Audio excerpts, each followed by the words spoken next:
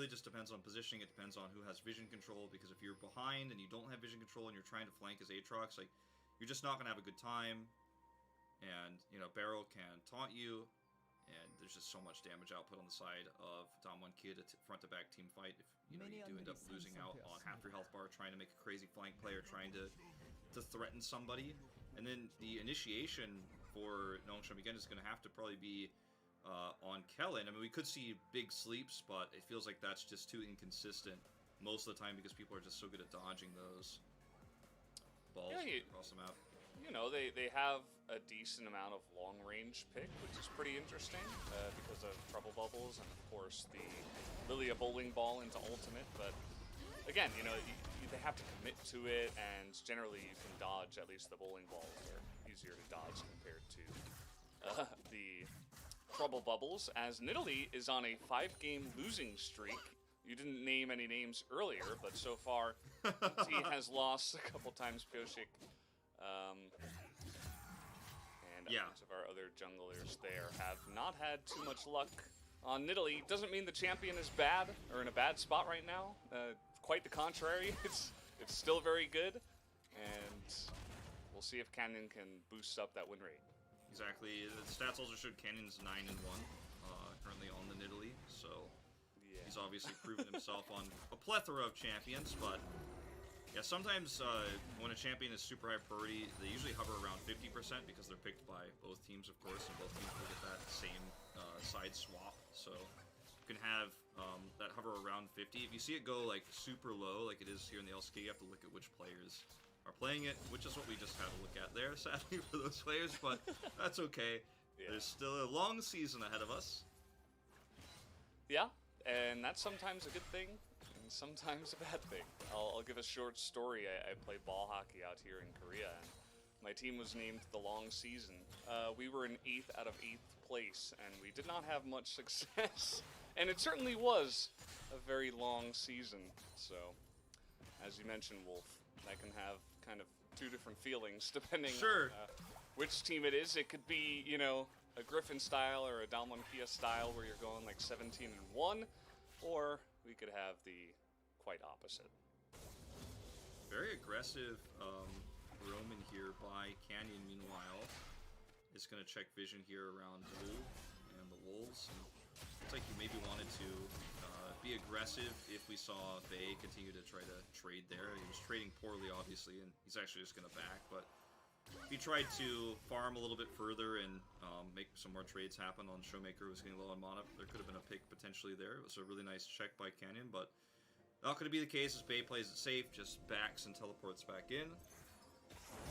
Alright, well, they're going to engage onto this one. Definitely going to get a couple of flashes out, or at least the one from Beryl, who does have to hop away from that one. They were getting very aggressive into the river, trying to stop the Scuttle take, which, by the way, did go the way of Damwon Kia, so they were able to pick up both of these first Scuttle Crabs. And they wanted to cut them off, and they do get a bunch of summoners, so not half bad, at least, for Nongshim to try to get something back. Yeah, absolutely. This top matchup is going very even at the moment. You can see a slight CS lead for Khan, but Rich actually has the experience lead ever so slightly, and no super aggressive trades or anything like that just yet. The Scuttle advantage is going to be really nice, though, as you mentioned. Keep that top lane safe, and Canyon wants to find any overextension he can. He is going super deep because he clears so quickly. He has a lot of extra time to just simply peek in the river for a second, try to check a ward, try to see if he can get vision of the enemy jungler. And funnily enough, this is the same jungle matchup that Ellen actually defeated him in. Has a nice little engage there. Might get Kellen in some trouble, actually. In goes Duck Dom looking for a trade.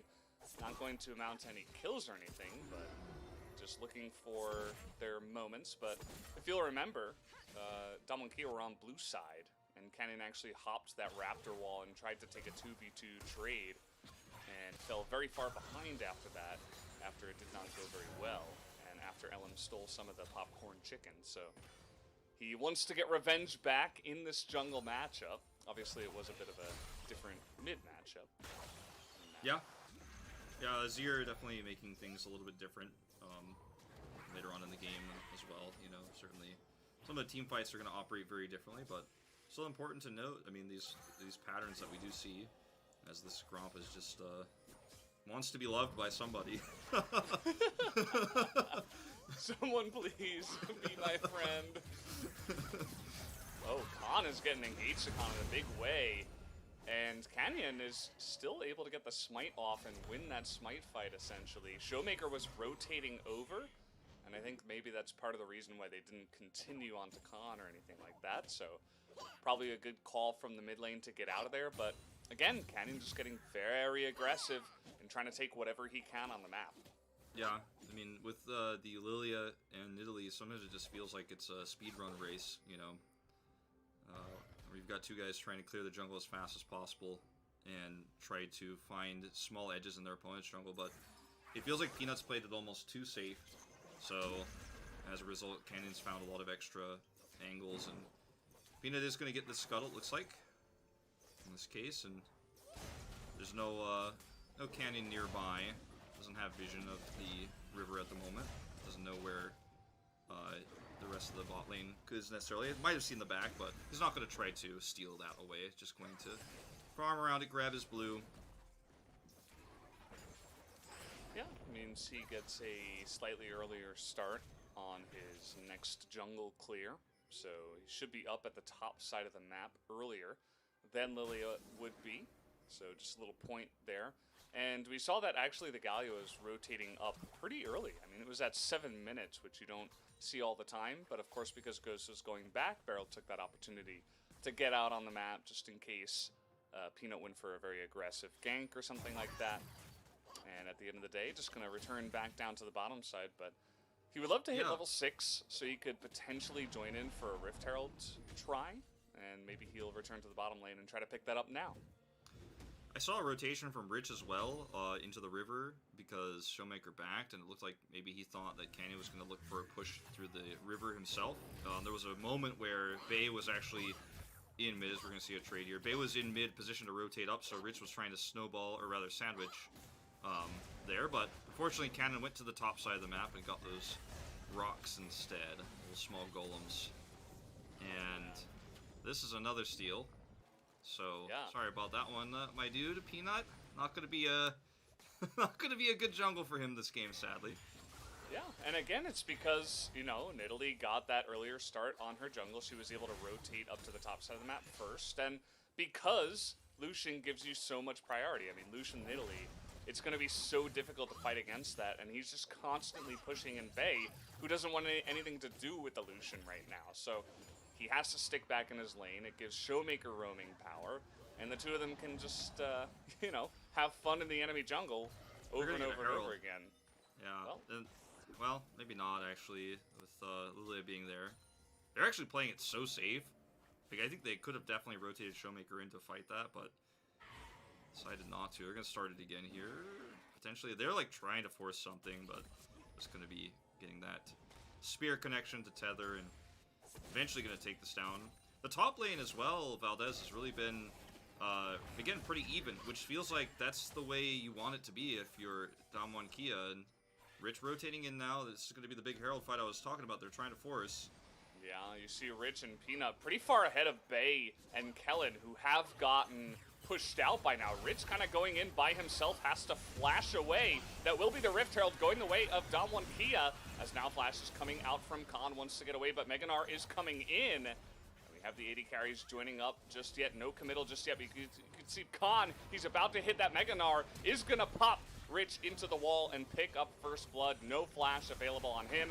In comes Beryl and gets the two of them in a taunt. He will die for it, but they extend even farther and pick up yet another kill as Damwon say this map and this Herald is ours.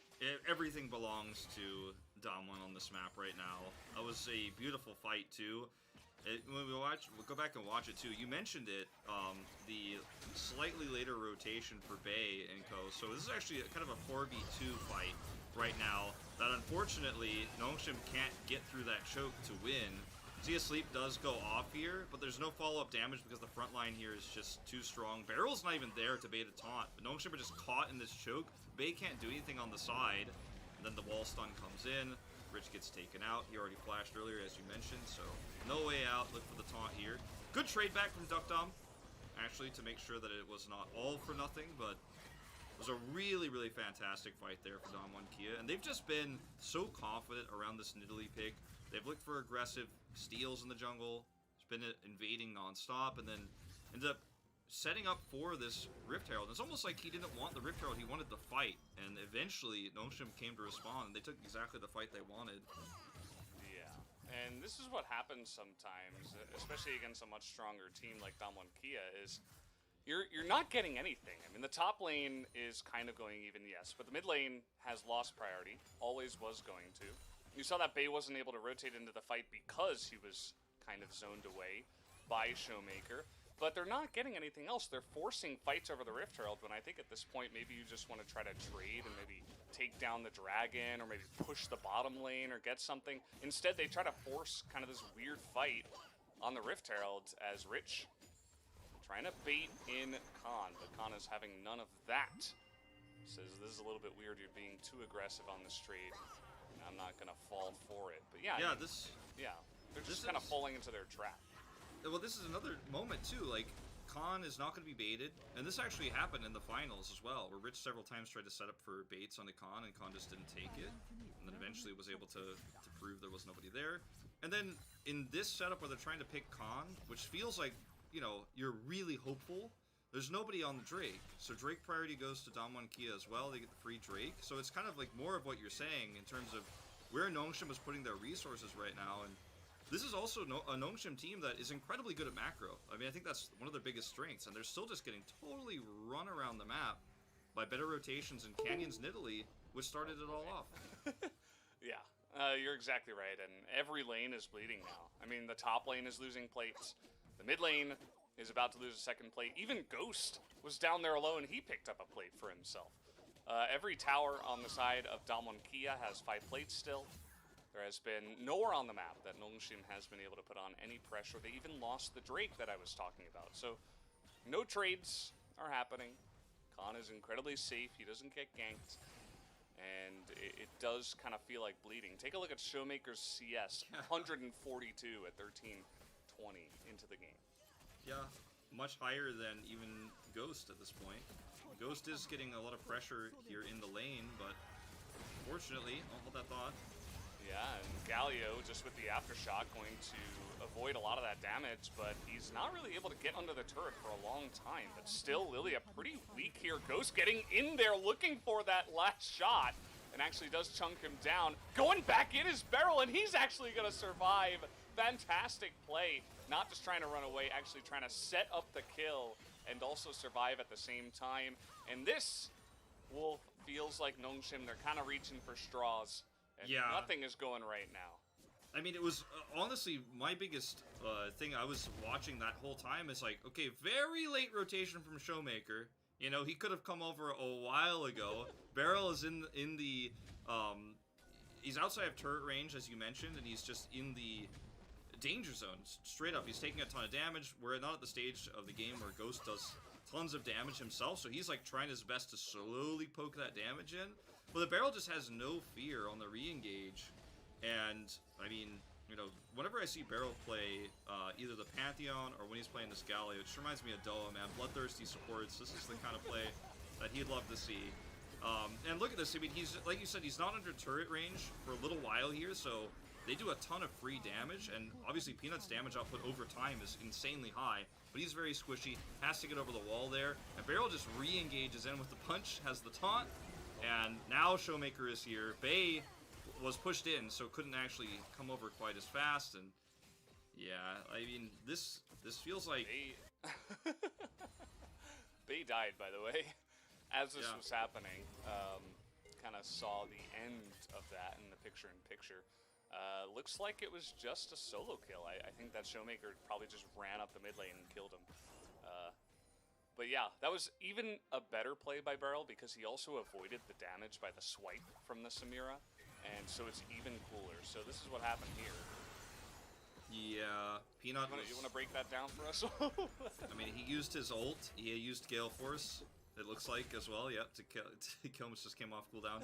And he ulted in Gale Force to chase, and there's just no respect from Bae, unfortunately, in that situation. Well, also, I mean, look, to be fair to Bae, right? And I always, you know, I'm the new LCK caster. I get to give players a benefit of the doubt more than anybody else. Yeah. He knew that Peanut was right there, so perhaps he thought, and he also, I think Showmaker was aware of it as well. So he probably thought, well, there's just no way he commits here. And also, if he does, like, Peanut will save me. But Peanut was doing popcorn chicken, and wasn't going to be able to sleep in time anyways. Like, in fact, if I think about it, if Peanut tries to go in halfway through Bae's health bar, and even if he does get the sleep off, Bae still dies, and then when Showmaker wakes up,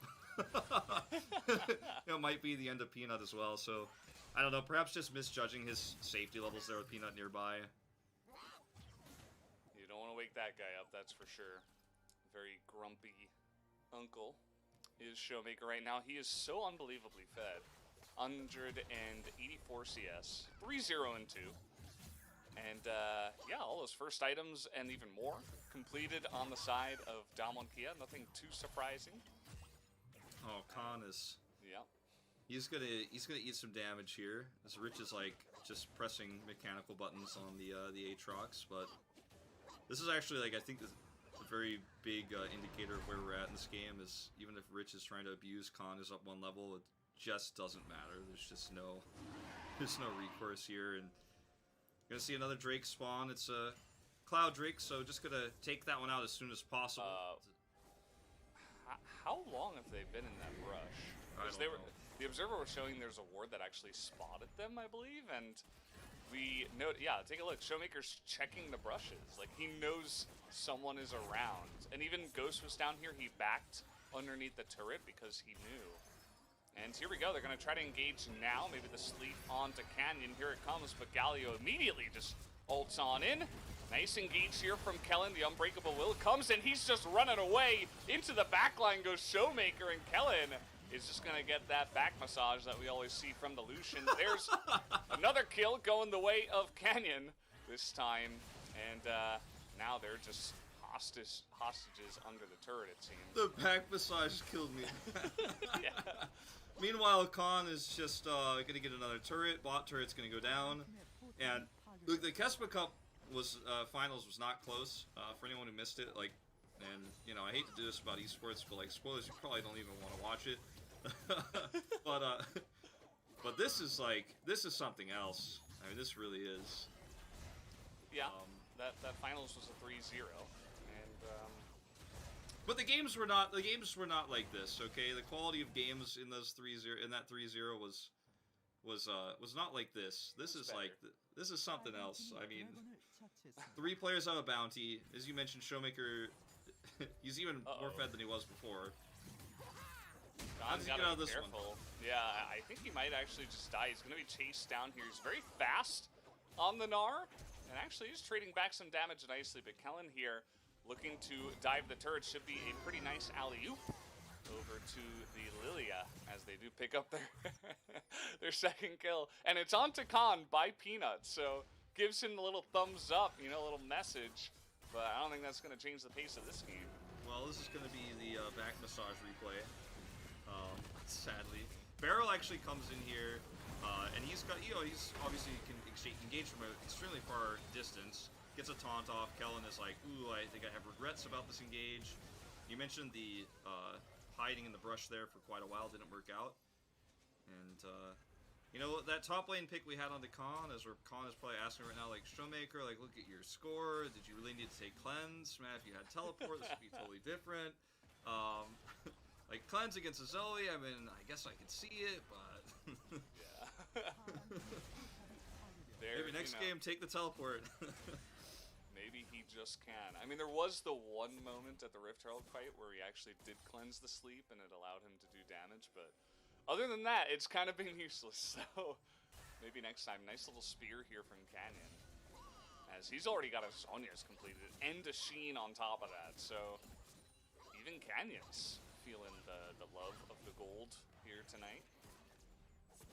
Yeah, he certainly is. I mean, not to mention Okay, that was a bit of a weird path to take. This is like... Oh, this is a bait, I think. It's like, guys, by the way, Showmaker's down in the bottom lane. Oh, okay. Nice little sleep in mid Meganar. Pop in. He's going to have to Stridebreaker out of that one. Canyon getting burst down. Has to Zhonya's, but there's no hope for him. Even with the flash over the wall. And this is a pretty broken up fight. Showmaker's still very fed, but now it's 5-on-3. As finally Ghost is going to enter, but maybe it's a little bit too little too late. Nongshim find their opportunity. And they do dive on top of that one, picking up 2 kills so far. Looking for another. Doesn't look like they will be able to chase them down, but a couple of kills, not half bad.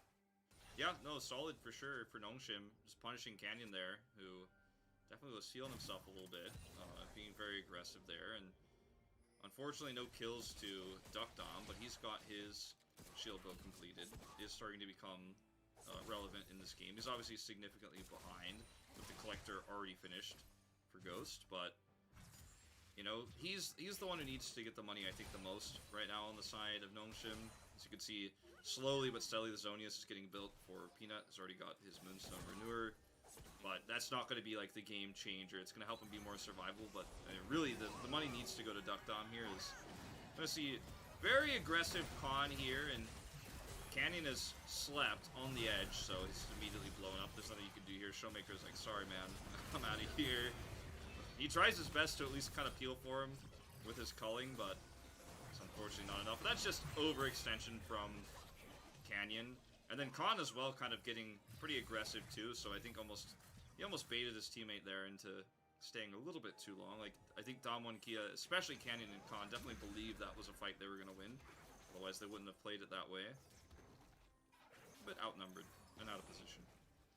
Yeah, you got to be careful, you know, especially when you don't have that kind of straight up front to back with the Gnar and the Galio in the front, and your weaker pieces are kind of getting caught out and slept. You know, we mentioned it in the beginning of the game when you've got Lilia Zoe. It's like, yeah, I mean, you can kind of just get slept from range, and when you're behind, that can be useful to try to look for singular picks here and there, try to come back into the game.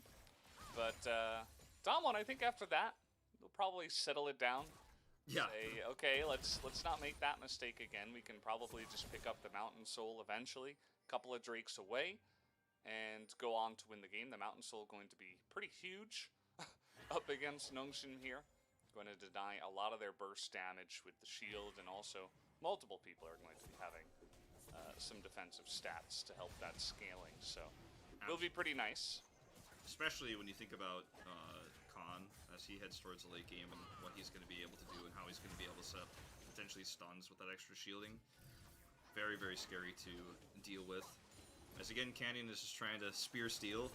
Another buff, not going to be the case, but look at the positional control they have here. They've got a control ward and a bunch of traps. No. Not like this Nongshim. Oh, Khan revealed himself. Okay. He's extremely fast, so he just says, I could probably just run away from this one. Ghost is like in mid side laning. Meanwhile, he's not even close to this. Yeah. They just know they had such good vision control. He gets a few extra waves and pushes in, and Khan escapes no problem. Now they're going to engage. Okay, not sure if they should stick around on this one. A double stun comes in, and there is the Kaisa. Immediately follows up, and even Khan's just chipping away at Rich here. The flash comes in from Showmaker as if he needed any more kills. Going to be popping up that KDA here tonight for sure, as they all have to dodge the spear. And an easy Zhonya's does come in. No more ultimate here for the Kaisa, but a spear to the back for the Zoe is pretty unfortunate for her. Rich also will go down, and that is 3 kills to the side of Damwon Kia. Yeah, very, very clean engage there after securing the Drake. Had vision control the entire time. You know, you mentioned Khan revealing himself there, but he was able to escape just fine. He gets a double stun in Meganar. And looks like they are just going to go straight for the Baron at this point. They have enough of a lead. They've got the comp that's, you know, built up enough now for pretty quick clear. You can see it in the live feed as we are going to see Khan look for the double stun here. I think that was probably the wrong play for Nongshim to try to cut him off of the fight there, because obviously in Meganar he's going to be able to get the double stun. But what is Kellen doing? Okay.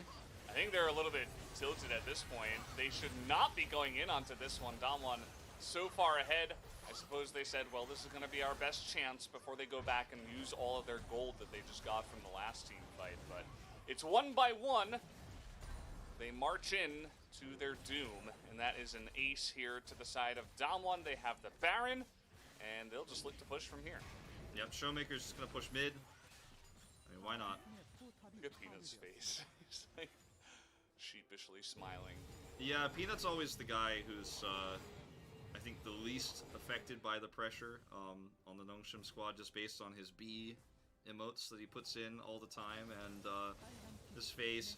Kellen is, like, really way away from anybody who could have followed up on that. Like, that was actually just... I mean, fighting this, as you mentioned, was probably not the play. But there are not a lot of plays to make, so can't fault them for the idea to fight, even though it was really risky and was definitely going to cost them the game if they lost it, which they did.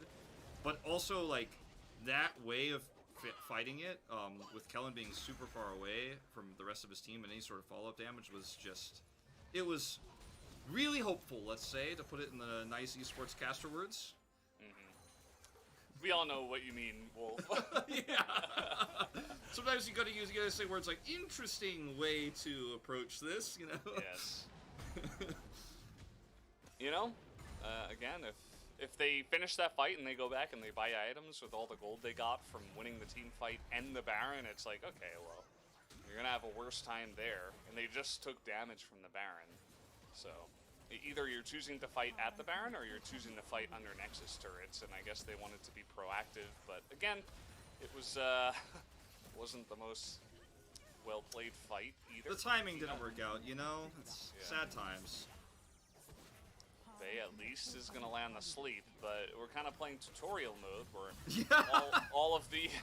You gotta kill all the turrets and everything. A huge taunt onto 3 people in the front line, and Damwon Kia just going to steamroll through Nongshim here as they push on with their Baron buff. And we'll look to pump up Showmaker's KDA even more, as that is the only thing that matters right now. Another big spear into Bay. He's got about no health, and he will just be well, taken out. And that's going to do it for game number 1, a 20,000 gold lead at the end. And one of our most one-sided games that we've had so far in the LCK. Yeah, and this is Nongshim Red Force, the team that made the Casper Cup Finals. The team that looks really good on paper in terms of their macro play in particular. You know, Peanut's a very strong jungle player himself, but he's still having issues in this matchup against Canyon, as we saw in Casper Cup Finals, as we saw in Casper Cup Group Stage, and now as we saw in this first game. This game was completely and totally dictated by the mid priority that Lucian has, and the roaming that we saw, the aggressive niddly roaming, with so many camps stolen, so many buffs stolen. And this is just another reminder.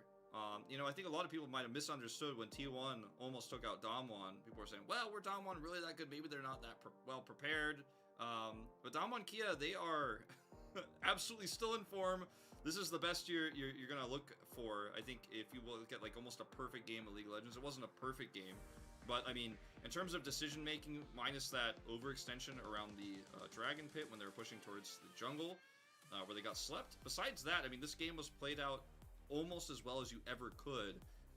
It was so funny, like, you literally took the words out of my mouth when you said it was like watching the tutorial at the end, because it's just like, for a second I thought, like, at a certain point it felt like we were watching a bot game, but they wanted to kill all the turrets instead of just going straight for the Nexus. Like, everyone had every lane controlled, the jungle was controlled. It was like, how much of a gold lead can we end this game on? We're that ahead, but we want to just play it safe but aggressively. And wow, what a what a game to start our night off with. Yeah, Damwon Kia, again, I think they wanted to make a statement, and they certainly did.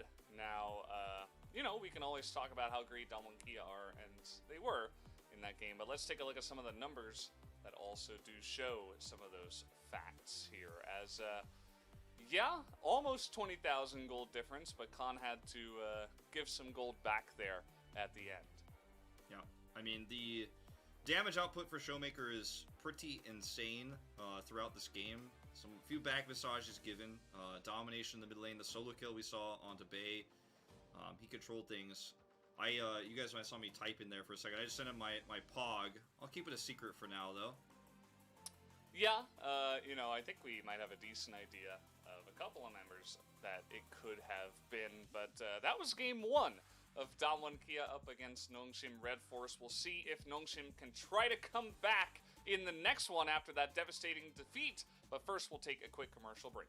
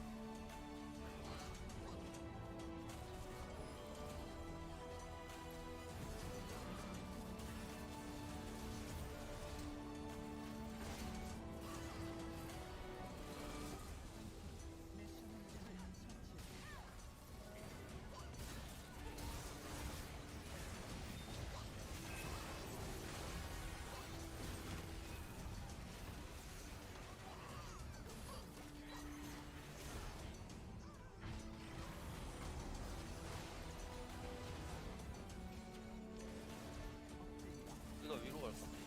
그냥 미드 위로 가? 야 잔다. 방이나 빨리 공 끌게. 나 아래쪽 봐줄게. 알리부터. 아싸.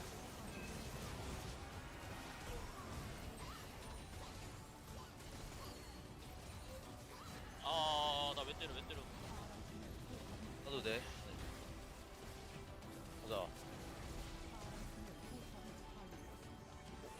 이거지로. 안 되나? 이게 안 돼?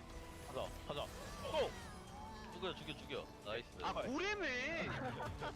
우리 원래 우리 팀 탑 전통이야. 뭐냐? 학원이 오면은. The housing's loose again. What did you do to this thing? You'll have it fixed by Mudtown. With currents and wind conditions, we can be there in 3 days.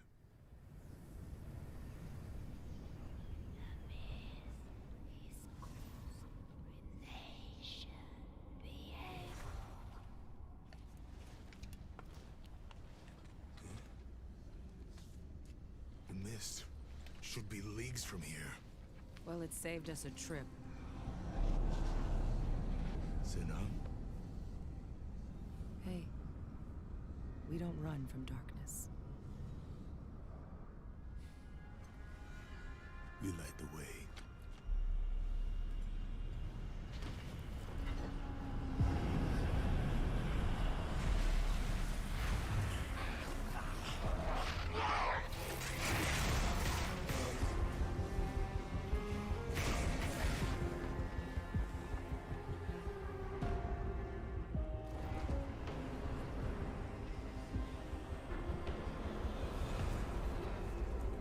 You don't belong here.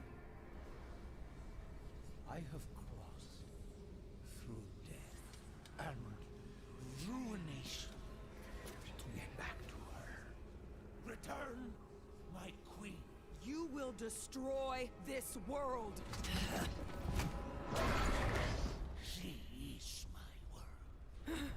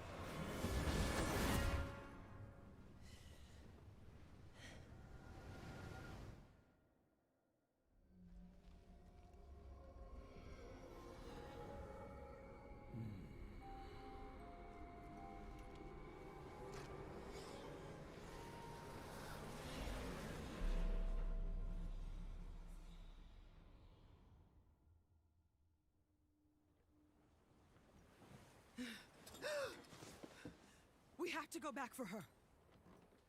Senna, we can't defeat him alone.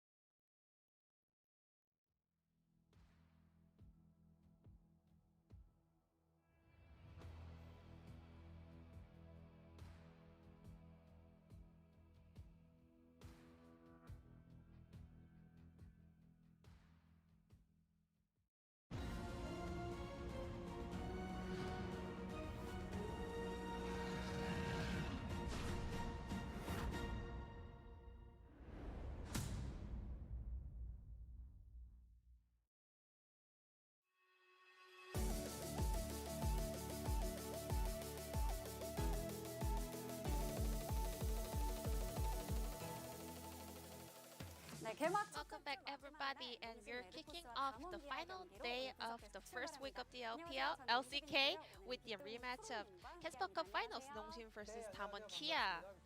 And today we'll be joined by Pittori and Kuro for the analyst desk. This is their third match so far, and Damwon was able to stomp the opponents even with better performance than the last time. Nongshim took away Zoe from Damwon Kia, but Showmaker answered back with Lucian. So as a former mid laner, I want to talk a lot about their matchup. Damwon Kia was able to show the typical mid-carry game, and they showcased why the lane priority matters so much in this game. So other than the jungler, Damwon Kia, everyone was able to get the later pick. Kaisa came in after Samira, Galio came in after Alistar, and Nara after Aatrox. So Damwon Kia was able to get the stronger lane champions, and everyone indeed had lane priority in the game as well. And Lilia doesn't really have too much of a pressure in the early game, so we want to praise the draft from Damwon Kia. And this kind of draft difference actually connected to the execution in game. Then let's take a look how Damwon Kia started off with a lead. So we want to go back to the Damwon Kia versus T1 matchup. Well, Showmaker locked in a very confident Yone pick, but he was not able to win lane up against Azir.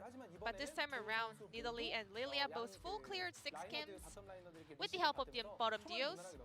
And we had a very stable game. So now it was the timing for the scuttle. And we can see every lane had lane priority. Even Kaisa and Galio was exerting a lot of pressure up against Samira. So Kenyan was able to pick up that left-hand side or the top side scuttle, but Lilia rotates down to the bottom lane. So Lilia was using her sweeper to detect if there's any ward, but that smart ward location actually provided so many information over to Damwon Kia. So Kenyan was able to double scuttle, and Beryl and Ghost was well aware that the opponents are camping around there. When laners have this much of a pressure, they can actually rotate up and pick up the scuttle as well. Because they saw where Lilia was earlier, they once again used the sweeper to find exactly where she was, and I think Damwon Kia made the best decision possible, even if Galio was first to use his flash. We had the best Nidalee play and rotation possible of the early game.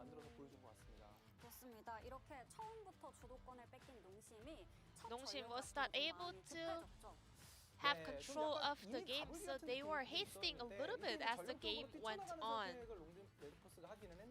So So they were trying to contest for this Herald, but let's take a look at the minimap over here. They had a very well vision around the opponent's blue buff side, so maybe they could have just rotated for the Dragon and just not contest for Herald. And let's take a look at the level difference between Galio and Alistar as well. And earlier to this Herald, Aatrox also had to use his teleport because of the jump fight that happened between the top side players. Damwon Kia was really smart with this Herald setup, but there was not big reason for Nongshim to take this fight. And that decision was not the best one possible, so Damwon was able to easily pick up the Herald and also win the following team fight. Their level discrepancy, their item discrepancy was too big to Nongshim to actually just take the fight that Damwon was trying to open. And as a result, well, we started to see bigger jungle difference in this game. Damwon Kia was able to continue their dominance here on the Rift. Now it's time to check out the player of the game, and it's gonna be Showmaker. Clean scoreboard here. And because Nongshim didn't want to let him play Zoe, they took it away, but he had his Lucian ready. This is his third Lucian game here in the LCK so far, but he was able to just dance around the map. And one of those Lucian games was up against Kuro, FYI. But Kuro wants to claim that he did win CS in the early game. Well, he did lose the lane, but he was ahead in CS. But we know, so we all know how kind of intimidating this pick is when Showmaker gets to pilot this champion. And Showmaker, he just knows how to get the lane priority on any pick he gets. Some people say there are some limits on Lucian, but well, this game was so clean. And also, we are focusing more on the AP jungle champions and also AD mid lane champion they can pair up with the mage champion in the jungles. And the Lucian seems to be a very nice answer. Showmaker picked up 6 votes out of 9. And now it's time to move on to game number 2 between Nongshim Red Force and Damwon Kia. And back to our casters. Thank you. Thank you very much, Ji-sun, as always, for the wonderful translation there of the analyst desk. And some interesting stuff talked about. You know, Kuro is basically saying, like, this is why mid-priority is so powerful, and really giving a lot of credit over to the side of Showmaker. And we were kind of joking about the, the POG votes, because you're like, yeah, someone's probably going to vote for Khan or something, and then someone actually did, one of the observers. Beryl also getting a vote alongside of your Canyon vote, which I feel like was also a good idea. But here we go into pick ban, Wolf. What are you thinking about this one? Well, again, I think that Talia is definitely has to be banned 100% by Nongshim here, because I think Damwon Kia, they've shown us so much that they will just take the top tier jungler in first pick priority on blue almost every time. In fact, in Kespa Cup, their most picked first pick in blue side was the Graves that we saw. There's the Talia ban, just a must ban no matter what. I don't think that they necessarily have to ban the Pantheon away, because I think that's a little bit more niche, and I think the comp has to be built around it. I don't think that's really shouldn't be in first pick position right now, in my opinion. As we saw a little bit of success with it yesterday, despite the early pick, you have to kind of build your comp around it. It feels a little bit predictable, so I don't think that's necessarily required here.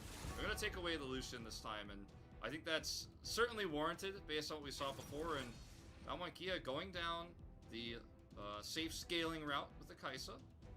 Yeah, Kai'Sa's still pretty strong. Not gonna show the same priority to the Samira that Duckdom and friends did in the last game. So maybe that'll just be picked up once again. I don't think they should say, oh, it was Samira's fault. You know, like, it had nothing to do even with the bot lane. So I think just going ahead and picking that one up here, and maybe a jungle pick for Peanuts. We'll have to wait and see where they want to prioritize this. Looks like they want to put Peanut on a jungle based on their opponent's composition more than anything else, oftentimes. And, well, at least that's what they were showing before. This time, they do lean towards that, grabbing that Nidalee early. A little bit of indecision here as well. It's Peanut's lock-in even in-game, and he will push it in here, but definitely a sheepish grin on his face as he knows that this is going to be a tough matchup no matter which way it goes, especially because Canyon will have the counter pick now. But the ADs that you see at the top, the Kai'Sa versus the Samira, I feel like is making a statement of the tempo of the game that you are looking for.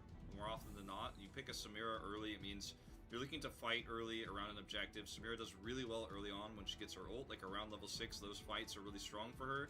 She can get a double or a triple kill there and start to get ahead and start to control the pace of those objectives. Whereas the Kai'Sa, you don't feel as desperate to fight. You could definitely play safe, you can play passively. Sure, you can take those fights too, but it feels like Kai'Sa is a little bit more vulnerable in the early game. But you don't feel that pressure like you're on a clock like you do with Samira to get ahead. Not like Samira doesn't scale at all, but her big spike is going to be right before the mid-game, so that's something to keep in mind here. Is it looks like they are going to go for a Leona pick here. Definitely falling in priority big time next to the Alistar right now in Korea. Not even in top 5. I think this is actually her second game where she goes through the draft, so very rare nowadays. Yeah, and showing a lot of priority on the bottom lane. They're just saying, okay, we want to get our bottom lane. We wanna bring in Leona. I wouldn't be surprised if they ban away Alistar second after the Galio and really try to lock down in that bottom side. Get Peanut aggressive, maybe even looking for ganks down in the bottom lane against that relatively weak earlier pick in the Kai'Sa. Do see the Yone banned away, so still trying to make room for Showmaker in the mid lane to potentially carry once again Syndra. Another one of these champions that can get some nice early pressure, some nice mid priority, especially after one item. Yeah. For the Syndra. The Yone pairs really well with Nidalee. It's been the most common mid pairing when left available. It's also really commonly banned usually. It doesn't actually usually make it through the draft. The Nidalee can have a lot of great team fights around the Drake in the early game as well. But taken away, as you mentioned, with the Jace now here, which is one of Rich's more common and stronger picks in the top lane. But we don't know what that matchup is going to be just yet. And with these compositions being very safe across the board, the big difference obviously being in the junglers, it's kind of a game of like top pick chicken right now in a lot of ways. It feels like where you have to you want to pick that last if you can, so you can get that strong counter matchup. Because, you know, this is going to be very telling as to how the rest of the game is going to unfold. Is a barrel Pantheon pick is always going to make me happy. Yeah, you know, honestly, I thought they would just go ahead and lock in the Alistar. Maokai, another option that we haven't been seeing too much of. I knew the Sonara was going to be coming in once I saw that Jace ban, and we didn't see any big priority on the Nara here for Nongshim, so that is going to go over to Khan. He looked very comfortable on that in the first one. And then it is going to be the Maokai, another strong pick that, you know, kind of fell off after Kespa Cup a little bit. But Barrow going to be bringing it back. Yeah. And the Maokai can be very, very strong in the late game once Imperial Mandate comes through. The ban on Galio did kind of lean me towards we were going to see potentially this aggressive Renekton pick, as Galio could be a great response to that. And obviously a really common support pick at this moment in time as well. Camille, definitely another option that Rich could have gone for here, but it's not really one of his priority picks. It's not a champion he plays a ton of. Plus, there's not a lot of strong rotating power to sort of abuse the Gnar without Twisted Fate, since they picked up the Orianna earlier. And even with her teleporting in, it's not going to snowball the way that you want to. So I'm going to pick this Renekton, which is a little bit less all-in as a aggressive top lane matchup into the Gnar, and you got to be careful with it too, though, because this is a matchup where if you make a few mistakes in some trades, like Gnar can actually start to win it, especially with Canyon as his jungler partner that he's going to be working with on this one. So I think Rich is going to have to show a lot of restraint in this game, which is not his playstyle, and I'm a little bit worried about Nongshim with that because they're running a Samira comp. They need to get advantages early. The Orianna pairs really well with Duck Dom's Samira here in the early to mid game, But after that, if they fall behind early, as they did in the previous match, or previous game, excuse me, then it could be a big issue, I think, for them. Yeah, it'll be interesting to see if they can at least even go even in the start of this game number 2, because game number 1 was Showmaker showing a lot of mid-priority, kind of having his run of the map, and every other lane going equal or ahead. And so we'll see if they have any other way to come back in this one. I think Bae going back to his Orianna is a good comfort pick. A lot of pressure onto Peanut once again. He needs to somehow out-jungle Canyon, try to get the bottom lane ahead, I would say. Try to make sure that Rich can have some kind of leash up in the top side and that he doesn't just have to play restrained, as you were mentioning. So it'll be interesting. I think there's a lot of comfort on the side of Nongshim. We'll see if they can do it jumping into game number 2. Still waiting and yearning for the day we can get fans back in the studio, hear those fan cheers as we head into the Rift. Yeah. Silence is deafening, but I feel like as things improve, we're gonna get there eventually. It's been over a year because we had the beginning of the LCK delayed, I believe, last year, and then we started with no fans in the audience right from the get-go. Awkward there, but yeah. he just dashes over the wall. Well, you know, Ghost doesn't actually word anything. Nope, just being aggressive there. I guess he got the information he wanted to see by pushing up there, and also that kind of awkward trade we had on the top side of the map. So going to be just a clear here on red first. And it's going to be, obviously, as you can see, the red take on the other side as well.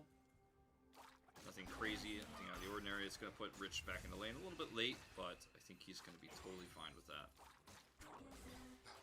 Showmaker just abusing Bae here at level 1. You can be so annoying because you can spam those Qs a lot faster and more often than the Orianna. So it feels just, you know, more consistent. Hits level 2, he's trying to push the lane here as fast as possible.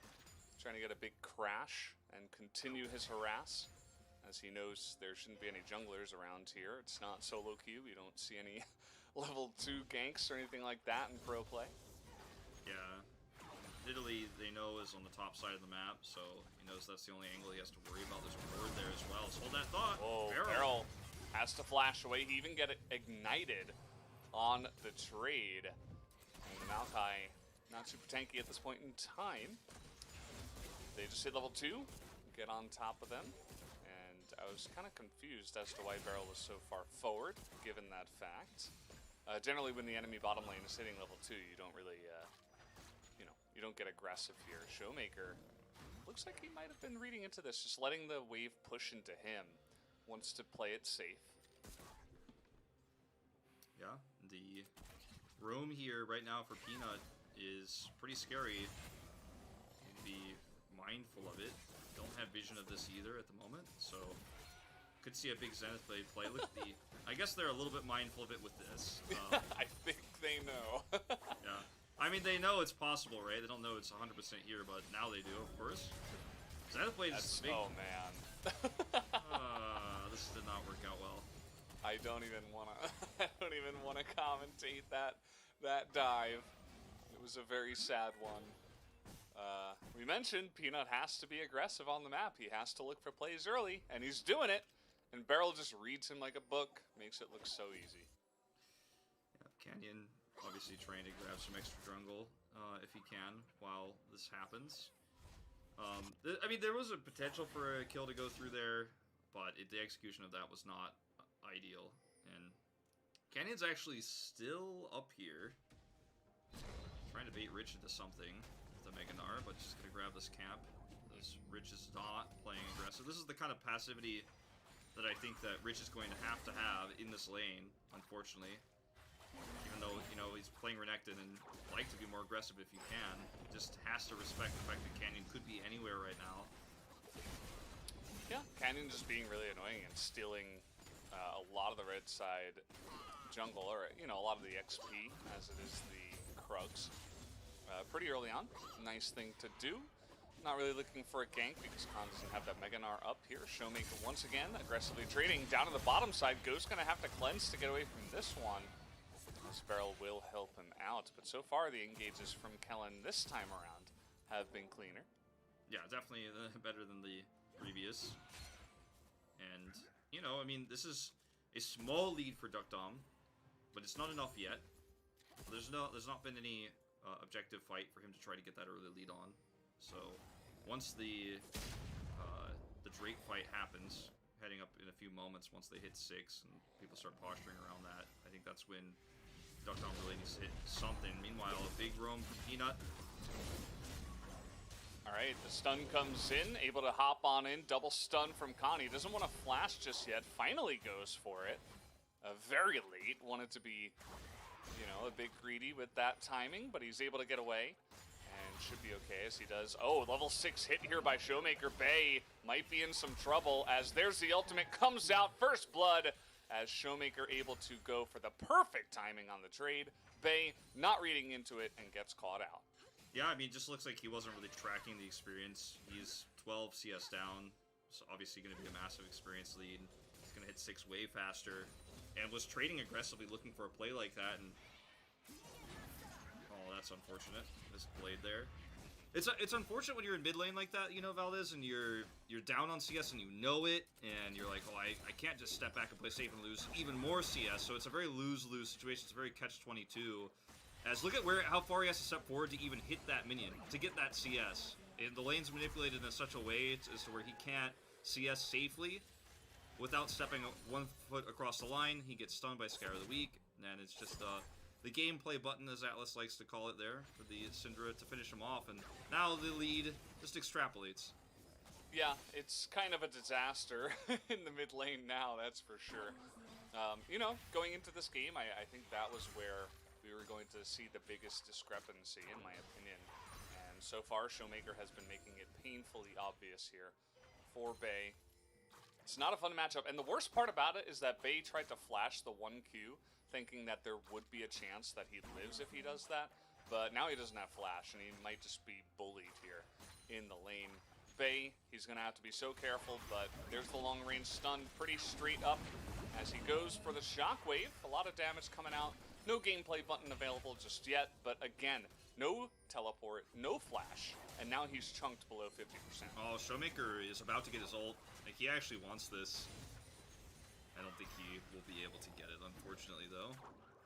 Corrupting Pot already popped and starting to get a little bit too healed up here, but I mean, you love to see Showmaker just absolutely trash on people. I mean, he's basically just saying, like, look, like, I am gonna walk under your turret and there's nothing you can do about it. And there is nothing Bay could do about it, even if he was the best player in the world in this moment. He just has to sit there and take some damage.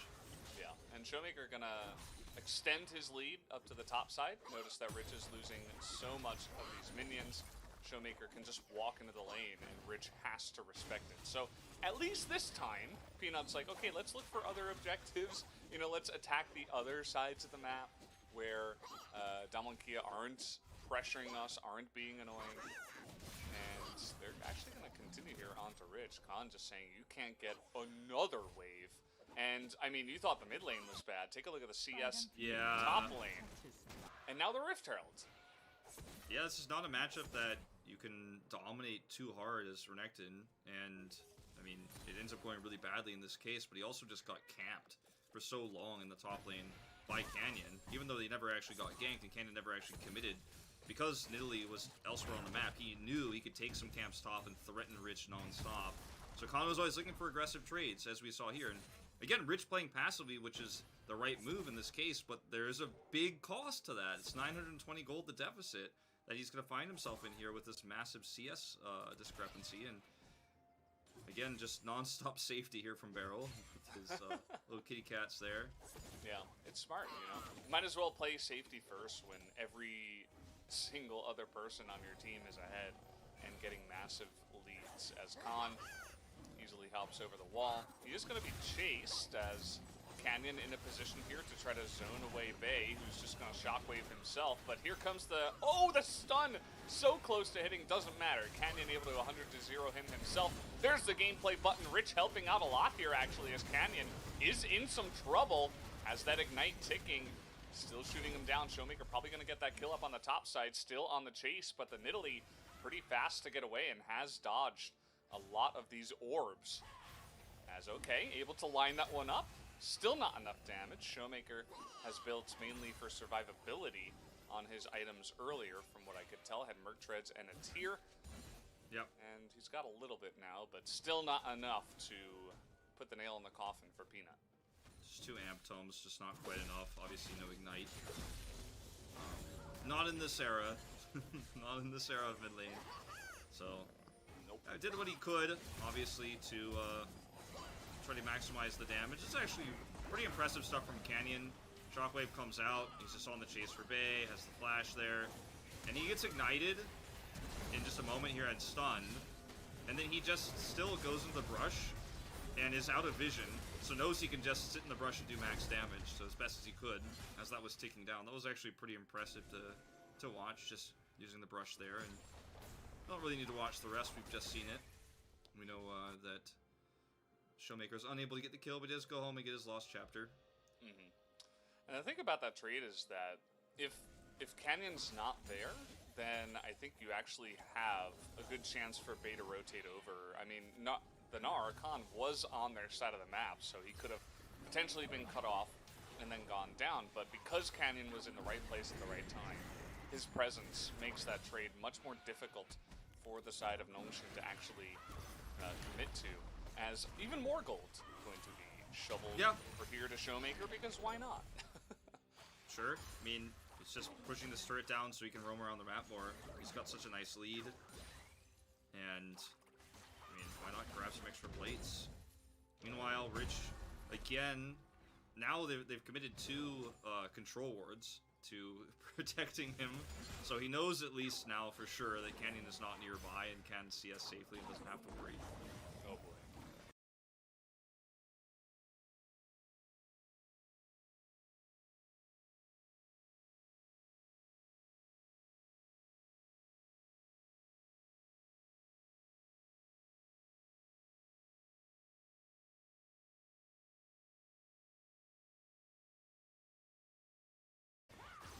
Showmaker's like, oh yeah? Yeah, Bay immediately backs off. You know, they're looking for any chance they can get, and Peanut has been having to just sit around the mid lane because of the huge discrepancy.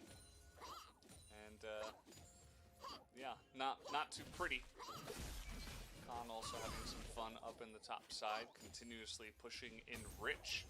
The one thing that Nongshin have is, you know, they got that Mountain Drake and the Cloud is next, so if they could roll an Inferno, or even an Ocean, I mean, both of them are okay. Like, there's a chance that you can try to stack Drakes and maybe steal some Drakes even from behind and maybe use that as the game comes along. I'm not saying it's looking good, but, you know. I mean, you certainly can...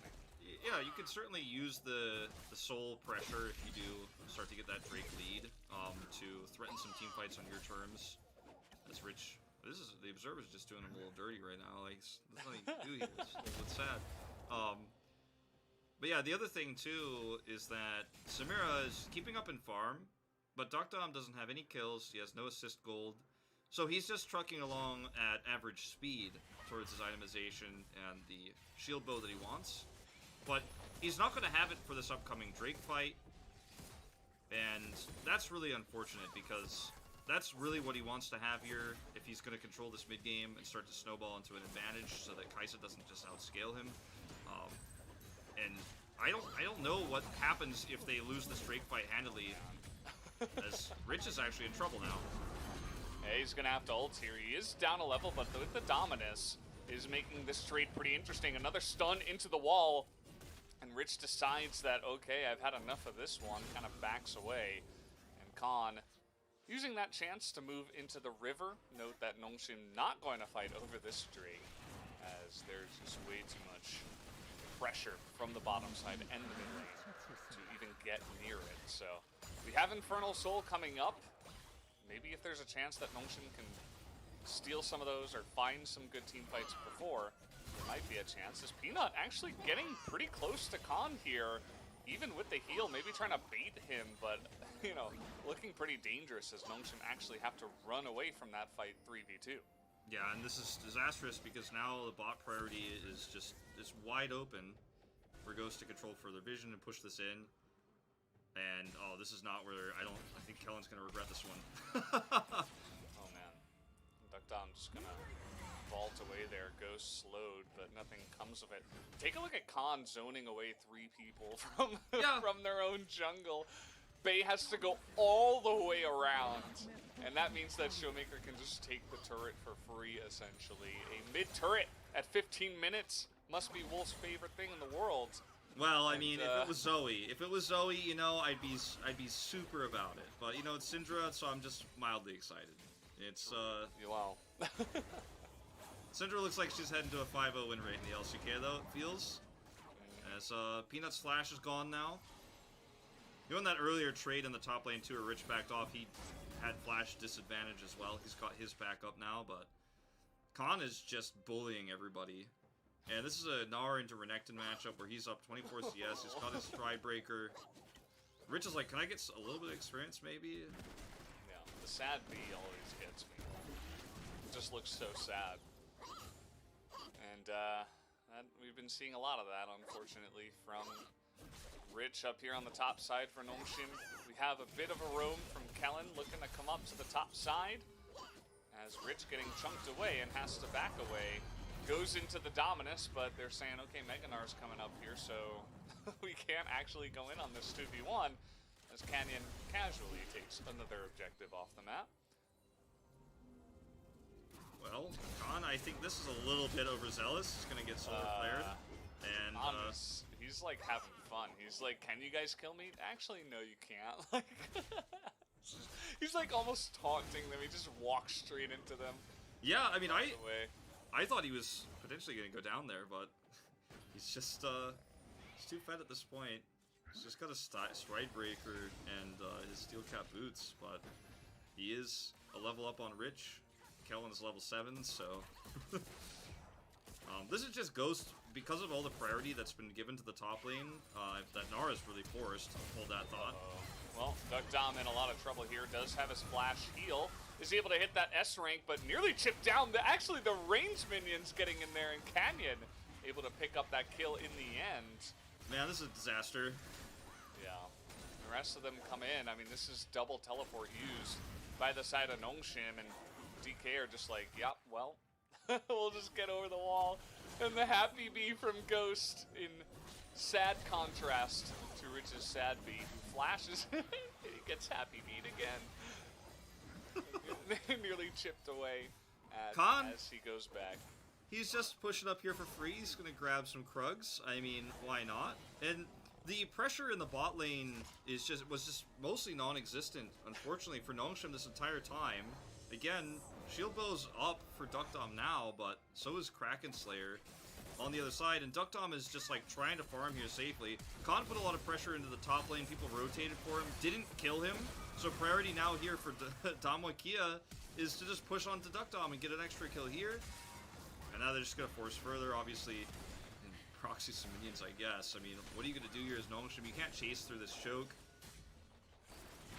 I mean, you can, but you're not gonna actually succeed, right? Like, you can try to, but Damwakia get the free escape. Happy Bee there, coming out at the end of the day, and this is certainly the game, like the really big power spike for this game for Nongshim. We've passed that window.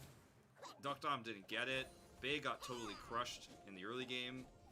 Is still going to scale well and up into some team fights, but Rich is also struggling for gold. And Nongshim, I don't know if they're going to get any of these Drake fights that you were talking about. You know, maybe they could steal them away. Maybe they could force some of these fights into their favor.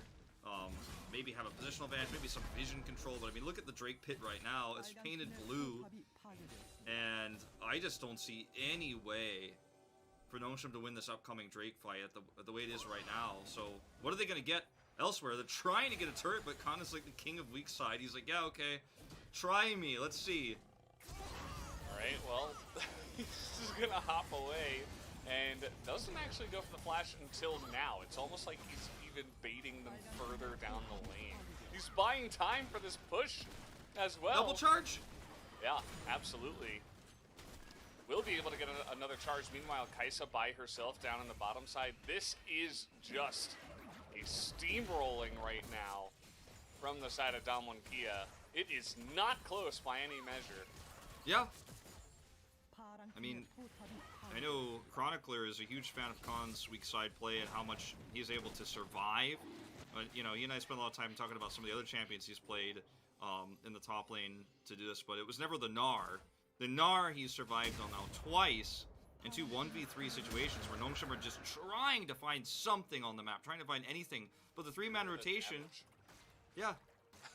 And the three-man rotation means that he actually allows the rest of the map to be ripped apart for Damwon Kia. Bot lane push, the mid lane push, the Infernal Drake. The map belongs to them because he is just totally fine. DK Donkey Khan, man.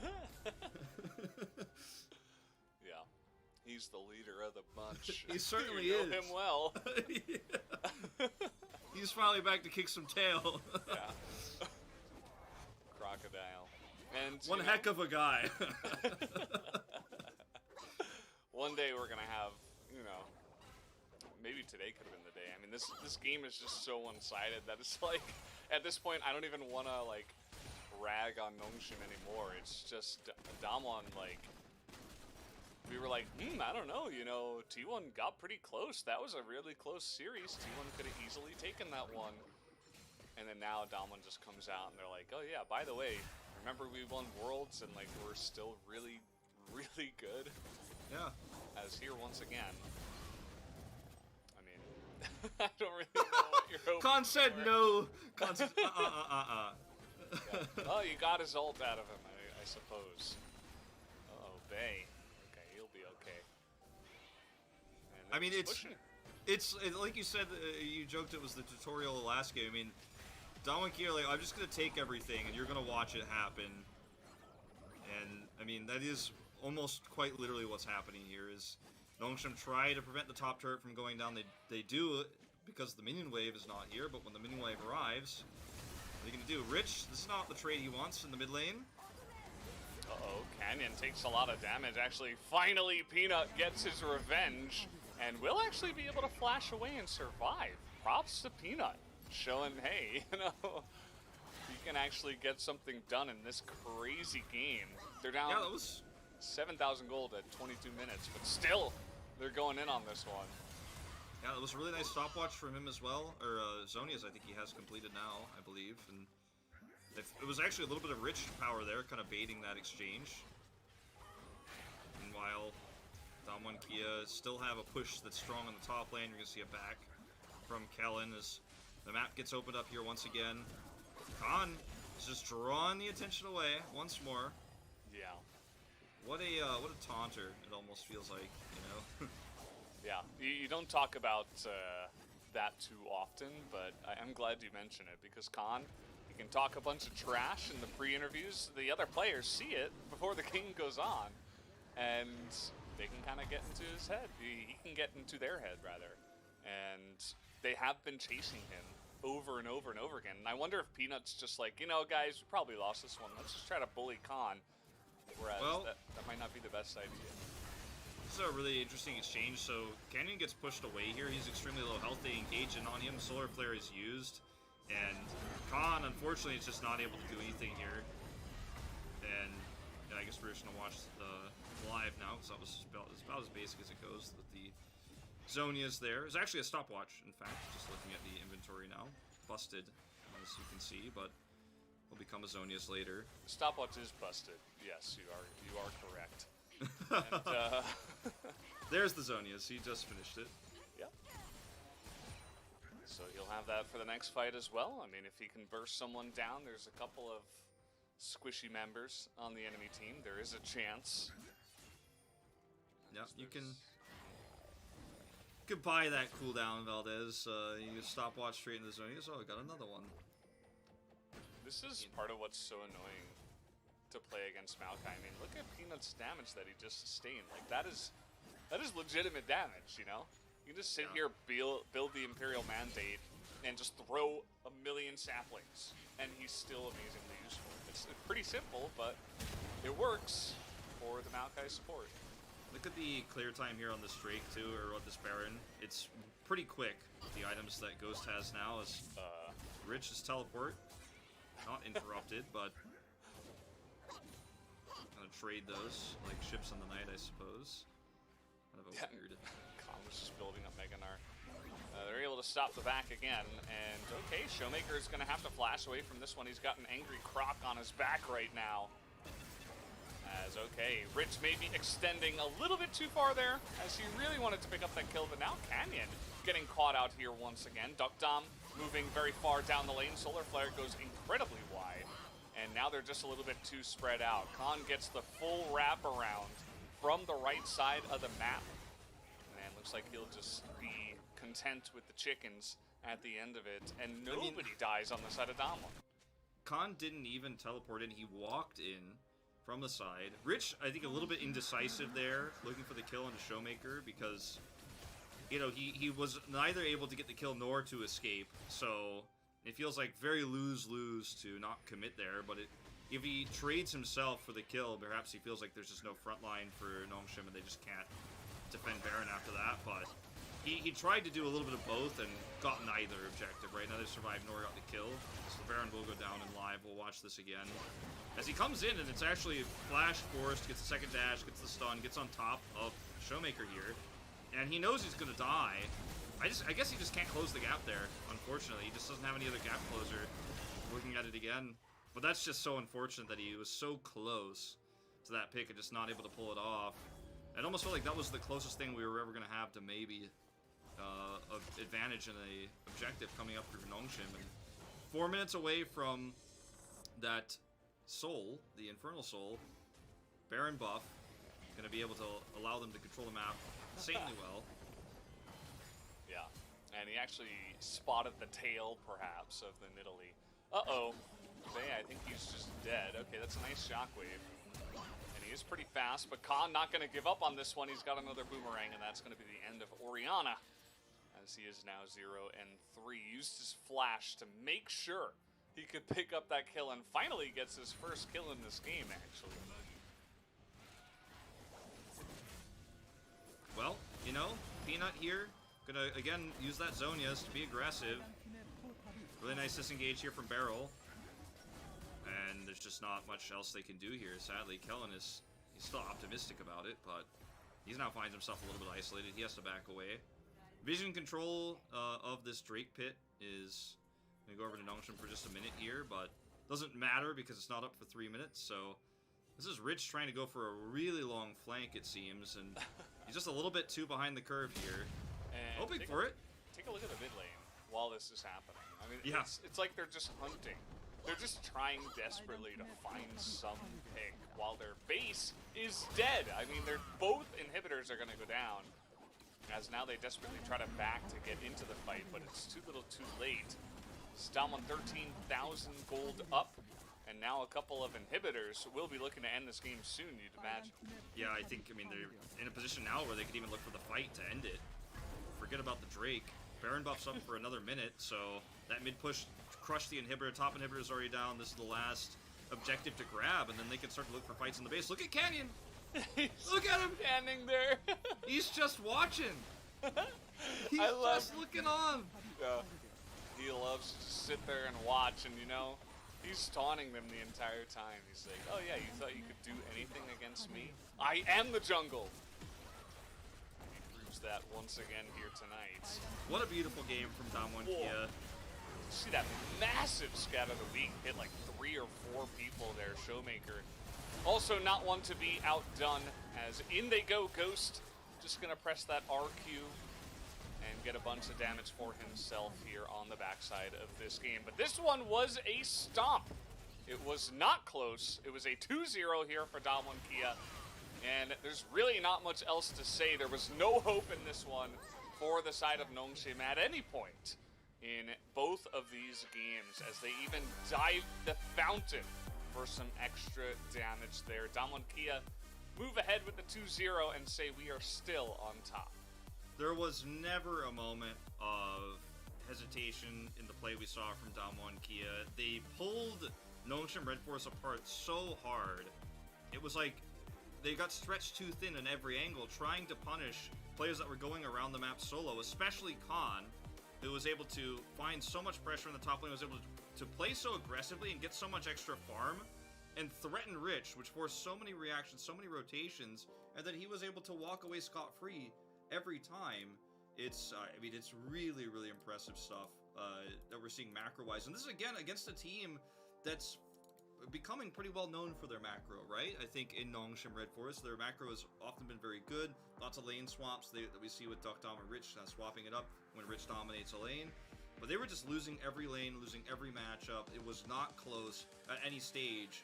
And like I said, the Kespa Cup Finals, pretty one-sided. This was something else. This was something even more one-sided, if you can imagine.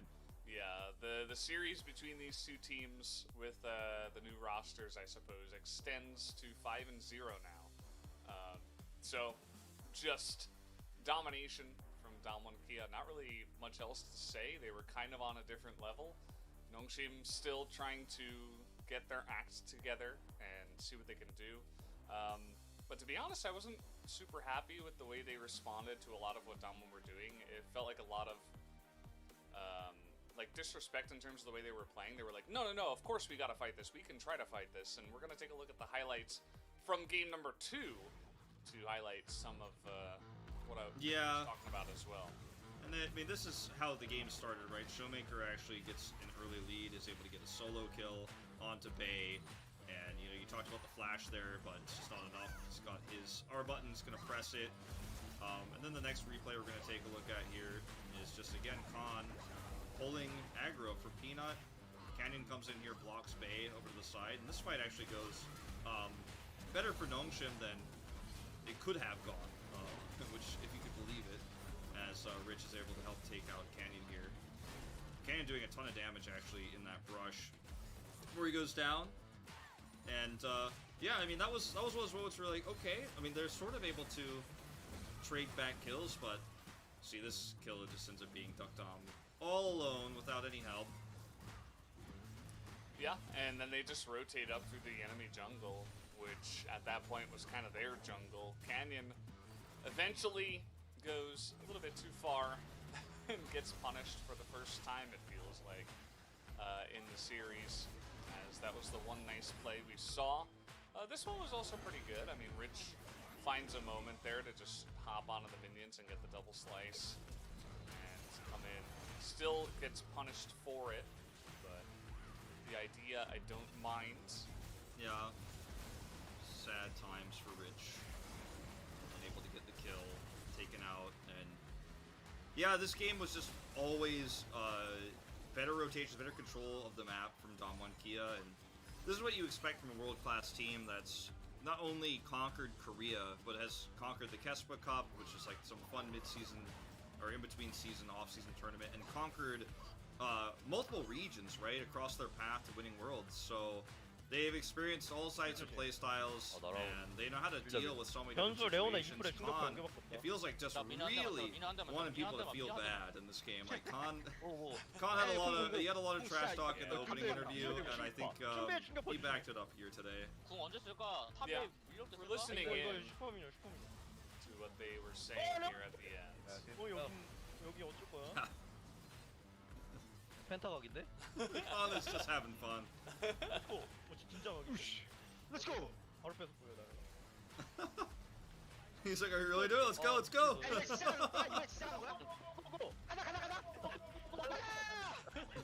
He's like, I don't have mana.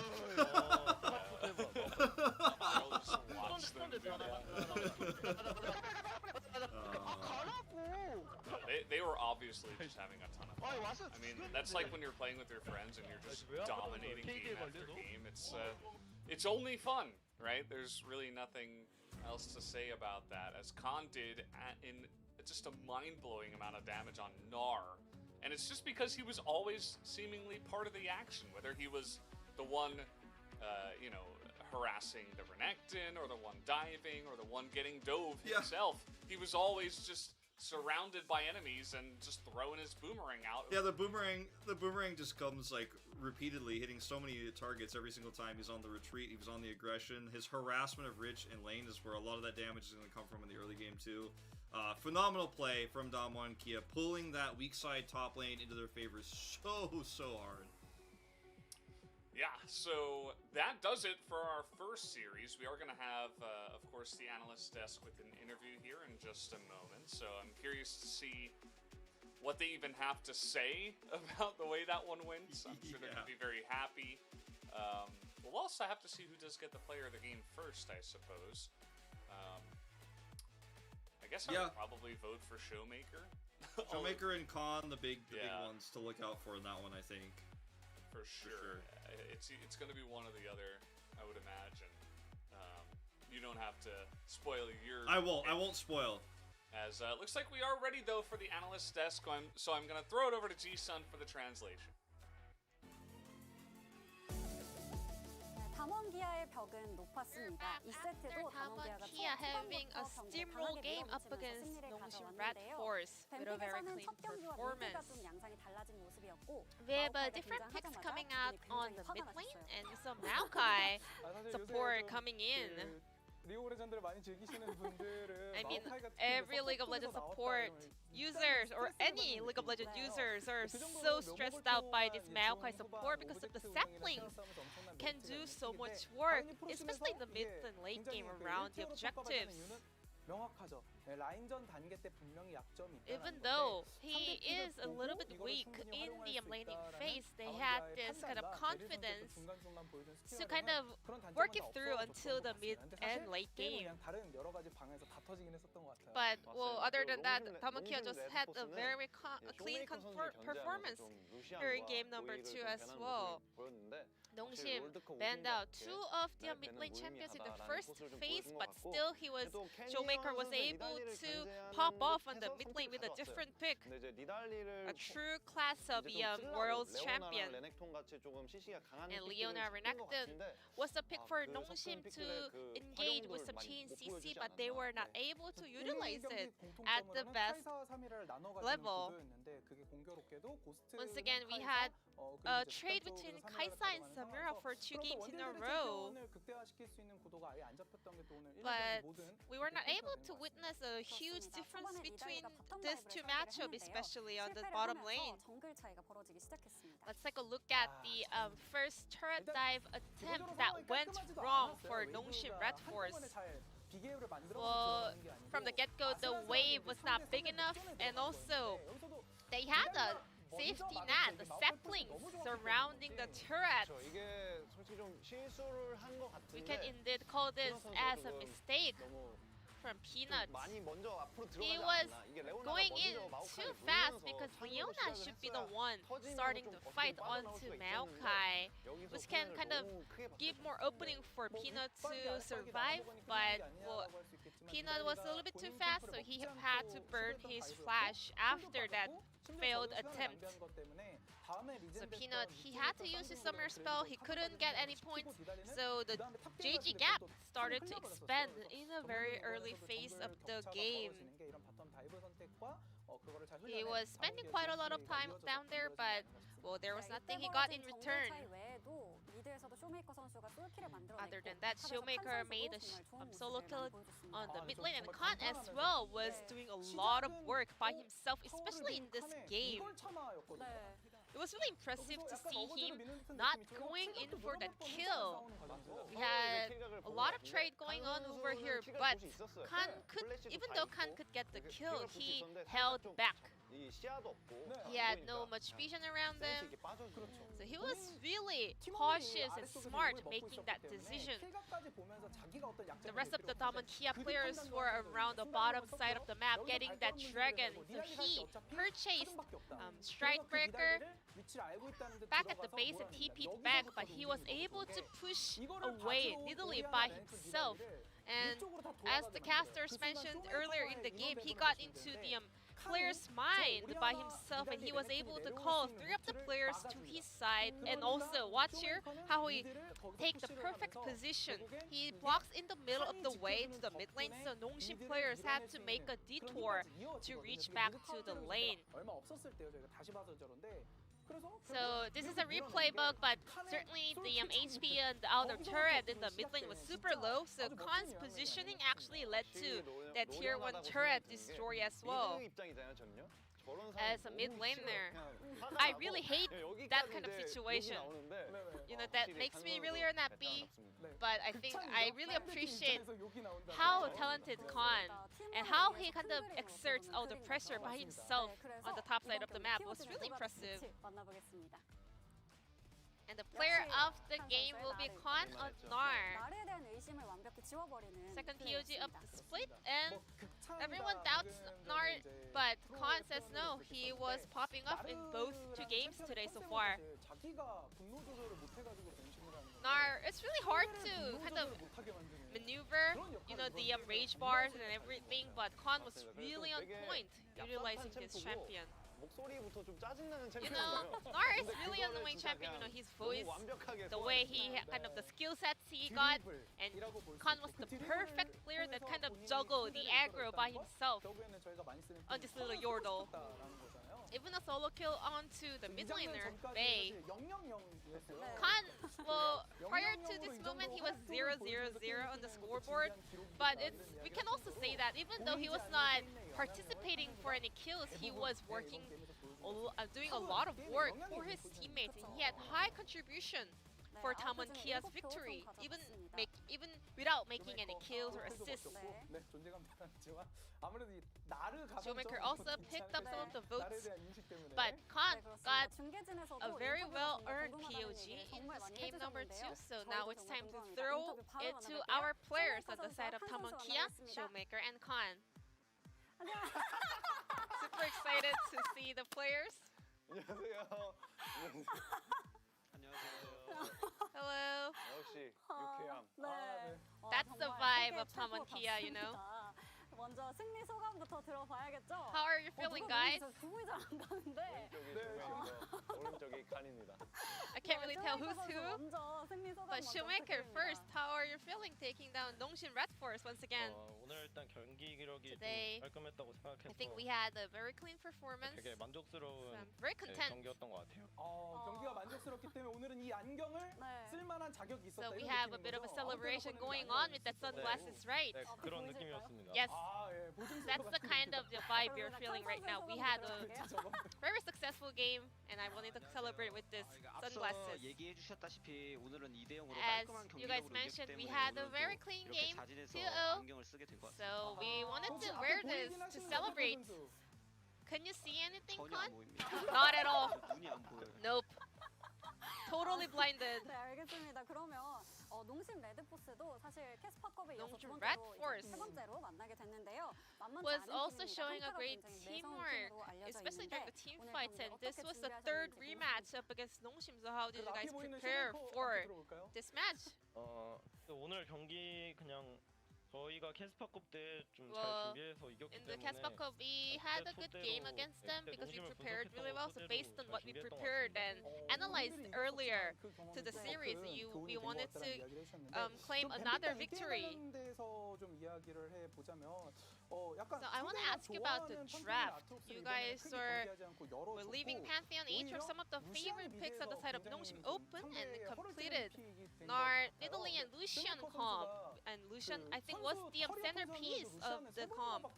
But it was really interesting to find out that this was your third Lucian game here in the LCK. 루시안으로 사실 대회에서 좋은 모습을 많이 못 보여드린 I 것 don't 같은데 think I was performing well in Lucian, but I was always confident on this pick, and I'm glad that I was able to pull it off in this game. Do you remember that game you played, Lucian up against Victor? 그때 쿠로 형님 Yeah. 레이저 저 진짜 시원하게 Yeah, Kuro, that laser was so itchy, you know? 이렇게 또 띄워주시니까 너무 감사합니다. Thank you for the warm comments, Showmaker. 역시 쿠토르. Yeah, Kuro's Victor, you know? That's the classic best duo. 좋아요. 네. 그러면은 이제 또 칸 선수한테도 And 우리가 we have a 나르 question 얘기를 안 over 물어볼 수가 to 없잖아요. Khan as 그렇죠. 이제 well. 칸 선수.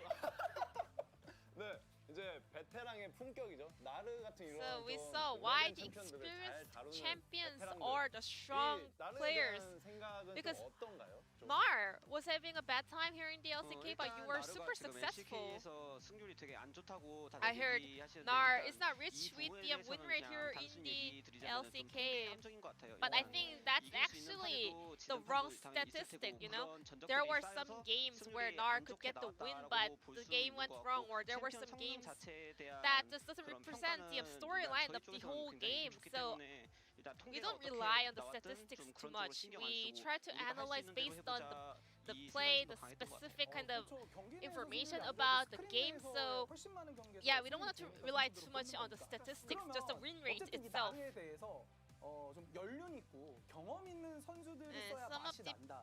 이렇게 people 지금 are 해석하시는 팬분들도 commenting 있거든요. that 이제 경험의 experienced 최고 players are 연장자 really good 언제 at 갈지 utilizing 모른다고 Nar, 인터뷰에서 whereas some of the 보여주셨던 rookies 칸 are having 선수 hard 여기에 time 대해서 to 어떻게 exert 생각하세요? pressure with this champion.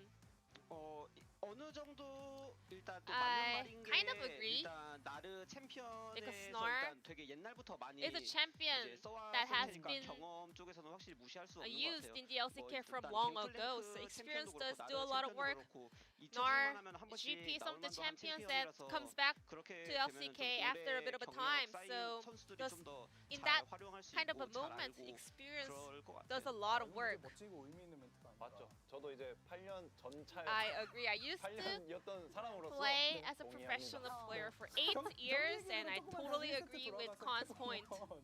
그 사실 니달리 대 릴리아 구도가 1세트 때 다시 So 나왔는데 Nidalee 최근에 이제 versus T1전에서도 Lilia 그 once 정규 again, which 구도를 we saw 하셨었잖아요. 근데 in the 이번 T1 경기는 series 라인 주도권 때문에 이제 last 캐년 선수가 time. 되게 좀 편하게 초반 But 정글 based 동선도 on the lane 잡고 priority, 바이오 you 쪽에서 guys 미드를 were 본 것 able 같은데 to. 캐년 선수가 좀 라인 주도적인 Canyon was 플레이를 able 뭐 to have 요구를 a 한 건 lot 아니라 of 뱀픽을 priority 하다 as 보니까 well in 이렇게 the 맞아 jungle and 떨어지는 get 게 the 좋아하는데 Scuttled 생각보다. Crab.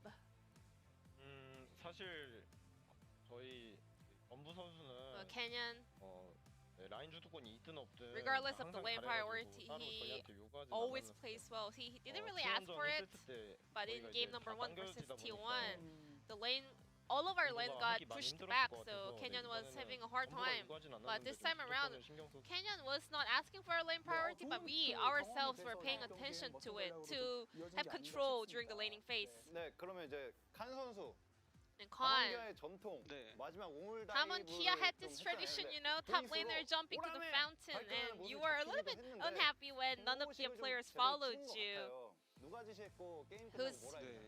Whose decision was that? Who told you to do so? 일단 그 처음 당해봐서 That was 얼떨떨한데 the 일단 first 그건 time I've 그렇고, 아니, experienced 뭐 it, 내가 so I 거기서 was 나가는 so 것도 몰랐거든요. flustered and I 거기서 didn't 나가는 줄 know. 알았으면 좀 The 점잖은 모습을 mic check 보여주고 got 싶었는데 아쉽게 goes 됐습니다. on there after the game, 지금 so I could 너구리 have 대신 acted a 자리를 little more 차지한 gentle. 개구리가 정면의 But 모습을 too bad that I 얘기하시니까 was 좀 too 저희 excited 쉽게 at that 공감은 point. 안 되는 것 같습니다. 근데 진짜 한 번도 안 웃으시는 게 너무 대단하신 것 같아요. 그러니까요. It's really impressive to see them holding back their laugh.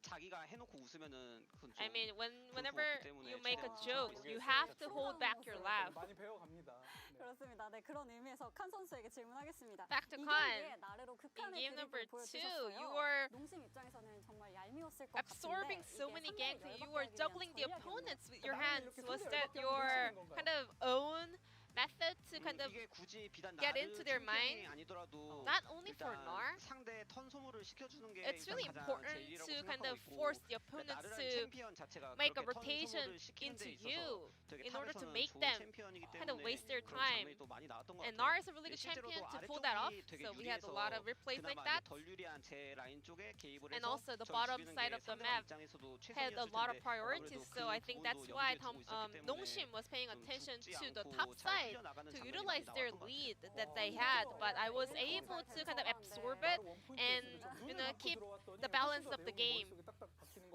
같이 눈을 감으셨네요.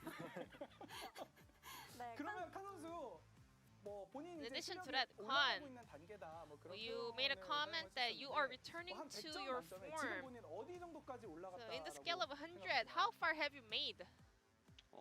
100점 만점이라고 Out of 놓고 보면 100, 그래도 아직 한 70점, I think 80점 정도 되는 것 70 같습니다. or 80. 그러면 쇼메이커 선수는 칸 선수의 경기력에 대해서 어떻게 평가하세요? What about you, Showmaker? How do you rate his performance? 개인적으로 오늘 동아 형은 I think 100점 today 만점에 한 Khan was, 5,200만 점 한 것 같아요. I think like 칸 선수 드디어 5,100 million out of 100.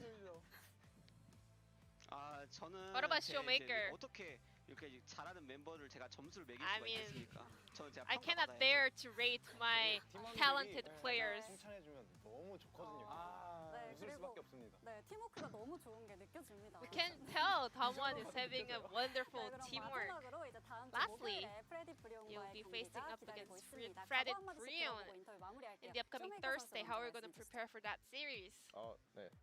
오. 팬분들 네, 항상 네, 감사드리고요. Thank you 네. for all the 다음 support. 경기도 잘 준비해서 We 열심히 will 하도록 do our 하겠습니다. best to prepare for the 오프닝 upcoming 최고입니다. series. 칸 선수 지금 안 보여서 모를 수 있는데 쇼메이커 선수는 잠깐 안경 벗고 해줬거든요. And Khan? 빛이 밝네. Oh, the light. It hurts. 네, 각오 한마디. 이제 네. 프레디 Freddy 브리온과의 Brion. 대결에 앞서 또 거기에도 제 친한 동생 성현이가 Well, 있기 they 때문에 have 하나 my really 주겠습니다. close friend over there, Umti. I will 네, kill you in 알겠습니다. that 지금까지 game. 쇼메이커 선수 칸 This will 선수와 be the end 인터뷰 of the interview 만나봤고요. with 인터뷰 Showmaker 너무 and Khan, and I'm going to 감사합니다. pass it back to our casters. Thank you. 감사합니다. 감사합니다. Thank you so much once again, Jisun, for the wonderful translation of Pepe the Frog and Morpheus, of course, there. And it was great to hear from them. They both seemingly had a great time in that last series, as they should have been. And of course, they're going up against Fred Brion next, so we'll see how that one's going to go. But also, we're going to take a look at the standings now after that match. Yeah, I mean, we're starting to really get fleshed out here in terms of where we are after the first week. We only have one match left, but taking a look at things, I mean, it definitely does feel like there is a very clear top three in Genji, Damwon, Kia, and T1. And next week, with that matchup with T1 and Genji coming up on us pretty soon, we're going to find out just how close those top three teams really are. Yeah, for sure. And everything will get fleshed out more as we do go along. But guys, we are going to take about a half-hour break once again. And when we come back, we are going to have Afrika up against Fred Brion for the next matchup. So don't go anywhere. We'll be back with that second matchup of the night.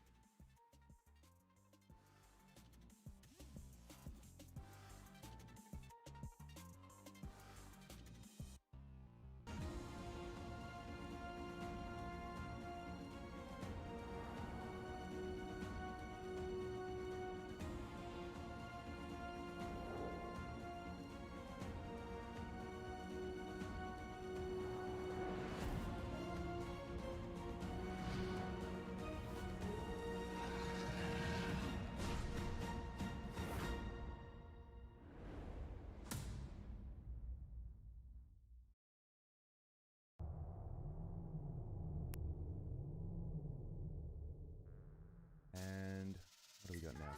LCK. A sec. Oh yeah, that's what we gotta do. Wait, what? Where's that? Hang on, wait a second. So where is this? Oh, I can't see it. I hope so. And my brain doesn't work. 1 second. Yep. Doopy doopy doo. Finally, something that we can actually use, which is handy. Changes, franchising. I really don't understand. How is it the #1 most popular? I don't even know. I don't even get it. Yep. Oh wait, no, there it's the last one. Okay, never mind. I think that leaving in the fact that I'm very confused makes it probably better.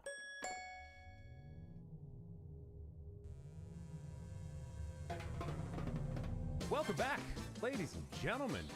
It's Pogs Day time in 2021.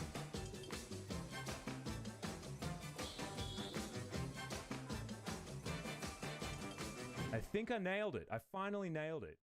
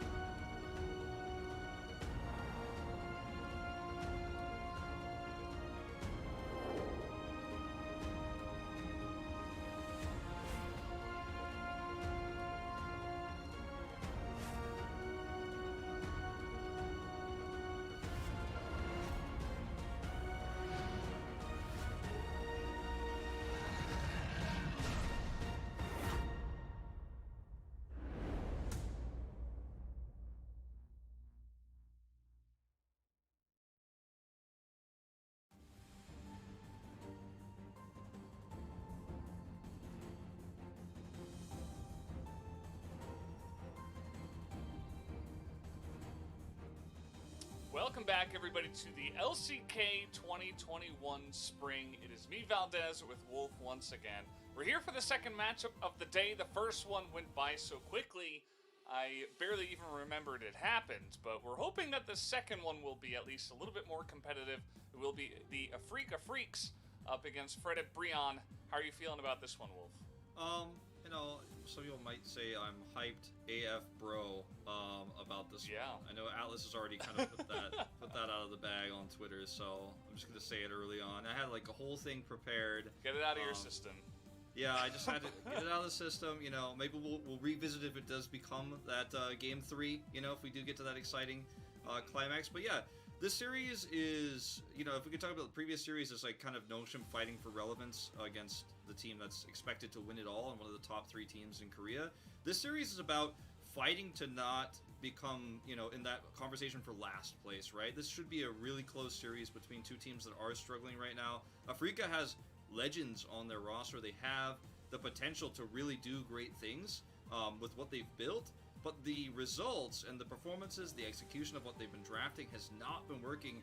And on the side of BROㅣ, of course, their team built up of players that haven't found a whole lot of success in general, right? So this is going to be, you know, one of those matches where if you lose it, you walk away feeling pretty bad. Yeah, both of these teams really need a win at this point in time. So let's take a look at the point of the match and take a deeper look into what this means between these 2 teams as we see who's going to grab the first W. Neither of these teams have been able to.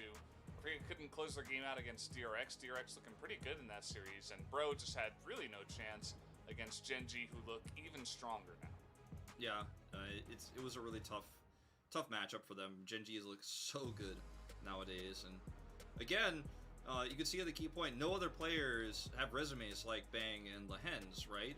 If you think about those 2 players isolated in their roles, in their strong eras, right? Lehens on Griffin, Bang and his time in SK Telecom T1 for the name change.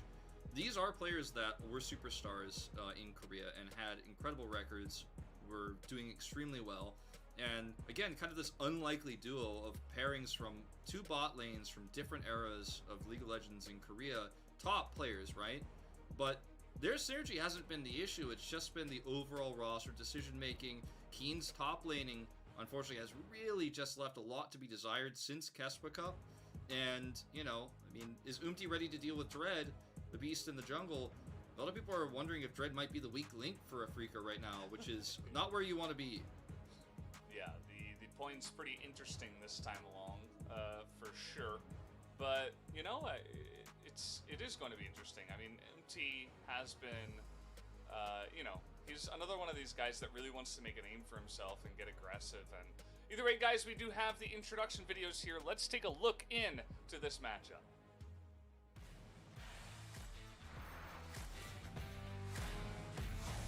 아무래도 저희가 좀 경력이 많기 때문에 변수 같은 게 좀 나올 수 있다면은 저희가 유리한 쪽으로 갈 수 있는 그런 확률이 좀 높을 것 같아요.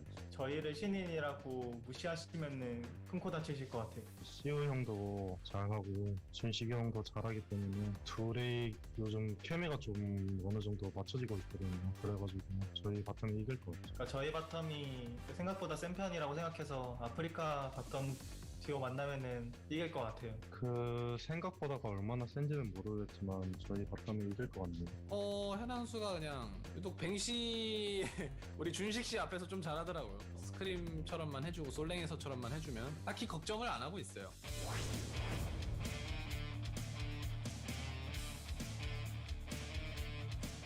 롤이라는 게임 자체가 약간 미드 정글 주도권 있는 쪽이 유리한 게임이라고 생각을 해서 아무래도 요즘 정글 중시 메타기도 하고 바텀 쪽에서 뱅 선수가 엄청 공격적으로 할 것 같지는 않거든요. 그래서 드레드 쪽으로 몰아주는 그림을 많이 만들어 주실 것 같은데 뱅 선수가 아무래도 피지컬적인 부분은 진혁이가 더 잘할 것 같아요. 저희 엄티 선수가 한 수 위인 것 같아서 잡아먹을 것 같아요. 제가 드레드 선수 상대로 이제 사실 제가 강타를 거의 접은 적도 없고 제가 이긴 기억이 더 많은 것 같거든요. 별로 크게 신경은 안 쓰고 있어요. 상대 선수 쪽에서. 그리고 드레드 선수 사실 데뷔했을 때도 제가 좀 많이 이겼죠 사실. 그래서 제가 질 것 같다는 생각은 안 드네요. 아이고 하나 쫓아오는 거 아니에요? 드레드 씨 덩치 크던데. 나 암살 당하는 거 아니야 이거? 홈티 선수 잡으러 가겠습니다.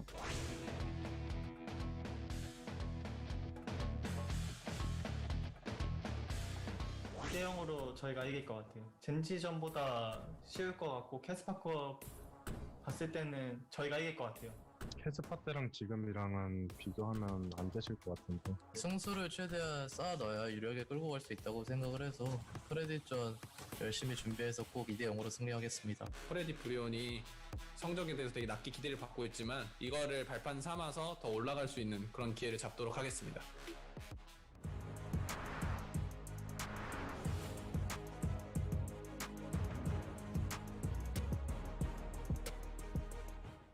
So there you have it, hearing from both sides of the Rift this time around. And yeah, apparently Dread is going to go get Umti. We'll see what that means as we take a look at the roster here. No surprise for what we see for Afrika starting off. Yep, certainly not. The bot lane, we talked about it earlier. You know, it's hard to find more experience in a roster that's built together, putting you know, Bang and Lahens together, right? I mean, with the players available, like, it was a great pickup on paper, but at the same time, we haven't seen dominance out of that lane. We've seen a lot of really interesting support picks out of Lahens. He's playing a lot of Seraphine, for example. We'll see if they can end up crushing that aspect of the game here as they're up against, as we take a look at the roster for Fred Brion, Henna and Delight, right? Two players who are very, very new onto the scene, and you know, you couldn't have a bigger mismatch if you just take names alone, right? It almost feels like. So we'll see how that performance goes. You can see veteran versus rookie, as that'll come up for you guys.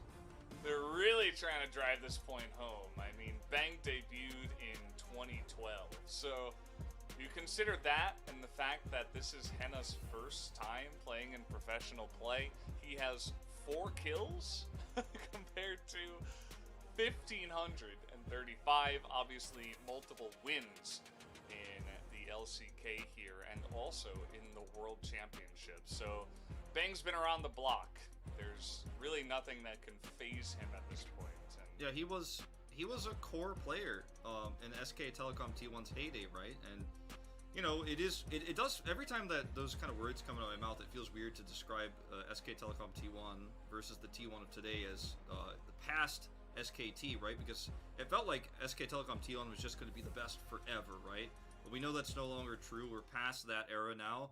And players like Henna are coming in here to try to set the stage for a new era of LCK. When you put the numbers against each other like that, obviously Bang is more experienced, but with how Afrika seems to be struggling in their cohesion right now, this is an opportunity where, you know, you look at those numbers and you think, okay, there's no way. Like, if you're new, if you never watched the LCK, this whole split, you didn't watch Kesper, you might think, well, there's just no way they win the bot lane, right? But with how it is right now, they absolutely can. This is your chance to take on legends in Lahens and Bang.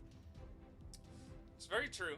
And we are here into the pick ban. You see that the Akali's taken away, the Olaf and Talia Pantheon are going to be taken off the board. So a lot of kind of tier list taken away for now, as Renekton going to be one of those first picks. They do not want to let Hoya hop onto the Renekton, it seems.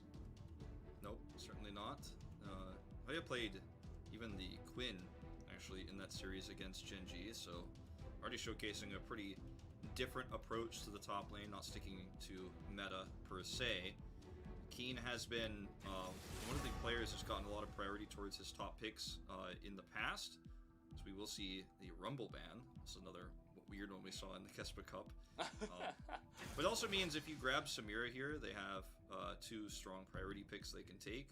The question is, which ones will they get? Will they try to take the jungle priority away, try to grab something like Graves here? And they're hovering the Camille at least. Yeah, you know, it might... Okay, actually, it's just full-on priority for the Camille. The Renekton already taken off the board, so maybe they're like, Keen's a really good Camille player. Hoya can play it as well, though, so why don't we take that away? And using that ban against Afrika, that does mean that they have to pick it very early on and reveal their top lane pick right from the get-go, but perhaps they see enough power in it to go for it. Yeah, I mean, it has been pretty consistent, the Kaisa as well, so solid pickup, and when you ban something like the Rumble, you get to have your pick of the litter sometimes with the way the draft goes. They take the Samira, right? And you're going to take this with Rel. It's been a really common pairing. Her ultimate makes it really easy for Samira to rack up the kills if the team fight is going well. And we will see Dread grab the Olaf. Or excuse me, not the Olaf, the Grave. Olaf removed. I mean, he's an Olaf player. He likes to take Olaf They when both he can. have beards, so I can understand how you might get confused. But yeah, the Graves comes in here, Dread.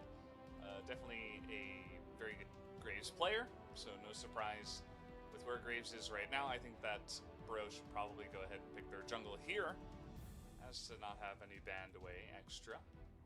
Yeah, Lilia's the only, tier list jungle I think that you want to go with in this situation if you're just trying to grab a safe pick. It's actually pretty safe against the Graves as well. So, not a bad choice. And, one of my favorite junglers right now in this meta to launch. The Narban comes through here, which, is... I guess it's not terrible, but I don't think that Hoya was going to be too upset about laning against a Gnar. We'll see if Afrika wants to ban away that Twisted Fate as well, because we've seen Twisted Fate Camille just crush any sort of weak top laner. And BROㅣ could ban away the Aatrox here as well now, so if Brionne want to take that one out, then if they leave the Twisted Fate open, this suddenly becomes a very terrifying map presence that Brionne has, so I think that would be a safe ban here. They will ban the Gragas instead. Really trying to target Keen at the end of the day, which is certainly a good idea. You mentioned, he's not maybe 100%, but he's still a fantastic player, mechanically and otherwise, so respect shown. And what is going to be the selection here? You would imagine support and then save the mid lane counter pick. This is a flex. They could throw it into mid. They could throw it down in support. Probably will just be Delight's pick, but having that extra bit of flexibility is nice. Yeah, it's a really nice pick to have in this last, second to last part of the red side rotation, so you get to threaten both sides of the coin, and this makes the Zoe pick a little bit less great here. Okay, the Mordekaiser we've seen so great at counteracting these aggressive Camille comps where you look for teleports in the top lane. Camille's just trying to grab kills up there under turret, just aggressively dive and control the side lane. And they didn't ban Twisted Fate, so that's still a strong option for Lava to pick up as the final pick if they want to go down that path. So the Mordekaiser is pretty good against that side of aggressive play. It feels very safe here. Yeah, and following that up with an Orianna is really nice too. I mean, Fly, he's kind of inconsistent. Sometimes he's really good and you're like, wow, Fly is back. And other times you're like, man, he's just not having a great day today. There's the TF you mentioned, just scooped up because, it was left available. So not only do they have the TF for global presence and split pushing, but they also have the Galio in the support role. Feels like a really nicely rounded composition here for the side of Fred and Brionne. Yeah, I think so.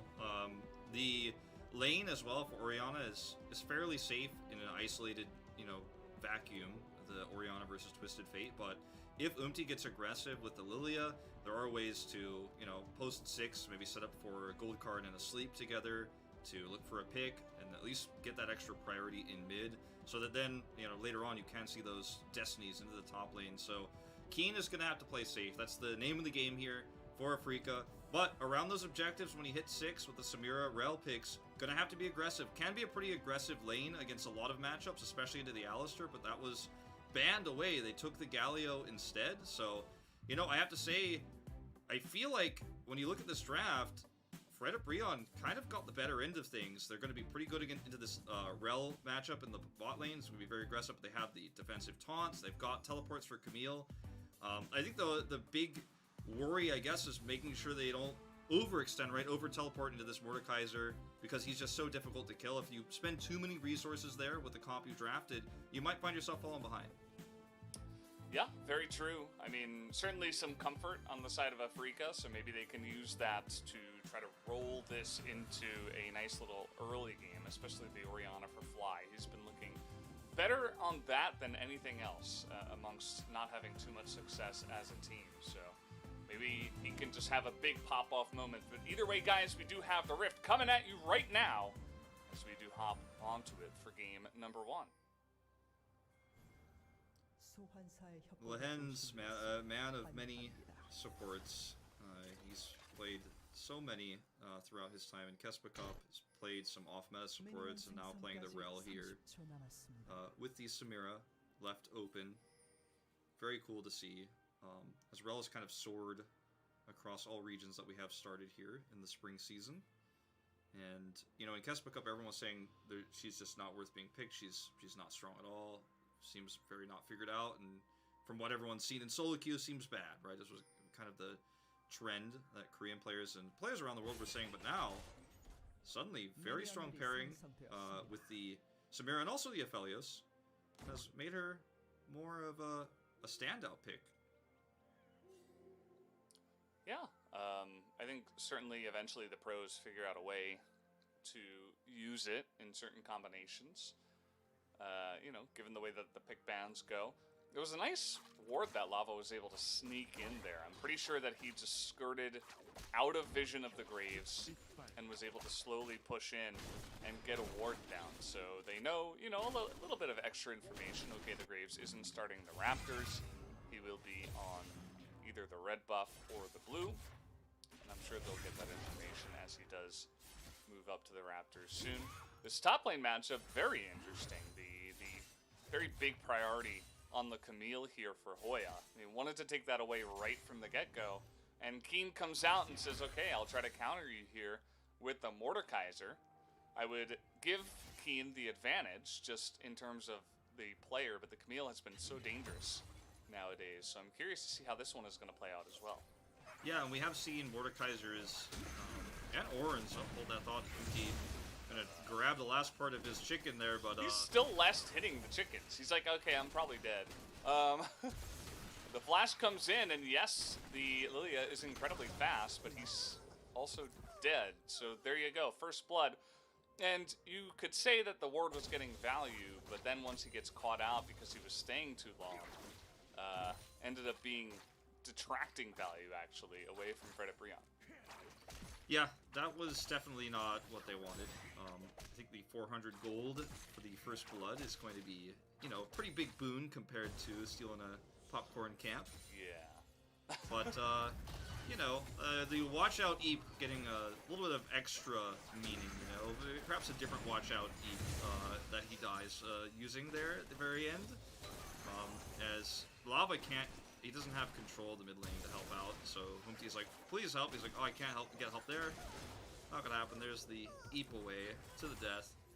But you were talking about the Mordekaiser again, like, this is a matchup where you feel safe. We've seen a few players try this. We've seen a few players try to play the Ornn into this because it feels so safe. You're not going to get dove. You can't die as Ornn. You can't die as Mordekaiser under turret. But we've seen players almost feel too safe and get a little bit too comfortable sometimes in this matchup and fail. Khan, you know, we saw him just in the last game. He showcased what you can do when big dives come in to draw a ton of wasted time away from the enemy team. He's also very recently played Mordekaiser into the Camille and done just fine. I believe it was in Kespa Cup, and we'll see if Keen can find that same sort of success. Yeah, I mean, they're going to be counting on it for sure. But again, we'll have to see how the jungle matchup goes. I mean, starting off, obviously pretty good. There's that stun coming in and actually gets pulled into the duo here by the Rel, and Henna is all but dead. There you go.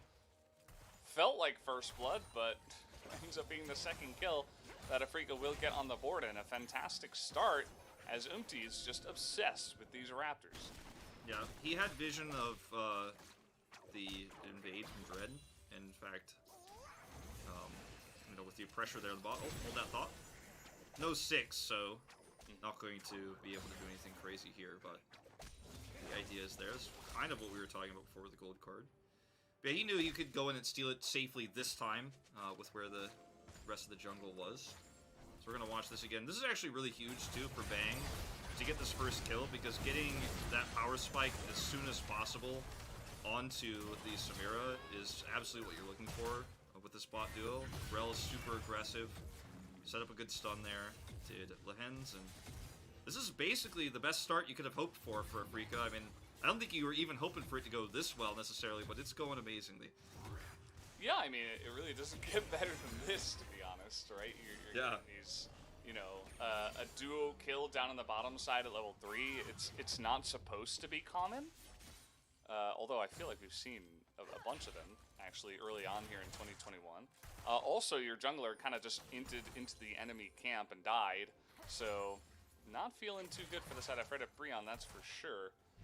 And, you know, I would have understood Empty's play if he had a mid laner that was like, you know, Lucian versus Zoe or something. But taking the risk did not pay off in that sense. As we take a look at some of the experience difference here, Empty actually has moved ahead of Dread even after going down early. Okay, this is not where he's going to want a Death Realm. Okay, well, yeah, he's going to be forced into it, looking for the kill, but he's under the turret now, and Mumty's right here the second he does hop out of the Death Realm. As in comes Hoya, and that's going to be a very clean kill. Just handed over to the Camille in the top lane. I mean, this has got me hands in the air, you know, the question marks are above my brain right now, because you can't play aggressive like that when you don't have vision where the jungle is. This is a lane where you have to play passive, you have to play safe. Like, the strength of the Mordekaiser is not from crushing a Camille and hoping for trades and all-ins, it's for playing passive to make sure that Camille does not snowball against you. And look at where Keen is, he has a wave pushed, but he doesn't have any vision of where Umti is. He should know Umti's clear time is so fast, there's a decent chance he's up here. They had a ward in the river, but he was on the top side, so... What is up with the solo kills in this game? I don't get it.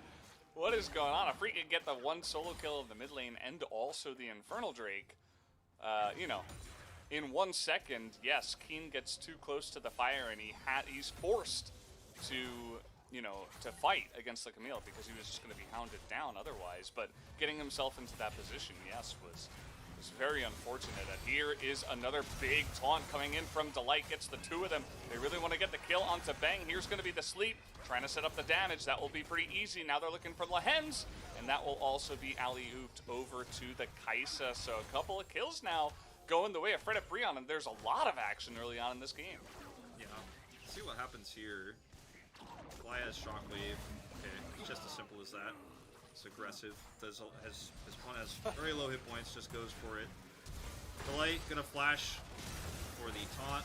Bang gets slept, and that's gonna be the end of him. I mean, this is why I love Lilia so much when it's an aggressive bot lane matchup, because you are able to punish them pressuring you and putting that wave into, you know, an aggressive state towards the red side turret. So you get to come in there. In the longer fight, when you have that Lilia gank, which comes in so quick, because she can roam so fast, you actually get so much damage done. Then you get to sleep off for the guaranteed kill. If they're overextended in lane, it's such a great play. It's such an easy play, I should say. I mean, not to take anything away from Umti, but like, Lilia does so well in those moments, and works well for the comp for this. Yeah, it was a greatly timed gank as well, because both of them still didn't have their summoners from the early, you know, 2v2 kill that they got earlier on. So nicely done there. I feel like a bunch of these players in the lanes maybe not giving enough respect to, you know, their positioning, the certain situation regarding their summoners, and where the enemy jungler could be. As it is avoidable if they're, you know, not as aggressive. You're looking for Lava to potentially make a play up on the top side, but nothing amounts from it. The Seeker's Arm Guard built here for Keen as well. Just trying to get some extra armor, be very safe. Obviously going to build into Azonius later. Feels bad. He will just lose one of those, I think. He missed the cannon. Oh, I didn't see him miss the cannon. I thought you were talking about the teammates. He's gonna get both of those at least. Oh! That pathing though, you see it just curve to the right. Yeah. It's like desperately trying to avoid the Mordekaiser Q. Unfortunate. He's still even in CS though, despite losing that very important cannon minion. And he also was, you know, he overextended and died earlier, to say, put it nicely. Overextension cost him his life, but he teleported back in and is staying competitive. Yeah. And the fact of the matter is that even though Afrika got a bunch of early kills, seemingly for free, Fred Breon is still in this game. You know, they lost the Infernal Drake, but you know, it's not the end of the day. They also actually lost the Rift Herald, which is going to be pretty good. But the fact that they're even in gold for now is pretty decent. They do have to deal with this push, though, in the mid lane. So far, Lava having a bunch Lava's in of trouble, here. potentially. Yeah. He needs to be really careful. Well, they're not going to dive him. We had Umti nearby. He had a ward, too. Well, this is still happening. Dread said, get out of here. Yeah. We'll grab that. If you look at the gold across the board, it's, you know, there's a pretty big split, right? With the kill that Fly had earlier, he's got a nice lead. The lead for Bang with that gank earlier is not as high as you would think. It's only 210 at the moment, but that's actually still pretty nice for the Samira, who now has the Immortal Shield Bow for this next Drake fight. And I think that Afrika should be looking to force that super hard with the spike that he has with that Immortal Shield Bow. It's Samira. You want to take that early skirmish. This is like where she gets to start the snowball rolling if she is going to. Meanwhile, Keen... Yeah, here it goes. This is the power of Camille in the long lane. Into the Death Realm they do go. Not able to dodge the Q, actually, from the Mordekaiser. Let's see if Lava can help out. The flash underneath the turret will be enough. And the fact that Hoya kind of had to back off in the Death Realm means that that's not going to be a great gank at the end of the day. They use so much to get that kill, and Keen survives. Meanwhile, the mid lane is just totally destroyed. Yeah, this is the trade-off, right? This is why Mordekaiser is so strong into this Twisted Fate Camille comp, because that's your whole game plan is to go kill the Mordekaiser. And Keen was pretty far forward. He's got his sleep, so he really wants this. You know, I don't know if he's got the damage, though. That's, Umti, again, just reaching for something. And another Drake goes the way of Afrika. They're getting so many more map objectives as BROㅣ kind of let the macro fall to the wayside.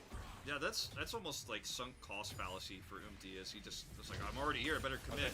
Okay. They're just diving without vision, like. And the second they see the Orianna, the Lilia has to flash away. Not the best look. We have Lava also coming over here. There's nothing for you over here. Yeah. Yes. Okay. I mean, I get it because he doesn't have teleport. You know, he took cleanse, but they didn't know where he was. So, like you said, like it's a very risky endeavor, and it's Mordekaiser, right? So, yeah, we did see the one big overextension from Keen way earlier on. But besides that, you could see, even when out in lane, just how difficult it is to kill him. And then they just keep doubling down on this, which means more and more objectives going over the side of Afrika, right? Double Drake, mid-turret, and now Fly is like, this is my game to lose, right? He's going to have such a nice lead and can roam so much more freely, which makes it even more difficult to kill Keen, as we literally just saw. You know, I think for BROㅣ, what might have been a better solution to the Mordekaiser was, again, to just try to play around him and not directly at him. You know, they've expended so many of their resources trying to make, you know, what Camille TF is normally supposed to do work, but maybe just trying to bait, like, dragon fights and then getting TF into the fight from the lane and also a teleport to come in might have been the way. As now, very deep in the enemy jungle here is Afrika. Dread in a little bit of trouble. He's going to try to be burst down. In goes the Camille. Do they have the damage, though? The knockup comes in from Fly, and still Dread is alive in this fight as Lava and Delight have to flash away from that one. Hoya also expending his flash, and they get nothing for it. And this is without Bang, by the way. So just keep in mind how different this could have gone on, for example, the next Drake fight if we have a skirmish like that. Rel showcasing some of her power here, even in a roaming sense in this case.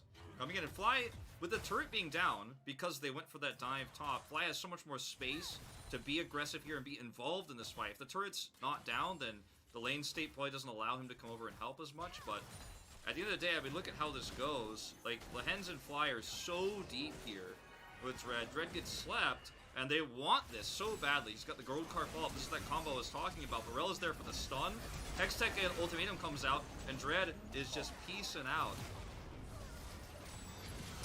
Yeah, and the positioning there for Lehens to be in the fight beforehand and essentially save Dread's life and get the nice knock-up and follow-up for his teammates is really what turns it around there. So Lehen's feeling great today, it does seem. And yeah, they're just in a really nice spot now, looking to control the bottom side now and potentially take a look at that bottom turret. This is everything you want as a Afrika. This game is going perfectly for them.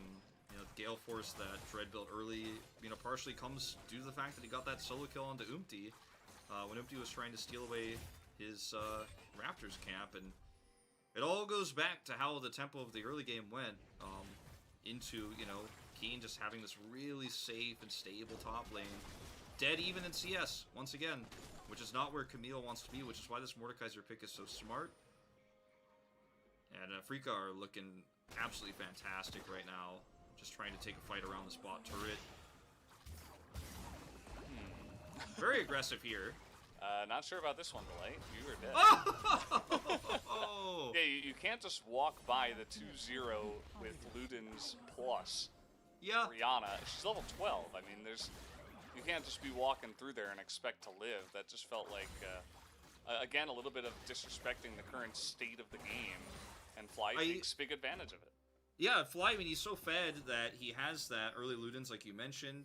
I mean, he's even got a Codex, and his tier is completed. I mean, the list goes on. Yeah. And to try to, you know, give Delight a little bit of credit, as Bang will also grab the turret. This is like the best Samira game ever for him. You can see he's got a sweeper out. He knows there's deep vision in the jungle, which has been a consistent problem around their bot turret, so he's out here trying to clean it up, but there's 2 control wards nearby as well, and he goes in for the sweep. So he's just trying to do his job as a support, but Fly is so far ahead, he's like, no, you just can't even take my wards away. You can't take that away from us, or I'll kill you. And now this is...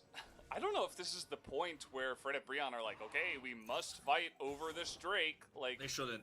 It's a Cloud Drake, let it go. It's not even the Cloud Soul. But they're all sticking around and really thinking about taking this fight. I mean, you're staring down the barrel of almost level 13 Fly, who's 3-0, and may have even finished a second item, rather. They should be side laning right now with Hoya, I think. I mean, that's the way better option. Henna's getting some farm mid. At least they're trying to grab something out of this.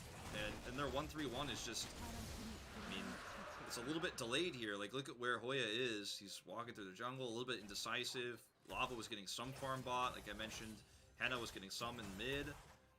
But, you know, if you want to delay the Drake to side lane, you've got to, you know, have your side laners ready. If you want to fight for the Drake, then you've got to commit harder, but I don't think they should, as you mentioned. And this just gets harder and harder with Bang, you know, exploding here with all the extra gold he's gotten. Again, only like a 400 gold lead, but there's enough gold in the early game for the Samira that he's gotten now that he is just going to win every 5v5 fight that's set up correctly for him. So that's another thing that is really tough for Fred and Brion to engage into. And really, the biggest story here on the Rift has been Fly. You know, they gave him the Orianna. He's been looking really good on that one. They didn't decide to target that one away. They may decide to do that in game number 2 because in what should be a pretty even matchup, and also TF pretty much should be able to just avoid the Orianna and just push the wave and then look to roam. Whereas the Orianna's pretty, you know, immobile, especially without the teleport that you mentioned before.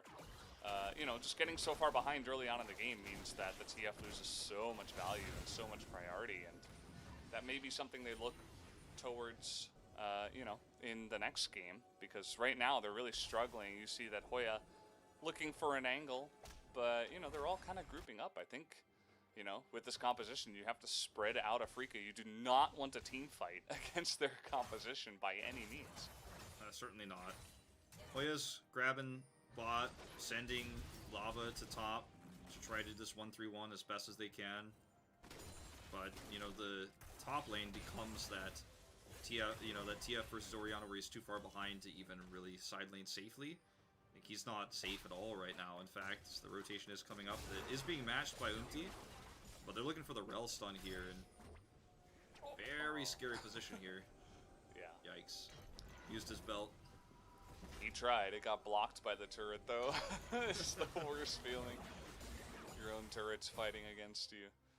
And yeah, you're right. I mean, they're in a spot now where they feel like they're not confident enough to to really push in. They're trying to lock down Keen, though. We got the teleport coming in. This is some of the power. Actually, even trying to avoid using that Hextech ultimatum here. Finally going to use it at the end, as he's just going to die in the Death Realm. That's not what you want to see, and I don't think Lava has enough damage at this point to put anything into Keen.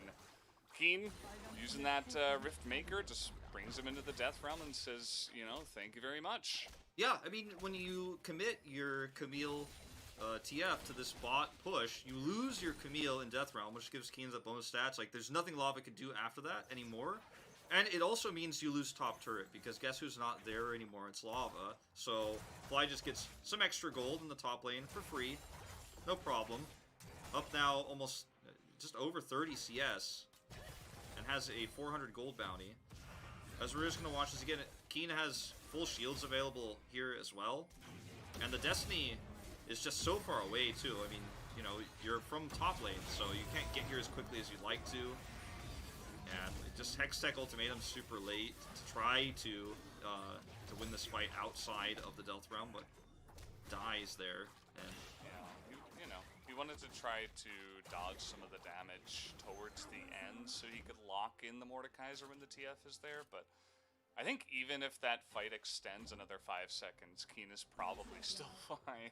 Probably still kills the Camille, like maybe he dies to the TF, but at least you get the teleport out of the TF, you take a lot of their, you know, summoner power away. And so they're just fine. Freaka are just sailing on to the victory here, essentially. I'm kind of surprised that the gold lead isn't greater than it is right now. You know, it's only 2,500 gold, and they've also taken 2 extra turrets. So I suppose just the members of Fred at Brianna have at least been, you know, keeping up in terms of farm, especially Henna, which you mentioned. You know, it seems to be the least amount of gap between some of these players. So we'll see if maybe they can make it to a super late game and somehow Henna can do something. But other than that, it's not looking pretty so far for Fred at Brianna. Yeah. Dread, right now, I mean, he could try to solo the Drake and they could try to push mid. Because right now you're wondering if you're a Freaka, okay, we're going to get Drake, but it's Cloud sold.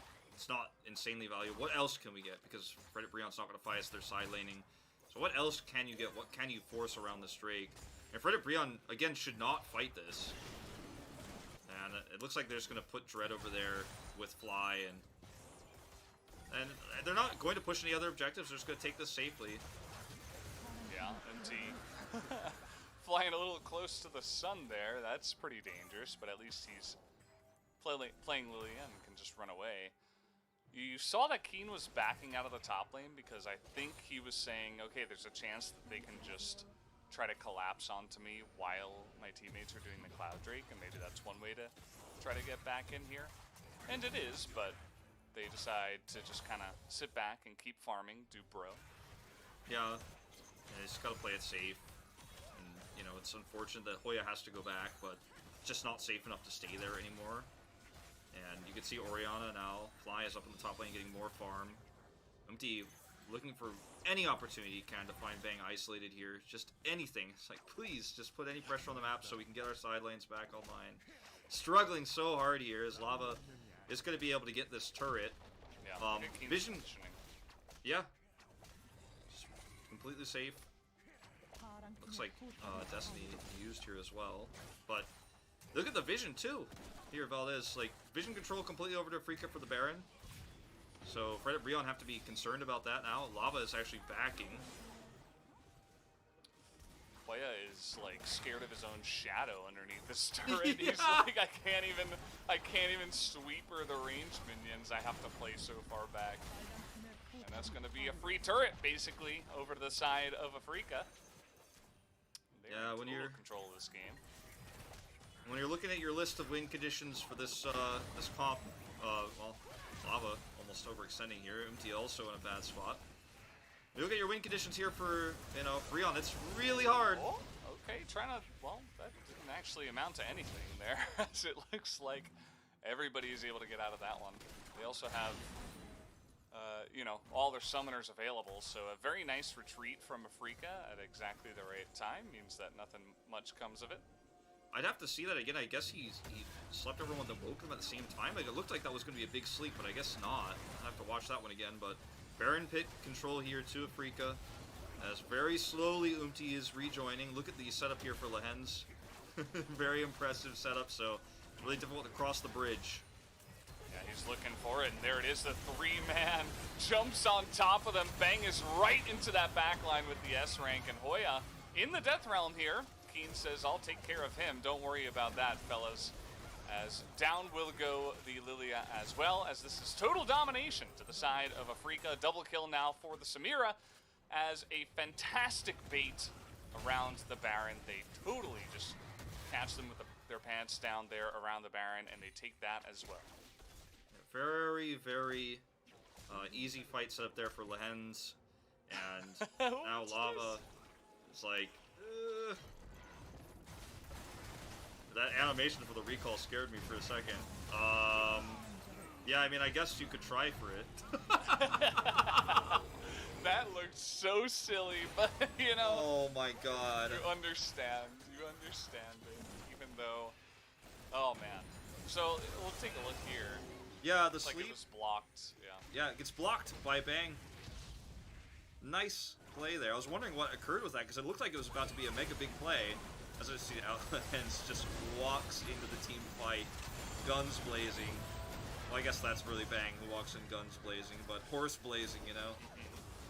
As Keen gets the Q over the wall, and yeah, the TF Destiny there into the Drake pit is like, it feels like that's the desperation that BROㅣ is at right now in this game. That they should have had a few other win conditions. And I was gonna say, when you go down your list of win conditions for Fred BROㅣ right now, it feels like now you're looking at a blank page. Yeah, there is no list. It does not exist. And okay, this is gonna be their last hurrah.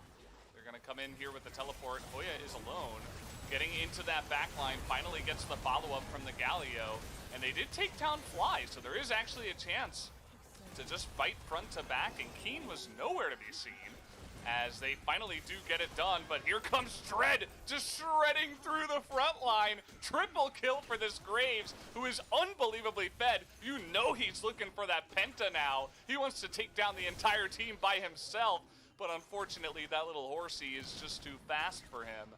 As, man, Dread 5-0-4 now. He is angry after what Umti had to say about him, and takes down basically the entire team. Keen's got Baron buff and an open inhibitor turret here with the death timers where they are. He's able to just push this down for free, and you can see Umti is...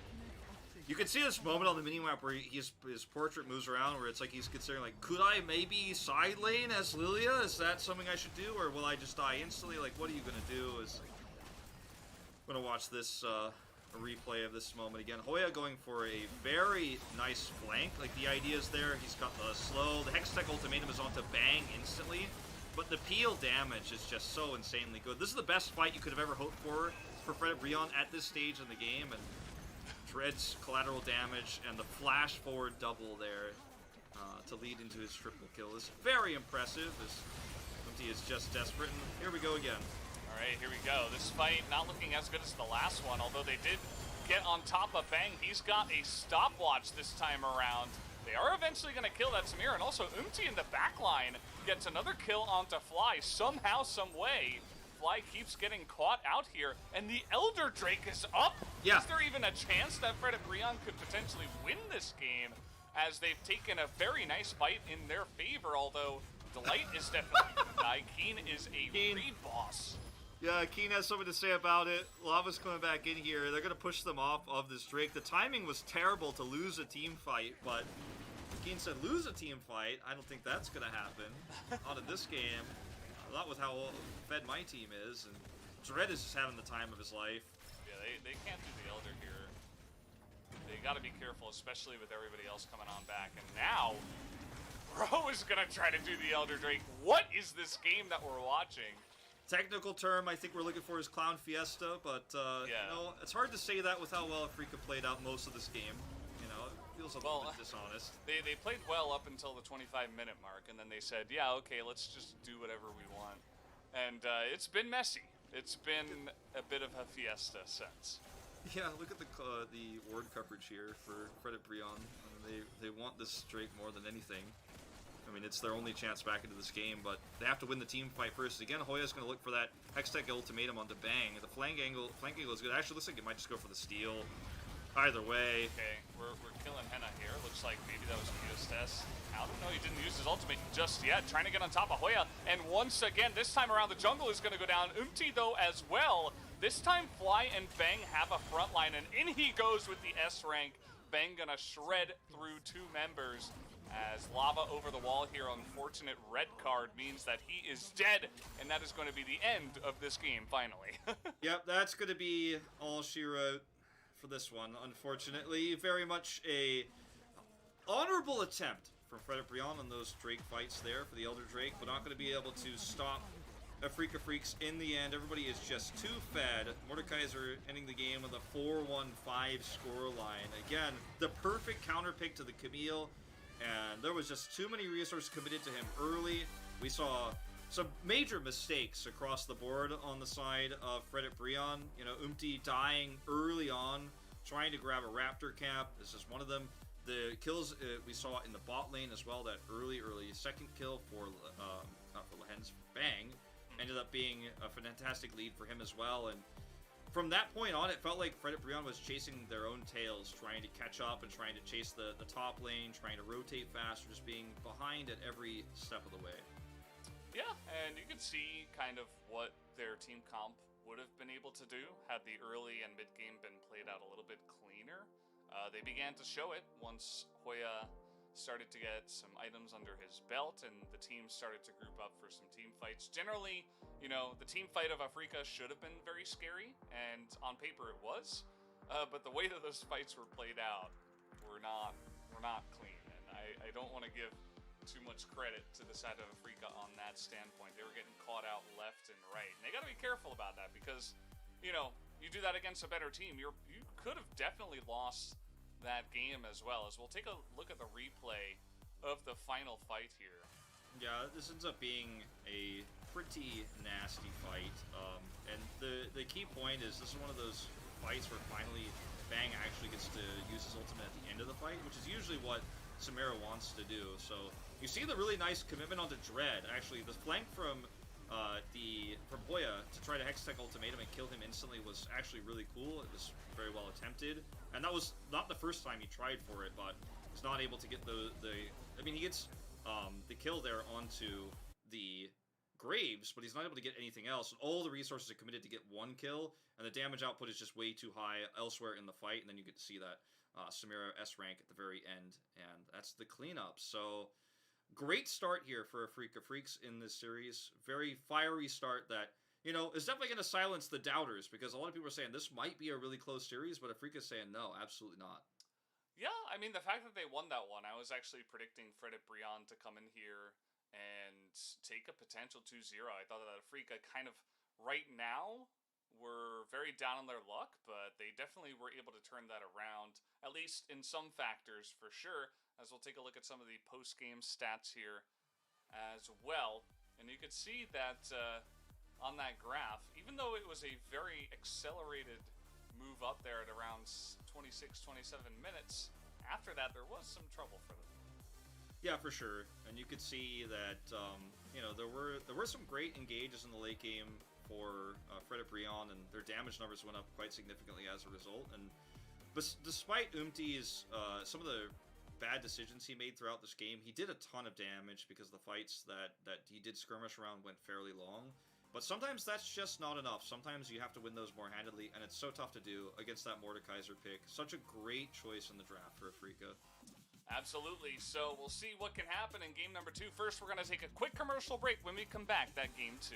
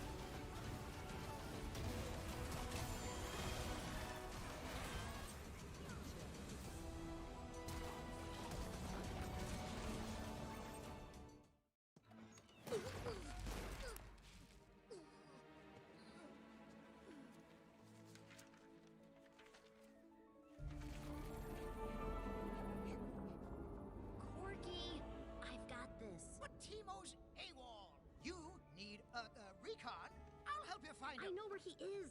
The Bilgewater pages are missing from his scout journal. Besides, weren't there enemy bogies spotted over Piltover? Bogies? Bogies? Why didn't you say so? I'll help you save Timo! Lieutenant Lulu, this, rock is the most important part of the mission. You've got this. Bye! I always have to guard the rock. He can do a lot of things. I'll fix that.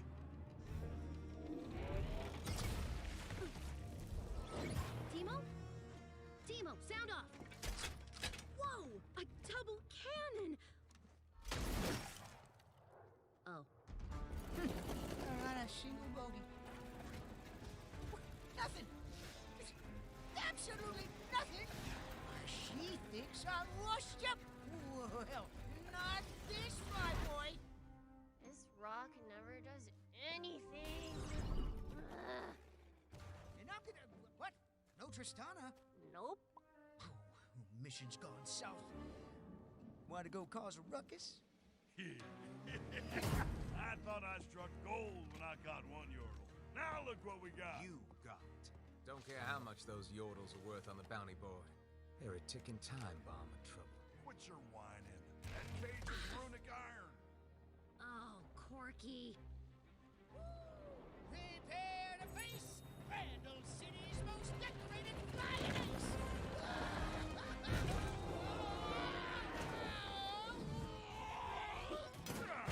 That makes 3. I'm rich. What was your plan? Oh, I'm just a distraction.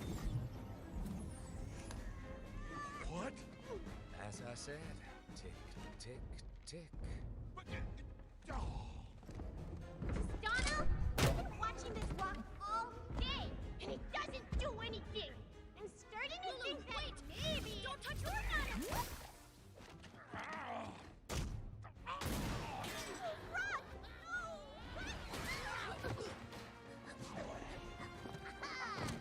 Son of a... Timo!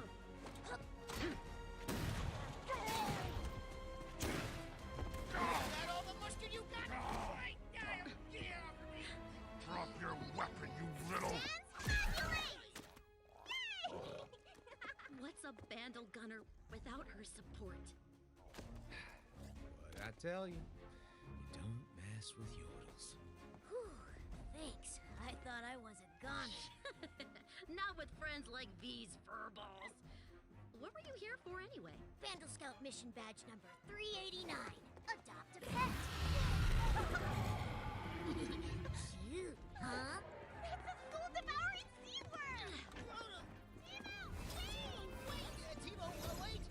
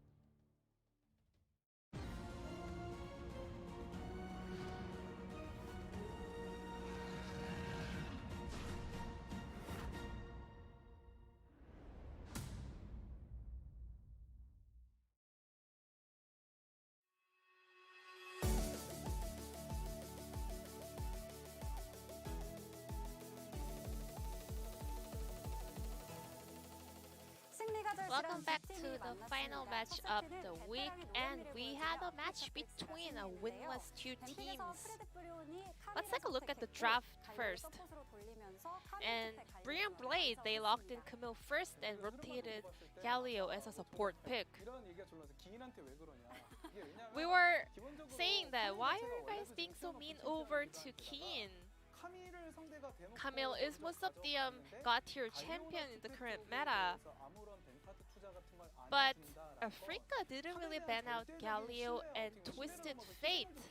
And also, the basic comp on the side of Bro actually requires a lot of support for Camille. Camille, Twisted Fate Galio is a very traditional global comp, but they were not able to bring the best value out of it. It was really bold for Africa when they saw Camille locked in B1. They did not ban out Galio and Twisted Fate. So Kuro was expecting something like Ornn, but it was more than Kaiser. Keen had so much responsibility on his shoulder, and Oriana also took Cleanse. So, well, there was no guaranteed help from his teammates, but, well, Fly was doing awesome work on his lane by himself. So we saw the reason why Africa was a little bit confident with their draft. Whereas Fred and Brion was not able to make any pickup plays or make any flanks based on their global ultimates. But at the end of the late game, actually, Bro also showed a huge potential during the team fights, but they were not good enough to close out the game. Now let's take a look at the very first moment of the game where we had a solo kill coming out from Graves onto Lilia. So Lava was really smart, taking his position to land a very sneaky ward on the Raptor camp. So Lilia was about to get a leash from their bottom duo as well. So his pathing was basically about blue buff and then the ground camp. And Lilia with Raptor Camp has something, you know? So, because BROㅣ doesn't really have a lot of information about the Graves' path, well, made a very bold assumption that he can just go in for the Raptor Camp counter jungling. And Samira appeared on the lane, but there was not a specific information to kind of let them know whether they were helping Graves with the red camp or whether Graves was just starting on the blue camp. But at about 2-minute mark of the game, the Raptor camp was still up, so just thought maybe Graves or somewhere around the map, but other than here. But in fact, Graves was here. So watch out, Eep was too deep in the Raptor camp, and needed all of the Raptor camp to hit level 3, so he could not just give it up. Maybe Bro thought that they had a really nice setup for that counter jungling, but that was more like a gamble and that did not work well. You know, had to hit level 3 with the full clear of the Raptor camp, so he didn't want to lose that. But after he hit level 3, Graves was able to pick up the kill, so actually, well, Dread was able to gain more lead with that kill. Bro was not able to play according to their team comp color, so let's take a look how they fighted in this game. Graves was deep inside their jungle, so they wanted to start team fight on their side of the jungle. However, Rel's reaction and how he countered the engage was also on point, but Camille tried to get his ult off when it was too late. And Africa actually had a very strong team fight call, whereas Bro can outplay the opponents when they kind of make cross-map plays. So this was not the best timing for them to kind of commit this hard for fights. And you know, about the global theme, they always try to kind of outnumber the opponents in the side lanes, but they were actually grouped up, looking for some fights. But whereas Africa can always answer that back. Africa was really well aware of those kind of side lane plays coming out from BROㅣ, so they were not able to get any lead with a split push. And the player of the game will be Fly on Orianna. He was dominating the lane by himself, single-handedly up against Twisted Fate. He almost had 1.5k gold ahead of the opponents. There was a reason why he took Cleanse for this game, because he can just rule this laning phase. Oh, well, earlier to this highlight, the highlight is earlier, that was the timing for Twisted Fate to get his first solo kill in order to kind of activate his unsealed spellbook Ignite, but it was the other way around. This was also one of the highlights that we're gonna take a look at. Well, this could be an overextension from Fly when Twisted Fate, Kai'Sa, Galio all had their ultimates, but Fly managed to just walk away alive with a kill in his pocket. 6 out of 9 votes over to Fly, who had a phenomenal game up against Lava, especially during the laning phase. Africa did a little bit fall apart, especially in the late game, but it was clear that they had a huge priority during the laning phase, especially on the mid lane.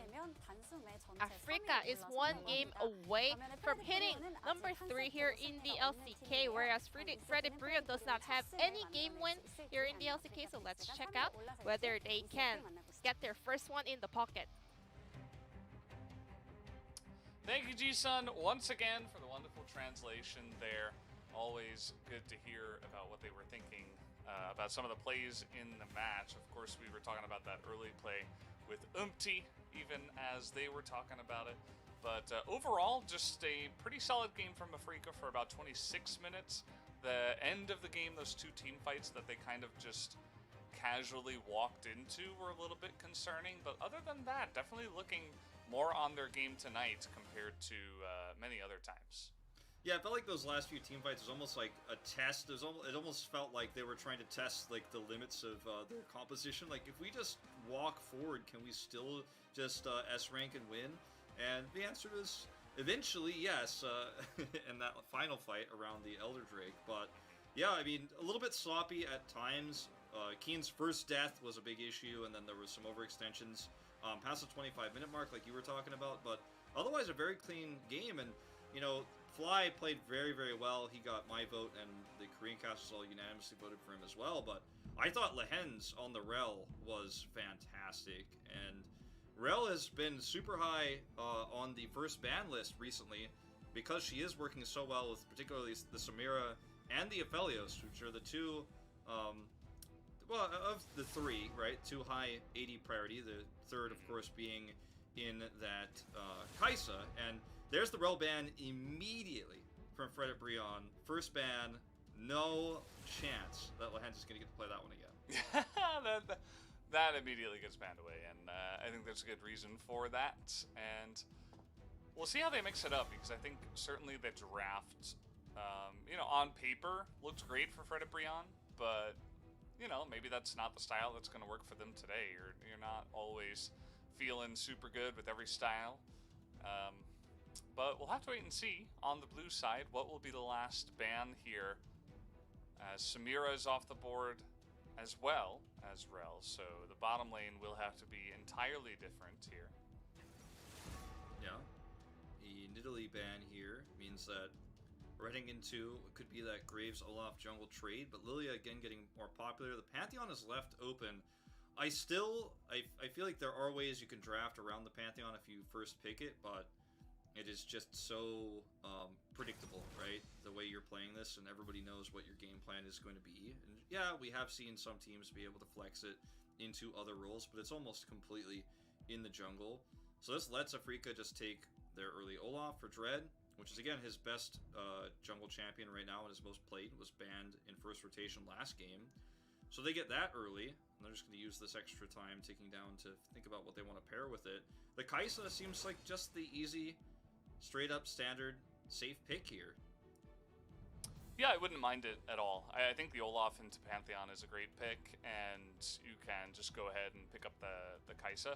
Now, Bang could try to flex onto something like a Jhin, or they might just go ahead and pick another lane. But, you know, with so many big picks that are in the AD carry role that you might want to get ahead of, it does feel like Kaisa is the choice, and there it is. It feels like the time spent to lock in both of those champions as well was spent furthering some extra discussion about what comes next year. So we'll see the Thresh Aphelios, very, very common response when Kaisa is taken on red side. We've seen this, like, it feels like a million times already in just 1 week of LCK play here. And it works well with the Pantheon. And I think the priority for Afrika now in that second ban phase should be around mid. Banning away something like the Syndra and the Orianna means that, you know, Pantheon, they can't just, wow. Lens loves this pick. Yeah. Someone was playing this right now, really.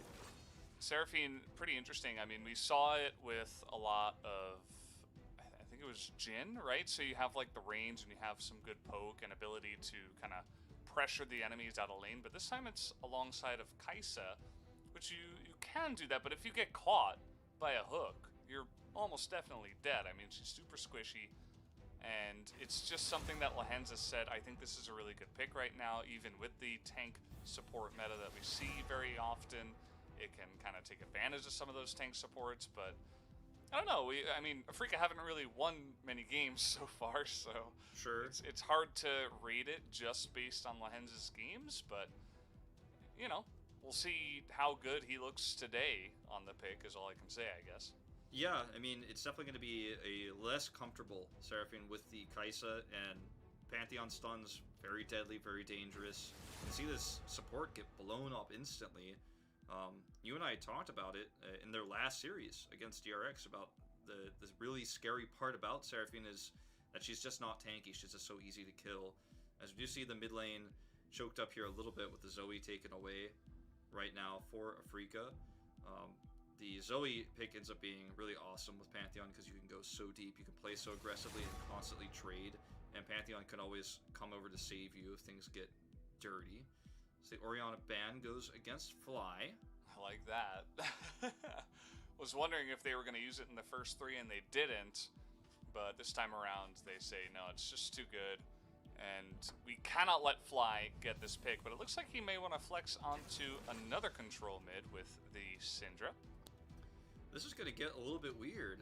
We're going to see a flex pick here for Lava, definitely. It's something that's out of the realm of what we call the meta here.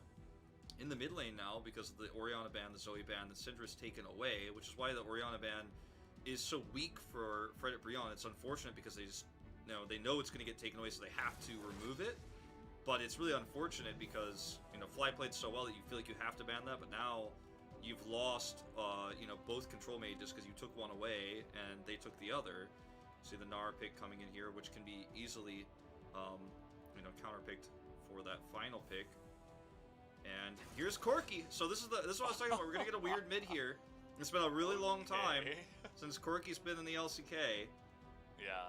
You weren't looking at some kind of 80 mid like a Yone, even though it was available because they have Pantheon in the jungle. Yeah. And so they go with Corki. It's very interesting. And Lahen's probably just trolling, as he is known for his singed play.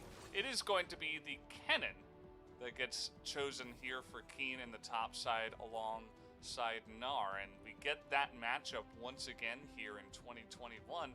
A matchup that used to be pretty popular in, I think it was like 2018 or 19. Yeah. This is a very safe draft for Afrika. The only question mark is Lahen's on the Seraphim, but we know he's good at it, and we know he can be oppressive in lane. The Corki pick is the wild card, but it means that they don't have any CC from their mid laner. Nothing strong, nothing that can really lock anybody down.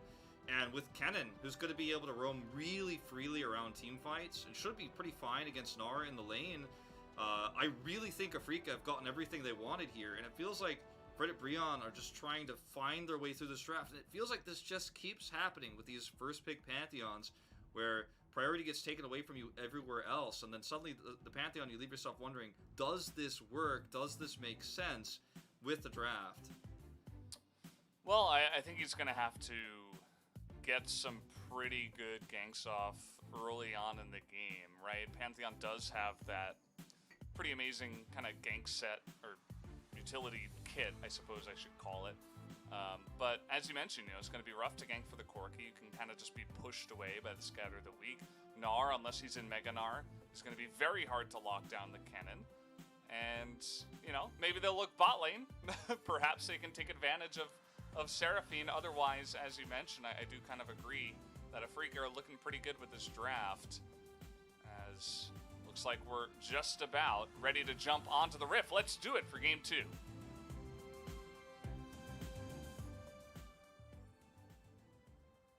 I mentioned it a few days ago. Not sure which day it was, but I know that there has been a lot of rumors and discussion and perhaps scrims with mid Tristana in kind of situations like this. Some talk that might be coming back, but the solo queue data hasn't really backed it up. We haven't seen anybody use it. It's been hovered once or twice in the LCK, but ends up being the Corki pick that comes through here. And it feels like this was planned because of the ban we had on Orianna, right? Where they had to have some backup. They weren't just like, oh, I can't believe they picked Syndra. What a weird circumstance. I mean, they definitely had a backup plan. And, you mentioned the Pantheon makes it tough to pick a Yone here. And the damage output for Corki is going to be insane if he's left to be safe. And in the late game with Gnar team fights, etc., that you're going to have. And hopefully, if things go well for Fredit Brion, the lead that Aphelios has, there are ways to where... we're going to see a pretty aggressive invade here. I like this.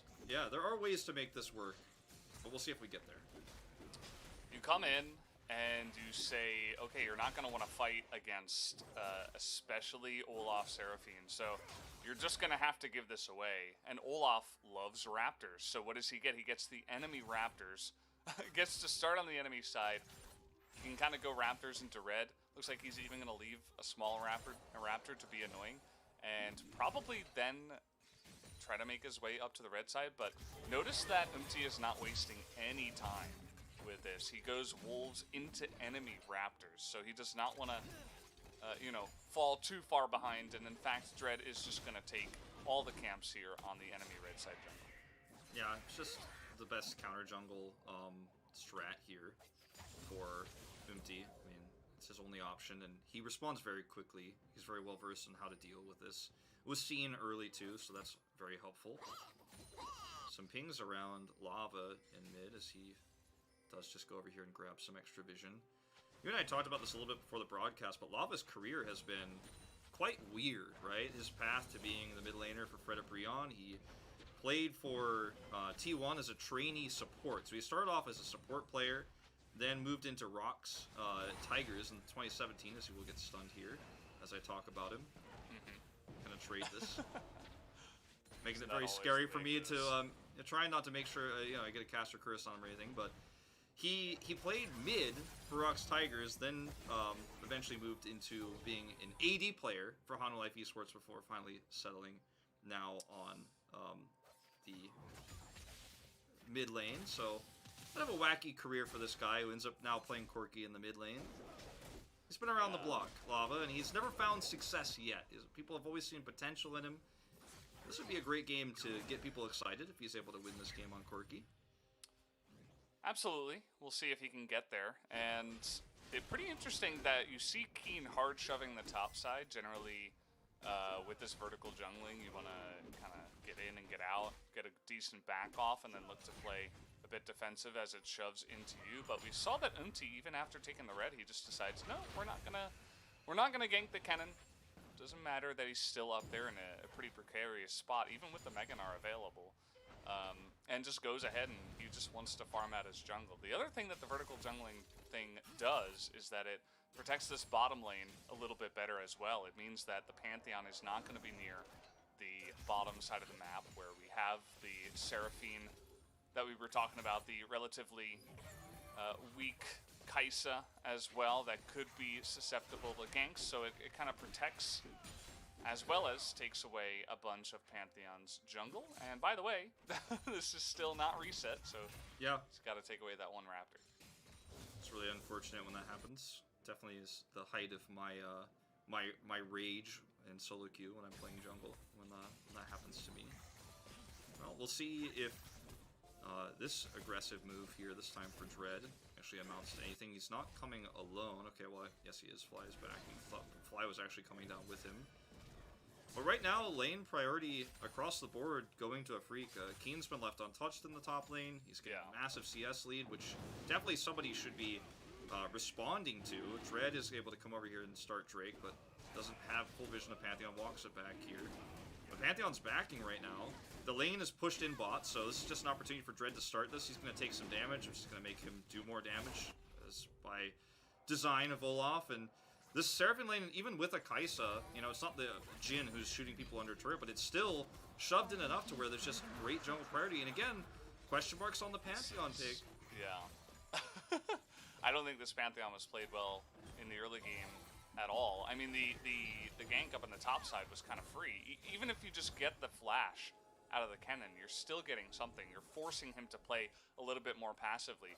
Why are you trying to farm against an Olaf? Like, Olaf loves this. He's like, okay, I'll just farm all the camps. I don't have to gank anything. I'll also get the Infernal Drake for free? Like, what? I guess I'll just win everything in the early game by essentially, you know, killing monsters. And Umti's idea is, okay, let me do the same thing. But he has that's not what Pantheon does, Wolf. That's not that's not the goal here. He has a control ward here. And because he had the control ward, you would have thought maybe he'd go for a gank onto the Keen. He's here, but he's very slow on this. Yeah, this is not the timing. Now Olaf is here. They're still going to be able to get a nice amount of damage done. But with Meganar coming in, Dread says no thank you. And keep in mind that he got away from that by just using his ultimate. He didn't have to flash for anything. So super safe up there. He'll be able to teleport back to the lane and be in a fantastic spot once again. Yeah, this is... what we're seeing here in this top lane is not how this is supposed to go. And this control ward that Dread now clears, I think was an opportunity for Umti to, after clearing that part of the jungle, instead of going Krugs, just going straight for the gank early, knowing that the pathing for Dread to come around to try to protect that, would have been spotted. He could have been a lot more aggressive. He could have gone early. Then he went for it after seeing Dread. And as you mentioned, the timing wasn't there. Already Keen had moved back. And yeah, this ends up being pretty unfortunate for the jungle on the side of Frederick Brion, as Dread's going to eat some damage here, but just going to be fine. Yeah, he held the wave for Fly, so Fly could pick up the farm. And now we have Delight coming up here alongside Lahens. The two supports kind of getting into position. They want to clear out some vision and potentially get some map control before this Rift Herald gets onto the map. And so far, I mean, as this game is coming along, yes, there are some scaling aspects to the bro side of the Rift. The Aphelios and Corki seem pretty obvious. At 1 to 2 items, Afrika's comp is going to be pretty fantastic. And they also have the Kaisa for late game, you know, kind of safety. The ability to fight in the late game alongside the Syndra. As we have this hook coming in, but Afrika getting pretty aggressive and trying to just basically take everything on the map here. Yeah, Bang is a little bit zoned out, and actually Henna's going to like to fight this. So this is actually going to pull the priority away from Red. But look at this delay. Oh, coming on in, but a 3-man charm comes out, and a big blast plant is going to get Fly over the wall here in a bit of a precarious situation. But look at the two members of Bro up here. They're just getting hunted down by the Kaisa as the cleanse comes in. No execute onto Bang from the Pantheon, and that is 2 kills for free over to the side of Afrika. And look at the safe rotation back to the river. This is a moment where Henna's like, okay, well, I guess I'll get some plates, though.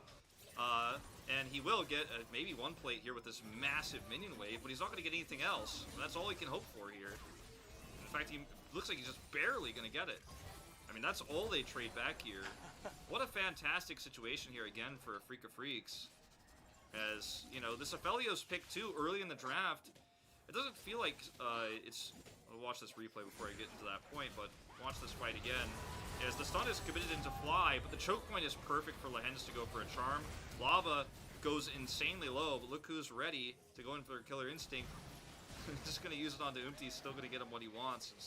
Umti is not going to be able to get out of this one, dives in, but doesn't have the damage. It feels like the Seraphim pick is actually really good against Aphelios, because Aphelios, if he gets out of control in lane, can take out a ton of plates, can lane swap to the top lane, especially with something like a Gnar, but the Seraphim just makes it so difficult to do that. You're always going to be behind in lane, you're always going to have a slight issue. Maybe not in CS, but you don't ever have lane priority against it. So far, from what we're seeing out of Lehens. So I like the pick. Thank you. Yep. Finishes off that jungle item too. Feeling pretty good about himself. Takes away the blue from the Corki. And Corki actually really loves blue. He's going to be casting a lot of missiles. He's going to be trying to clear the waves as fast as possible. And guess who also loves blue is the Syndra. So if you're blueless against a blue Syndra, you immediately lose so much pushing power comparatively. And there you have it, mid-priority. We have Lehens coming up. Bro say, okay, we can't really fight over this Rift Herald. Dread just going to take this down. And he's having a wonderful game, just kind of chilling out, taking down objectives. And so far, this Pantheon, who's supposed to get aggressive, has not been able to do anything comparatively. Oh, Delight is way out of his league trying to grab that ward.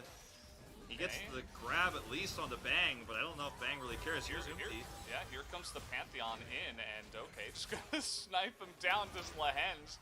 Bunch of damage coming out of the Seraphine. As it was 4v3, they were backing away. And look at Dread. He's trying to catch him. Dread, at the end of the day, the Corki is totally out of position. Just run mid, drop the Rift Herald right now. Looks like he wants to potentially zone them away or maybe look for a kill, but there's 3 members in here. I think the plates and the pressure on mid would have just been better, but well, he's gonna give Fly free plates by being around here and being aggressive. Bro, which I keep calling them that because it's such a cool 3-letter code. Fred at Brionne. Yeah, Fred at Brionne, they're gonna end up you know, trying to turn that around and trying to lock Dread down, which means another plate for Fly in the mid lane. Drake is going to be taken here as well. We'll find out what that soul is going to be here in just a moment. If it's Mountain, it ends up being pretty nice for Dread. And going to actually be the Cloud instead. Yeah. Which is pretty good too, actually. Yeah, Cloud's pretty good for what they have in their comp. Yeah. Syndra's going to have a lot of gameplay coming up, but Delight here, unfortunately just a little bit out of position, and they tried to turn this engage, and this is the second time where it looks like Fred at Brionne may have the upper hand, but then immediately you see a retreat to the choke, and Lehens gets a charm. Triple charm. Lehens' Seraphine is insane. There's a reason why he's playing this pick over and over again. To be fair, they're kind of lining up for it a couple of times in a row, but I mean, to land them is also really cool. So props to Lehens, able to get that Moonstone already, and having a fantastic game so far. You know, it's very similar to how Sona's ult was played way back a million years ago. You know, you've made a lot of jokes about how this is basic to Sona 2.0, but the functionality is very similar in these chokes and in these lineups, and it feels very much like a very anti-hard engage ultimate, you know, and it's support that does so great against a Pantheon comp, and it's very similar to how you use Galio support defensively, but it's just a lot more oppressive in lane, and it's, you know, arguably much stronger, much easier to execute that ultimate to turn a fight like that than Galio's taunt. I like it a lot. I mean, this is, again, a Lehens unique champion at the moment, and he is playing it very, very well. Yeah, and there's not a lot of players that, you know, in the support role especially, it's kind of like him and Beryl, I would say, was a guy that was getting a lot of just specific bans against the support player. I don't know if you're ever going to start banning away the Seraphine, but it's certainly annoying to deal with. That's for sure, especially when you're playing comps like this. You see Pantheon Thresh, and immediately they're like, okay, I mean, they're going to be coming straight at me, so I can kind of handle this pretty well. Yeah, I think it's so good for the laning phase against Aphelios too, to make sure he doesn't get out of control. It really just kind of neuters the effectiveness of that lane. Okay, this is a very risky play from Delight to try to set up for, especially considering what happened last time he was out of position. I think there's just not enough here, though. I think Afrika just need to walk away. Meanwhile, Keen is 20 CS up still. He's got his Hextech Alternator. He's probably full stacks on his Arm Guard that he bought a million years ago now. So he's actually feeling very fresh. Hasn't really been involved in any of the team fights, but as we get towards these more important Drakes, and the Cloud Soul that you and I were talking about can be very strong for this team, he's going to actually have a big role to play. Yeah, he definitely will. As the mid lane turret going to go down here right before 15 minutes. Second time we've seen that here in this series, as a lot more plates, especially in the mid lane, going the way of Afrika here. So nicely done there. They have a winning mid lane, a winning top lane, and the bottom lane that, although the CS is even, it does, you know, with the extra kills, it feels good for Afrika at this point in time. So again, they have garnered themselves a very nice early game lead. The question is, can they be cleaner than the last game as we do move into the mid and late game? And I'm not sure that they want to go super late game either against Corki Aphelios, so they got to be careful about that. That's an issue, for sure. I feel like you've got a comp that can team fight really well around this stage of the game. For honestly about like the next 10 more minutes, they're going to be in a place where they're going to feel pretty comfortable taking objectives. So probably want to grab that Cloud Drake as soon as it spawns, get it as soon as possible. You see the lane swap coming through here now, as the off lane is going to be to the bottom with Keen coming through. It's pinged here. They're going to try to make an aggressive play around this. If they get this, they can actually grab Drake priority. Oh! Yeah. I mean, we saw Khan, rather, playing the weak side incredibly well. Keen is another one of these players that is well known for his weak side play. I mean, he's a guy that gets bullied a lot, and he's totally fine with it. He's actually just hunting down Umti as they are chasing them here. Henna taking a bunch of damage on the backside. I think Fly may have just, you know, probably could have just pressed R there and maybe picked up the kill, but didn't go for it as he wasn't sure the shuriken was going to land. As long as you trade pretty evenly here, though, you know, this is Drake priority again going to Afrika Freaks. They're going to clear mid. You see Keen actually heading to the top lane, but I think that a fight they want to take is this Drake fight. They need the Drake to go towards the Soul and to try to rush that out as soon as possible because of the, you know, late game situations you were talking about with the Aphelios and Corki in particular. Trying to control vision here and set up for the Drake is now what they are going to do.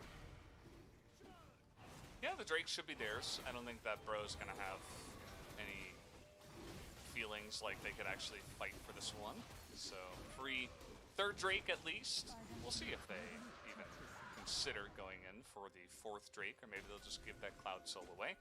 For now, it does look like Afrika just wanting to push here in the bottom side, stack it up, and Hoya's got to be very careful about playing this weak side against potentially 4 members of Afrika. Yeah. The fact that they gave up Drake and a mid-wave and Keen went top and got extra farm is, again, one of those situations they don't get anything. Keen wants to engage here. Yeah, he's going to get exhausted. The exhaust taken by Delight in this game for exactly this reason. Delight, though, getting incredibly low. Keen going to get burst from so far away, though, as the Olaf is going to have to come in here and try to help out. Is going to Gore Drinker, desperately trying to get that damage onto Henna, but at the end of the day, he will be taken out. So actually a 2-for-1 in favor of Fred at BROㅣ as they take down the top and jungle. I can feel Chronicler's frustration for this Afrika roster's mid to late game woes from here, you know? Oh, we're having a lot of action, actually. Hoya's going to have to hop away. We got Umti doing a lot of damage in the front line. Bang, and Lahen's trying to deny this Rift Herald take from going down. It looks like they will be successful and should even take it themselves, potentially. They don't have a smite, but Umti's nowhere to be found, so they say, okay, thank you very much.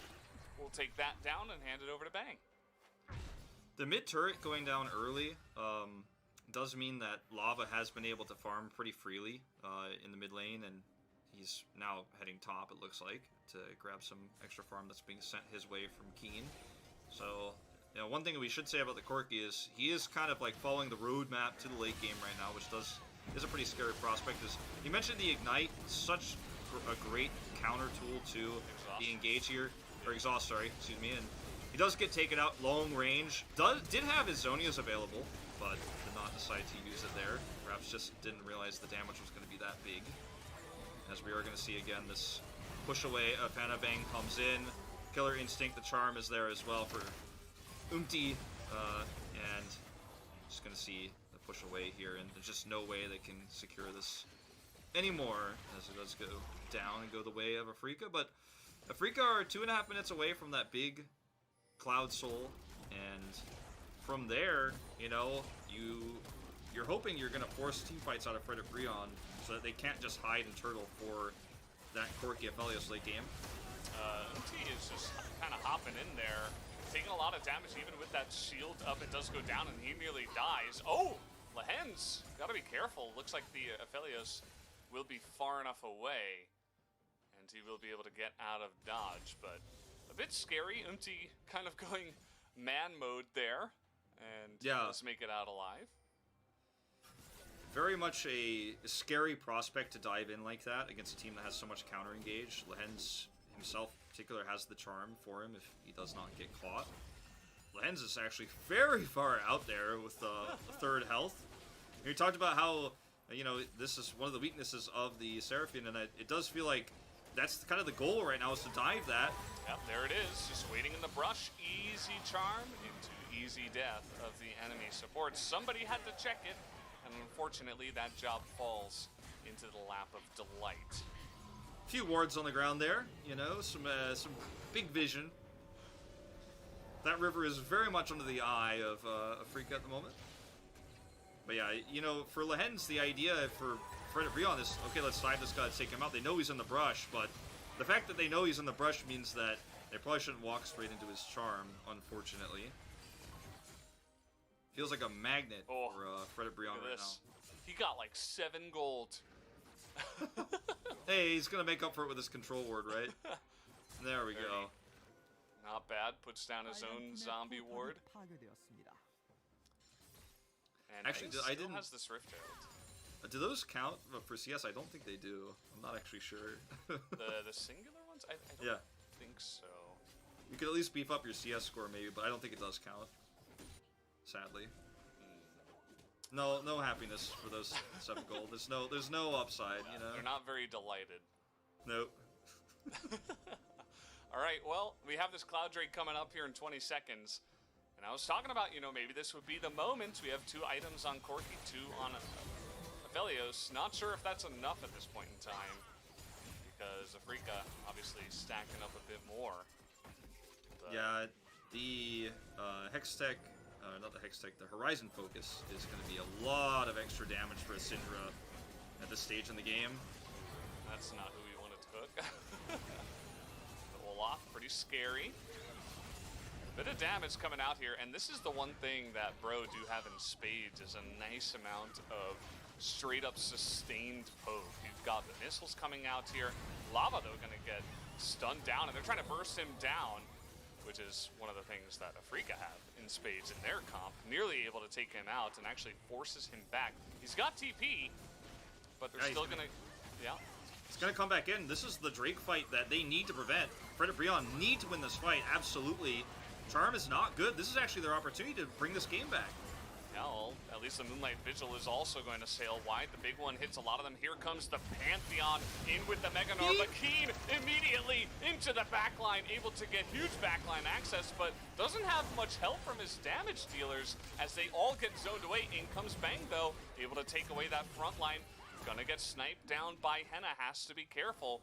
Backs away here, very low health bars on the side of Afrika, but 3-on-3, and a very close fight at the end of the day. Yep, they deny the Drake, and this ends up being a great trade, I think, for Frederick Breon. You know, they end up taking this Drake away themselves. Well, at least I think they are. Fly wants to maybe grab a kill here. Gonna shove them off, and with Lehen's here, they actually just cannot do this. They just can't clear it quickly enough. Yeah, And so that is going to go the way of Afrika at the end of the day. So Cloud Soul available now for Afrika as we take another look at this fight.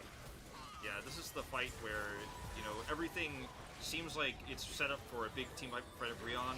The charm doesn't hit. Then you see the hyper-aggressive engage from Keen. He comes in, and immediately Zhonya's, as he does get the first pick onto Delight. It's actually Dread who steals the kill away. He used Zhonya's earlier. But, unfortunately, there's just so much damage and sustained damage on the side of Fred Brion that they get pushed away. Or killed, and the rest of the team obviously pushed away here. Team fights don't usually look like this, where you have everybody really, really low, and it's like, this is anyone's fight to take, but nobody wants to commit in, because it's just too volatile. Fly doing an excellent job there with the 4-man Scatter the Weak. He landed the ultimate on the north side, dropped, I think, a couple of his orbs on the south side of the team, and just spread that stun out in a huge way. That's really what opened up the opportunity for Bang to hop in there and pick up that extra kill, kind of saving the team fight because they were down a member at that point in time. So shout out to him. Bang has been really on point, by the way, as well, like really waiting for his moment to go in, and he's in and out like lightning. So that has been good as they're trying to chase down Umti here. And look at the setup, they're trying to look for a charm choke point. That's, you know, you look for a fight like this, you chase Umti there, and then if everybody else tries to come in and peel, then boom, you get a triple charm again, and fight's over. That might be game. You lose that one, they back away. I really like the initiation here, the kind of aggressive moves for Afrika Freaks to try to set up for these unfavorable fights for Fred Brion.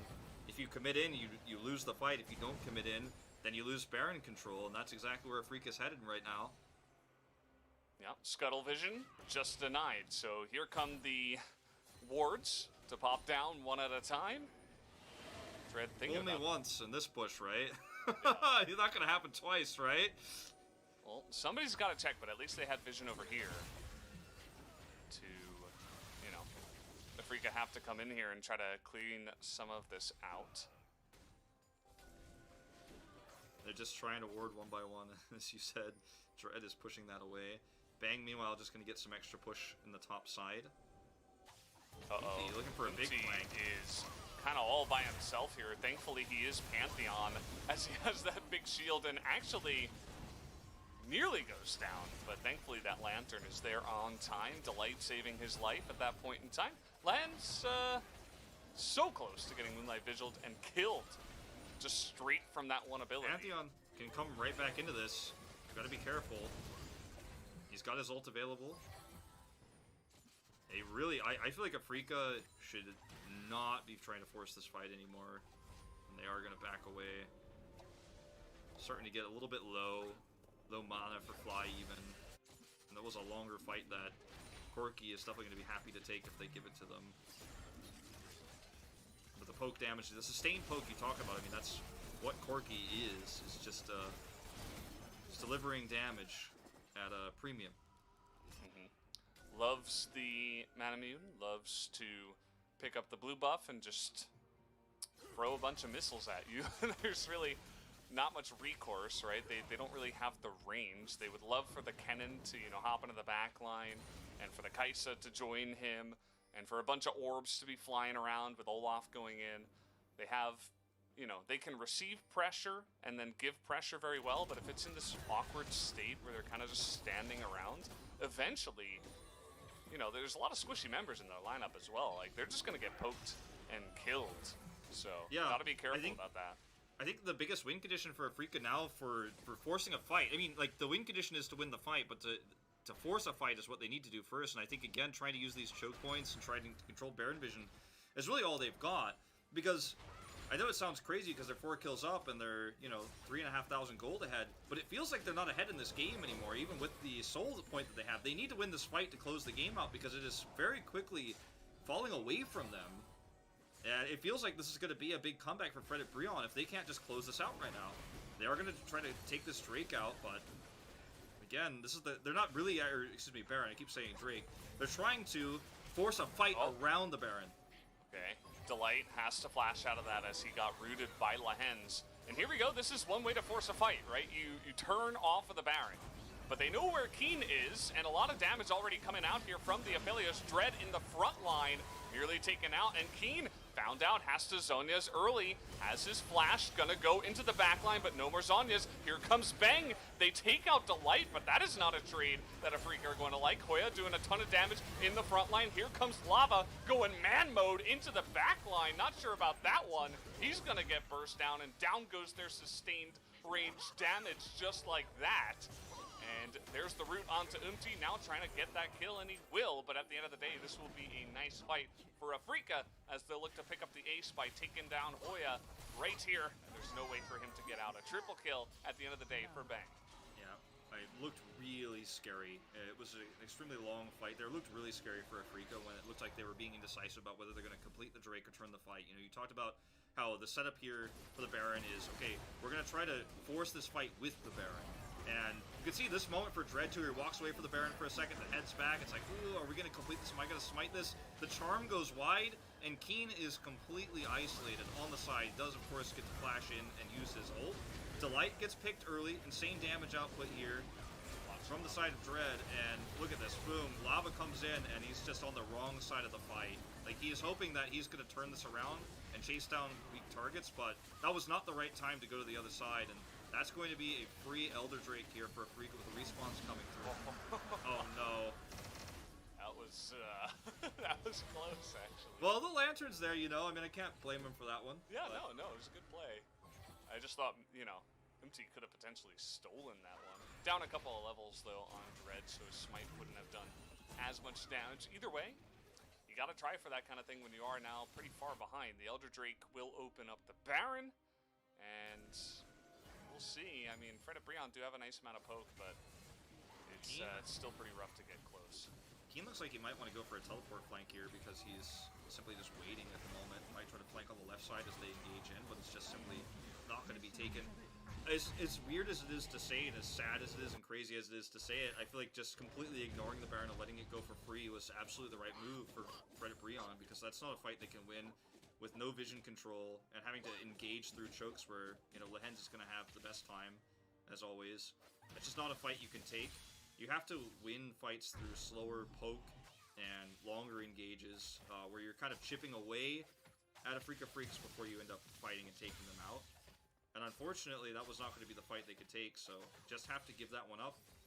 Especially against the Elder Drake, which is, you know, only 70 seconds left on that one, so this is not going to necessarily be Afrika winning this game unless they can force another fight here. But it's still a really tough spot for Fred and Breon. I thought Bang was actually going to consider going in there. Saw him charge up, but not going to make that silly mistake. I think it would have been. Just play it safe. You've got Baron and Elder. Bang, a very important piece of the puzzle right now. 6-0 and 5 with 3.5 items. They would love for him to just hop into a team fight and blow everybody up at this point in time. And he's certainly built to do exactly that. Yeah, I think Fred and Breon are pretty happy with how slow and safe they're playing it on the other side of things because they need to buy time for that Baron buff to expire. So maybe they can win that next fight with the extra poke. I mean, this is siege damage they have defensively with Lava that is going to start to stack up here. So hard for Afrika Freaks to end this game right now. They're giving them a lot of space. You know, they don't want to get engaged upon here to Fred and Breon, so they say, well, we got to kind of hand you the 2 inhibitors for free. Those are yours for the taking, but we will try to scale up even later in this game. And again, you know, it's 33 minutes in.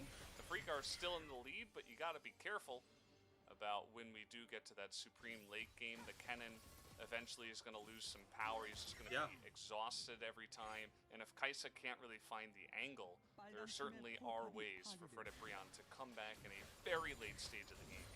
The composition that Afrika's running does not have great initiation as attackers, especially as siegers, or better defensively, which is why controlling vision on the Drake pit and the Baron pit is why they've been able to have the most successful team fights so far, because they can engage with the charm defensively, they can engage with Scatter the Weak as Fred and Breon approach. And when you look at the way that, you know, this game is shaping up now, Fred and Breon are just like counting their lucky stars. They still have a chance to come back in this game. And for Afrika Freaks, all you have here is objectives you can take in terms of turrets and those inhibitors, but engaging in the base is just another problem entirely. Like, It's just so difficult for them to do it. That's why they have to play so careful and safe here, because one misstep, and Fred Breon brings us to a game 3. Well, they're gonna pretty confidently move into the top side here and take down this turret at least. Fred Breon still giving a lot of room. And kind of reminds me of the other game we had where it's like either you fight at the Baron or you try to fight at your Nexus turrets. And I think that's the kind of what they've chosen here. They want to fight at the Nexus turrets, hold on to their base, play for a supreme late game. But a lot of poke already coming out here. The Mega Gnar running out of time, and they're still almost about to take down this inhibitor. Looks like just a couple more autos. I think you have to fight on Nexus turrets here if you're Fred Breon. I mean, that's your best hope. You cannot defend your inhibitor.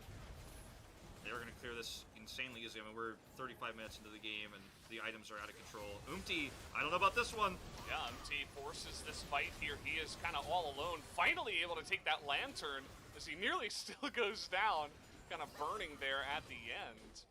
Trying to find an opportunistic moment to catch someone out. But huge shields now coming out here, able to get on top of Hoya. There goes the Pantheon into the backline, but also is the Kennen. And into the backline he goes, but Lava gets a huge amount of damage, shreds through that backline, and Bro may have just held on. Lehen's just barely able to take that kill down, but now it's only Dread who's gonna have to try to run away from this one. But there is no escape, and that is an ace here for Fred Breon. This is exactly what I'm talking about. You fight on Nexus turrets. You fight as they're in your base, right? You don't try to fight on the inhibitors. And for a Freak of Freaks, you have to win this game by minions. I mean, you really do. It feels like with the way that the poke damage is going to work, for the side of Fred Breon, this is an insanely close game still. I mean, you talk about the Elder Drake, the power spike, the big Baron buff that they had, the base completely eliminated. But it doesn't matter if there's going to be insane damage output and there's no way out. They're trapped in a box here in the base with Umti's flank there with his ultimate coming from behind. And the Corki damage is insane. We've been talking about all game long what he can do, what he's capable of in the late game, but we just kept, it almost felt like it was an unspoken thing of, well, we probably won't get there though, right? Like we probably won't really get to see that because of how the game was going, but we are seeing it now. And this is the fight to decide the game very likely. And for the first time on an objective, Freak of Freaks do not have control of the Drake Pit. There's no teleports available. They teleported to try to fight the Elder Drake rather than go for the base. No steal available, but Umti's probably dead. So at least they get the Pantheon here. And, well, actually trying to get onto Bang. That was a little bit scary with the Elder. You could have potentially executed him. But this was desperation. They're going to lose one Nexus turret just like that. And I feel like they actually had an opportunity to just teleport into the base and end the game in Afrika, but they chose the quote-unquote safe play, and it might come back to bite them. They're going to look for the Baron here, and they will be able to clear it insanely fast. Umti's gone. There's no contest here, of course. They get it down really, really fast, and you can see even Lehen's is already pushing mid. They're just going to try to win the game off of Baron super minions. And this is going to be it's going to be a bunch of fireworks as we see insane poke coming out, the slow defensive siege to try to deal with Baron minions as Afrika try to close in on all angles. They've done a great job of pushing the waves out of the base, so that's going to buy a lot of time here. So the Baron buff isn't going to last forever, right? So this is a really small window that Afrika have to try to win this game again with minions. I mean, that's kind of the win condition here, unless Fred Breon engage into them. In which case they have defensive stuns. Keen can do a lot there. Lehen's going to have his charm. The Scatter the Weak. Those are great ways you can deal with a crazy aggressive engage from Fred Breon. But I think what Fred Breon want to do is win the fight in the base again. And then the next time that happens, they're going to start getting more objectives on the map. It's not just going to be an Elder fight. It's going to be probably pushing to win the game. We are maxed out. I mean, people are starting to reach full builds here on the items. Gnar is going to have his Resurrect. This is the latest game I think I've commentated in League of Legends yet, where Death Cap is completed with, I mean, insane damage output that Fly has here if he's given the opportunity to do it. He's also pops like a balloon. He doesn't have any defensive items, which is really interesting. Yeah, to just totally forego that when you could potentially be dived on. In that last fight, he was just dove into the backline by the Pantheon and the Corki, and there was no recourse. I mean, he got the stun off, but he was immediately just burst down from 100 to 0, essentially. So you got to be careful about that certain itemization. Looks like now he's going for Morello's. try to take away some of the healing that's going to be insane from full build Aphelios. And this almost feels like a similar situation to that 90-minute game between I was gonna say it, yeah. It's like, you know, you're not up against Azir, but you're up against Aphelios. And he can shred some minion waves pretty fast as well, especially with the right weapons.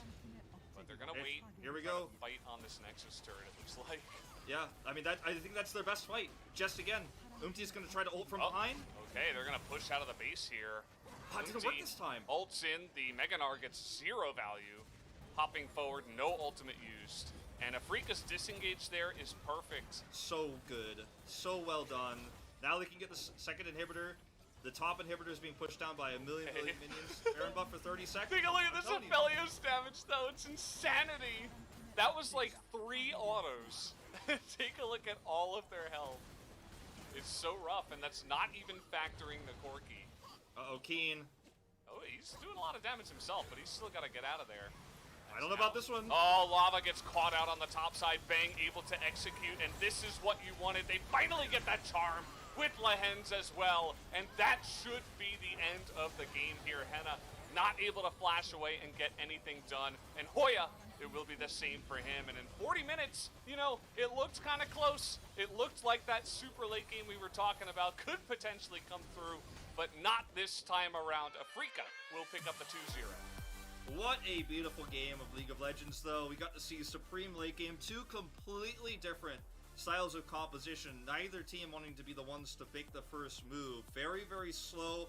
Objective control, though, always to Afrika, with the exception of that one Elder Drake after they got the wipe in base when all 3 inhibitors were down.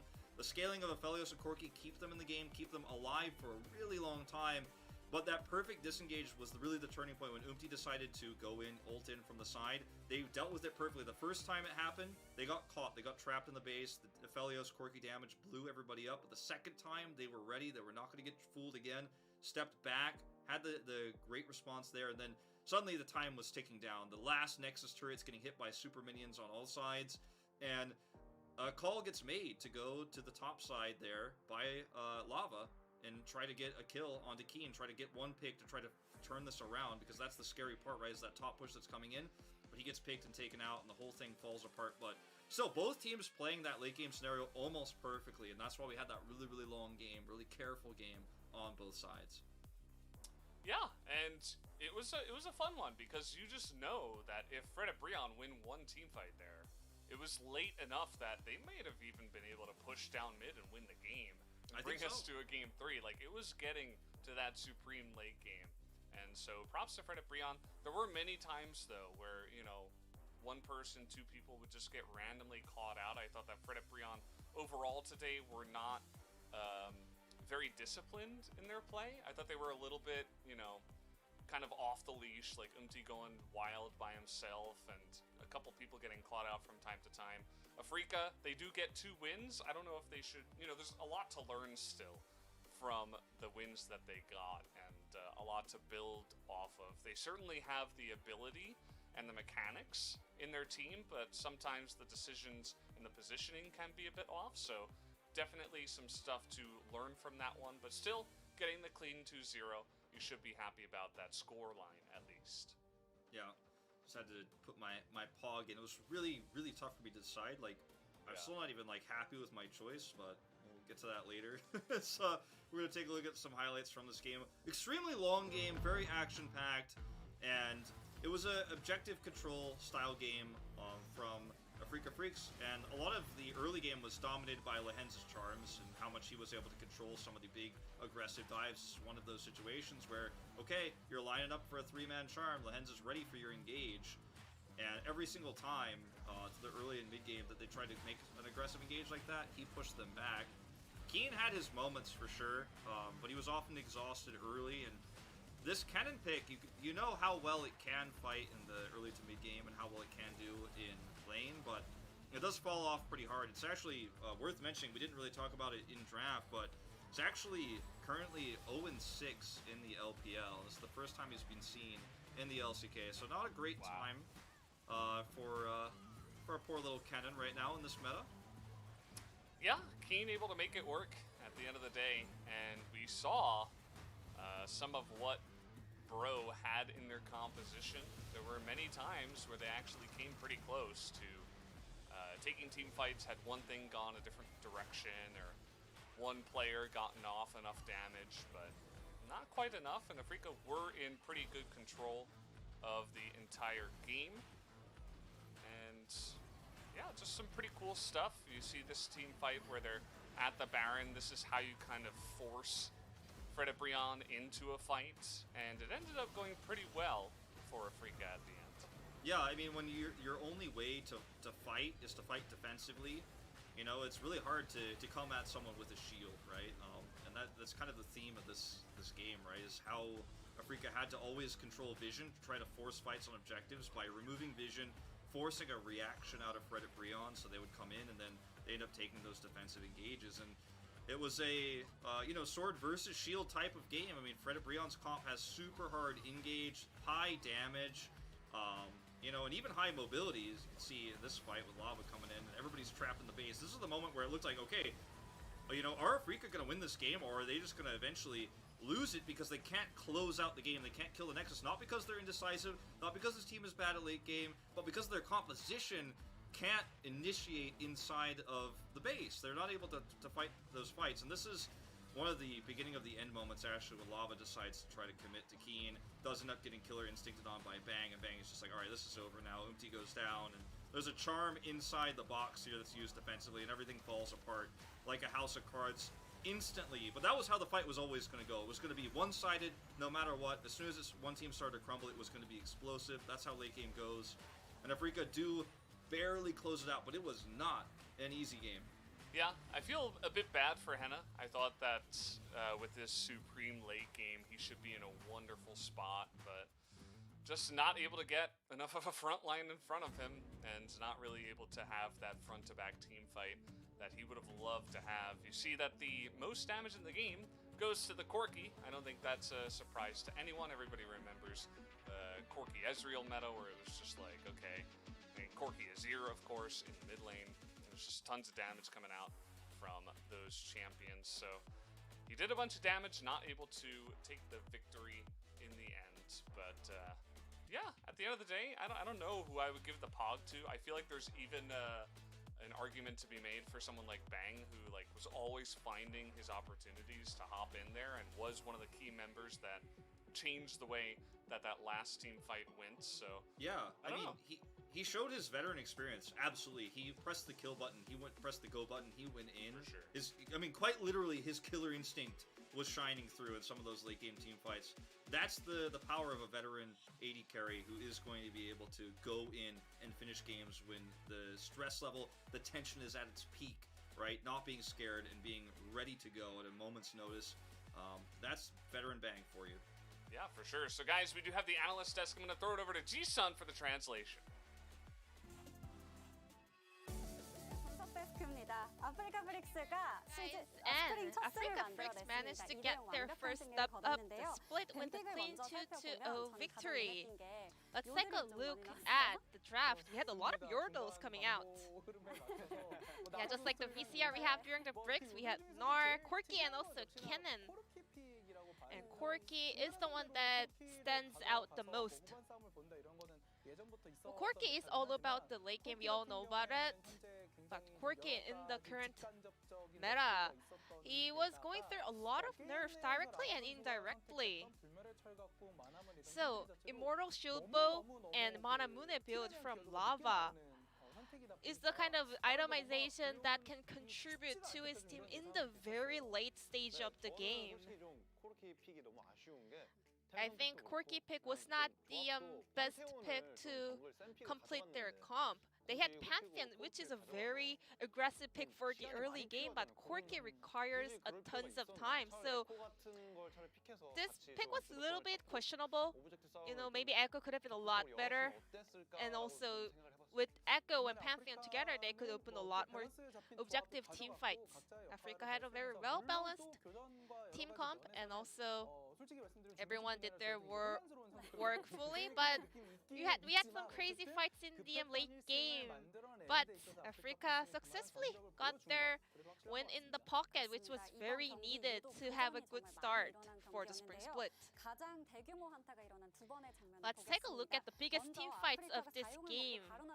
First off, Africa completed their Dragon Soul and they were trying the Baron, which was really risky for them. Everyone got the Moonlight Vigil stun and the charm also went super wide. So we thought that Pantheon would actually just go for the squishy carry members, for example like Syndra, Seraphine and Kai'Sa, but the decision from Pantheon was a little bit questionable, and so Corki, the way he activated his passive was not also on point. He could contribute even more, but his execution was not the optimistic version that we were looking for. So at that point of the game, well, the Corki package can do more than 400 damage per second, which is stronger or as strong as the Rumble's ultimates, but well, that package wasn't used to put damage. So maybe he could just go in with a bit of a more aggressive position, and he could just lifesteal throughout the extended team fight. Cannon's the champion that can just go in, dive in, and just die. But Corki has more tools to jump in and come out. So with some of the team fights where Lava could find the best synergy with his package, well, Freddy Brion was able to get some win, but most of them was not the best shot, so Africa Frix was able to win the game. Now let's take a look at the final team fight, the game closing one. We had a very open nexus, and Corki was going into finish Cannon, but that was not enough, and Kai'Sa was able to hop on back in, and later on, 3-man charm was super significant as well. It was really impressive to see Brion to make an ace after they have their 3 nexus down, but they were not that kind of focused up in the very last team fight. Well, but we want to admit that the players on both sides managed to show a lot of very nice teamwork, but at the same time, we were really surprised that Bro could pull off some of the miracle team fights, but in the end, Bang was able to fly in and close out the game. Now it's time to check out the player of the game, and it's gonna be Bang on Kai'Sa, the first one of the split. It's been a while, and he made his return back to LCK. Kuro is super happy to see the old players picking up the POG, making them work. Kai'Sa, was really significant, making some of the critical kills that could turn the tide for Africa. In every team fight, he always managed to survive and did damage till the very last moment. Also in game number 1, he was able to block the Lilia ultimate with his Samira skill.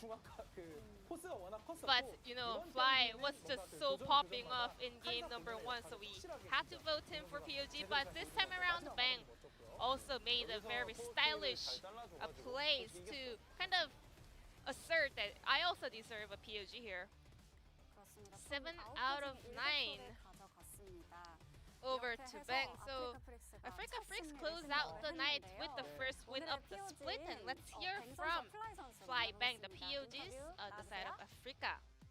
Congratulations. Thank you. Fly, how are you feeling getting your first win of the split? 저희가 지금 성장 We're 중인 상태인데 still growing. 이런 We're 값진 right in the 획득을 할 수 middle of 있어서 the 너무 process. 네, So 만족스럽습니다. I'm really happy that we were able to get this valuable victory. Bang! This is your first win, first POG, and first interview back in the LCK. 제가 LCK 복귀하고 나서 첫 Uh, 승 해가지고 I'm 되게 happy to get my first 좀 win 신난 것 같아요. of the split. I think I'm pretty excited. 네. 신났지만 약간 일부러 가라앉히고 있는 But 이런 you're not 느낌도 expressing 드는데 it too much, 일단 right? 지난 So, 개막전에서도 let's go back to the 개막전뿐 season 아니라 opener 캐스파컵까지도 and 제가 back to 이야기를 하면 Caspa 성장 Cup. 중이란 말씀을 하셨지만 As Fly 이길 수 mentioned, 있을 you 것 guys 같은 are on the 경기가 process 유난히 좀 역전 흐름이 of 많이 your growth, 나와서 but 좀 there were a lot of 아쉬움이 games that you 컸었을 것 같아요. guys could 어떤 close 좀 out, 그 보완과 but every 피드백을 time 쭉 somehow 해오셨는지 the opponents 궁금하거든요. turned the 뱅 game around. 선수한테 한번 여쭤볼까요? What do you think about that? 저희가 We, 역전 당하는 you know, have some turnaround games. 좀 더 잘 굴릴 수 있었던 여지들 There were some moments where we could snowball better. 좀 더 해야 됐던 플레이들 이런 And 것들 there were 다시 some plays 보면서 that were required to 선수들끼리 secure the win. 감독님들이랑 얘기 So 많이 하고 뭐 we went back to 그러면서 the 좀 drawing 나아지는 board. 것 같아요. We are improving. 그러면 아무래도 이제 팬분들이 정말 궁금해하시는 게 이건 플라이 선수한테 And a 한번 lot of 여쭤볼게요. fans are 너무 curious 경험 많은 선수들이 아프리카에 about 지금 this. 많다 Africa 보니까 Fricks 뭐 오더라든지 has a 상황 roster 판단이 되게 packed with 부드럽게 잘 될 것 experienced 같은데 players. 오히려 이제 So we 중후반에 thought 그런 게 that 안 we 되다 wanted 보니까 to, 이게 we 아직 were gonna 의견을 see some of the 조율하는 high-end 단계인지 어떤 macro 부분이 좀 decisions, 발전 단계인지 but 팬들이 진짜 you know, we saw Africa struggling with the game-ending decisions. 저요? 네네네. Me? 그러니까 아무래도 I think 뭐 저희가 경험이 많기는 하지만 we do have a lot of experience, but we are the carry 그런 players. 거 운영하는 큰 So, 틀을 보는 거는 정글 서폿이 junglers and 잘 support 해줘야 된다고 생각해서 are in 그래서 charge. I think they have to 지금 be in charge 합을 of 열심히 맞추고 the 있습니다. decision making. So we are on our process to get the 네, 그럼 이제 플라이 better 1경기 뱀픽부터 teamwork 이야기를 decisions. 해보면 상대가 카미를 가져갔는데 So let's go back to game number one. Your opponents got Camille, but you guys let Twisted Fate and Galileo through the pick and ban. So, which means Keen had a lot of pressure on his shoulder. And how is Keen feeling these days? This is my personal question. 기인이가 일단 Keen, 컨디션 괜찮은 것 I think he's doing 같은지는 잘 alright. 모르겠고요. I mean, never mind. I'm not sure. 이번 뱀픽에서는 But in 제가 that 오리아나를 했는데 pick and bans, I played 설마 Oriana. I was like, 생각을 is he gonna play Twisted 했었는데 Fate 이거 into 좀 Oriana? 당황하긴 So 했어요. I was a little bit surprised. 뭐 그래서 어떻게 보면 To be honest, 솔직히 플라이 선수 입장에서 이런 Fly was able to punch back with a solo kill. 글로벌 궁극기가 좀 많았어요. So 사이드 운영에서 the 강점이 opponents 좀 had a 있는 lot of global 조합이었는데 ultimates. 플라이의 오리아나는 텔이 아닌 But 정화를 Fly's 선택했어요. Oriana 그래서 took 사이드에서의 이제 상대 cleanse 글로벌 instead of 궁극기에 TP. 대해서 대처가 힘들 수 So 있었는데 this could have been a 이를 trouble 또 for 어떻게 Africa Fricks to 생각을 answer their split push or side lanes 아무래도 rotation. 제가 텔포를 들어서 그냥 무리하게 그냥 백업 가는 식으로 If 하는 I took 플레이보다는 TP 그냥 and just like 정화에 두고 제가 미드에서 kept going 이겨주는 for 그런 some of the 플레이가 더 backups, 낫다고 that could have been 생각해서 more risky. I wanted to just go for to the win lane, win game kind of strategy. 결국은 네. 팀을 위한 선택이었네요. 실제 게임에서는 그렇게 풀어 나갔기 And you 때문에 managed to pull 정답이었는데 that off 보통 in 그런 game. 선택하면 특히 기인 쪽에서 좀 But 괴로워하지 Keen 않나요?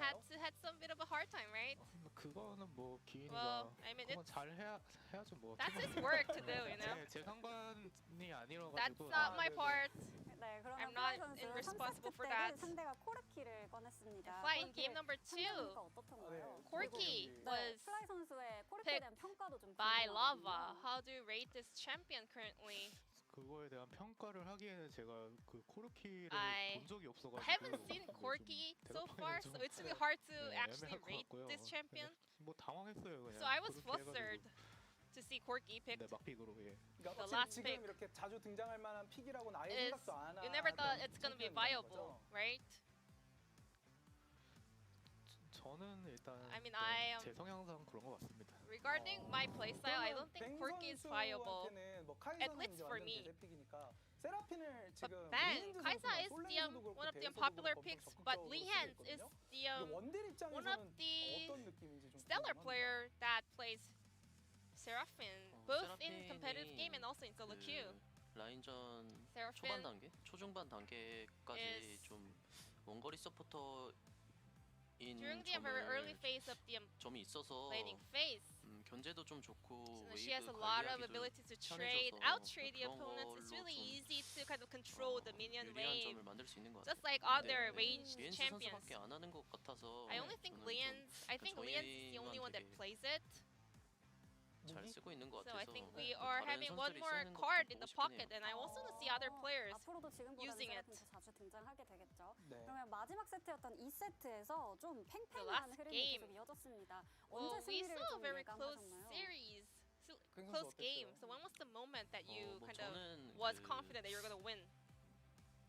마지막에 제가 코르키 잡을 때까지 좀 잘 모르긴 했어요. 상대가 I was not sure until I got 수비 kill on Corky in the very 잘하는 last 챔피언들도 minute. 많고 You know, they had a lot of 장로까지 가져간 defensive 상태여서 champions that can 그냥 clear out the 장로가 wave. 끝난 They had 타이밍에 also the 좀 Elder 제가 Drake, so 좀 더 긴 걸 이용해서 we wanted to kind of 그때 use the fact that 결국 our 이제 Baron 상대가 buff 좀 will last 웨이브 longer than 들어오는 압박 못 their Elder 견디고 buff. 못 참는 거를 좀 잘 이용한 것 And 같아요. we were able to 그때 punish 좀, 네, 그때 when they were not resisting to open fights before their 승리 Elder, 생각한 것 같은데. you know, 그러니까 저희도 falls off. 질문에서 질문에서 아니라 궁금해서 질문을 하려고 했던 게 상대가 어쨌든 Yeah, that 후반에 was what 되게 we were 센 gonna ask. 아펠리오스나 코르키 같은 게 있다 Aphelios, 보니까 Corky were the 이러면은 champions 한타 잘 that 모르겠다라는 has 생각을 a 아프리카도 huge 할 수 있을 potential 것 in the 같아서 late game. 한타 때 우리가 In 뭐 이런 걸 Africa 주의하자 아니면 이렇게 should have 싸우자 been 그런 watching 기본적인 틀을 watching 어떻게 it out, right? 잡았는지 좀 So what? 궁금했거든요. How did 플라이 you 선수는 prepare for the 어떠셨어요? upcoming team fights in the very last stage of 뱅 the game? 선수도 말해주셔도 저요? 네네.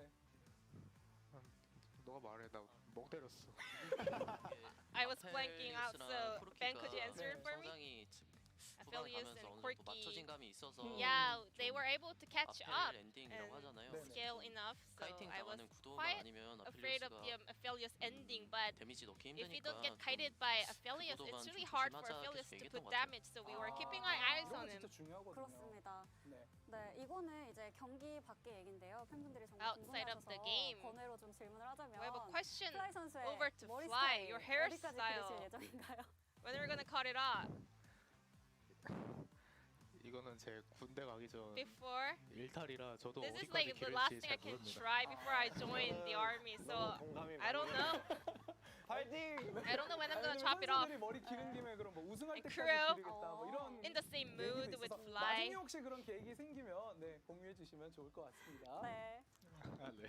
네, 감사합니다. 마지막으로 이제 다음 상대는 리브 샌드박스입니다. Your next 연승을 위한 opponent 각오 will be 한마디 Leaf 플라이 선수 Sandbox. 먼저 So 들어볼게요. Fly, how are we gonna prepare for that in order to extend your winning streak? 저희가 오늘 2세트도 좀 Also in 쉬운 game number 판이었다고 2, 생각하는데 even 아쉽게 though we 이겼잖아요. had 그래서 an 그런 easy 점들을 kind 더 of 보완해서 storyline, you know, there were a lot left to be desired. So we have to still 깔끔하게 work on it. So I hope we can get a clean 노력하겠습니다. performance and a clean 팬분들이 가장 victory 보고 in that 싶은 그런 series. 경기인 것 같아요. 네, 뱅 선수도 기다리시는 팬분들께 한마디 And is there any 부탁드립니다. other message over to the fans?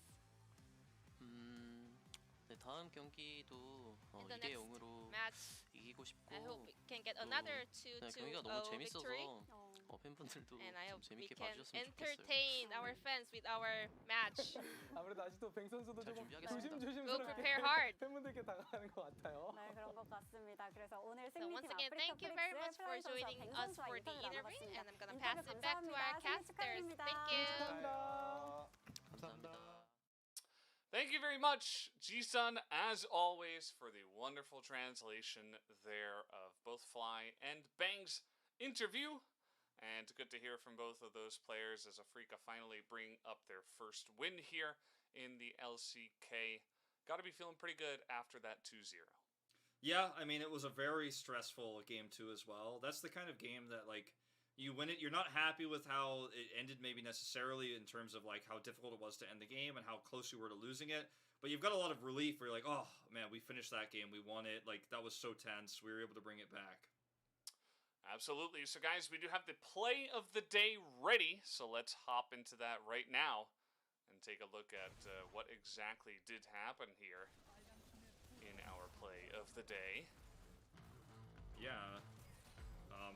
Well, this is a big win for BRO���. Yeah, I remember this one. The beginning of the fight, and then Dread just pops off. Yeah. That's the. I was like, for a second I meant to remember. I was like, so is this about like the Hextech ultimatum commitment, or is this no? It's just Dread popping off after there was a hard engage on top of him. He just Q ult QSS and just pops all of those two weak champions on the side. It was the support Galio, fade away, Kaisa, and he just destroys both of them by himself. I mean, he was like running away from 5 people. So, and then he flashes in to get the kill there. Very impressive stuff. Yeah, very play of the day-esque, what we saw here. I thought we might have gotten Bang finishing off Lava there at the end, but it wasn't as cool to watch, I guess. Yeah, well, we also have the standings ready, so let's take a look at those as well, as we'll see where everybody stands after this first week. I feel like it was a very eventful week. We learned a lot about the teams, but still another week will await us on next Wednesday, of course. What is your take here on how the teams have finished off after the first week? I mean, I feel like we learned that the top 3 teams are definitely Damwon, Kia, Genji, and T1. And we know that for sure. T1's lost to Damwon, Kia, so they sit at 4th, technically tied with a bunch of other teams. It's still early, but they looked really, really good in their games. So I'm excited for that. And you talk about the schedule ahead as well as to where we are going to further develop some of the standings. Look at the schedule for Fredit Breon as we jump to that, because that is going to be a very, very tough one. They're right now 0-2, -4 on a 2-loss streak, but they play against Damwon, Kia, and Nongshim Red Forest next week, so they're going to be sitting at the bottom for a little while, you have to expect. Yeah, as we are taking a look at our next matchup, I don't think that one has popped up for you guys. There we go. There it is, yeah. And yeah, I mean, obviously a pretty rough road for Fred at Breon, but also some really cool matches. The T1 Genji matchup, I think, is going to be a very awesome slugfest between those 2 very top teams right now in the LCK. Yeah.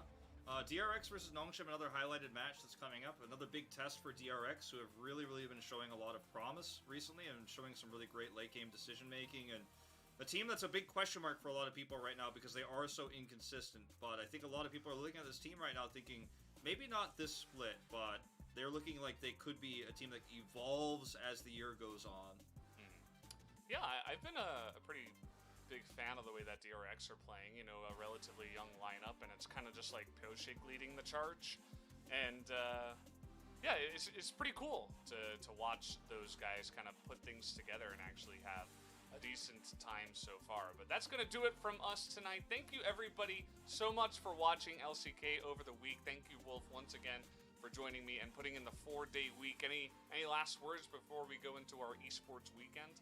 I mean, it was a great week of LCK. Glad we had some amazing matches this week. I'm glad that I get to be an LCK commentator. It was a great, fun week of League of Legends. I'm looking forward to many more to come. Absolutely. So thank you guys once again for watching, and we'll see you next Wednesday for more of the LCK. Have a good night.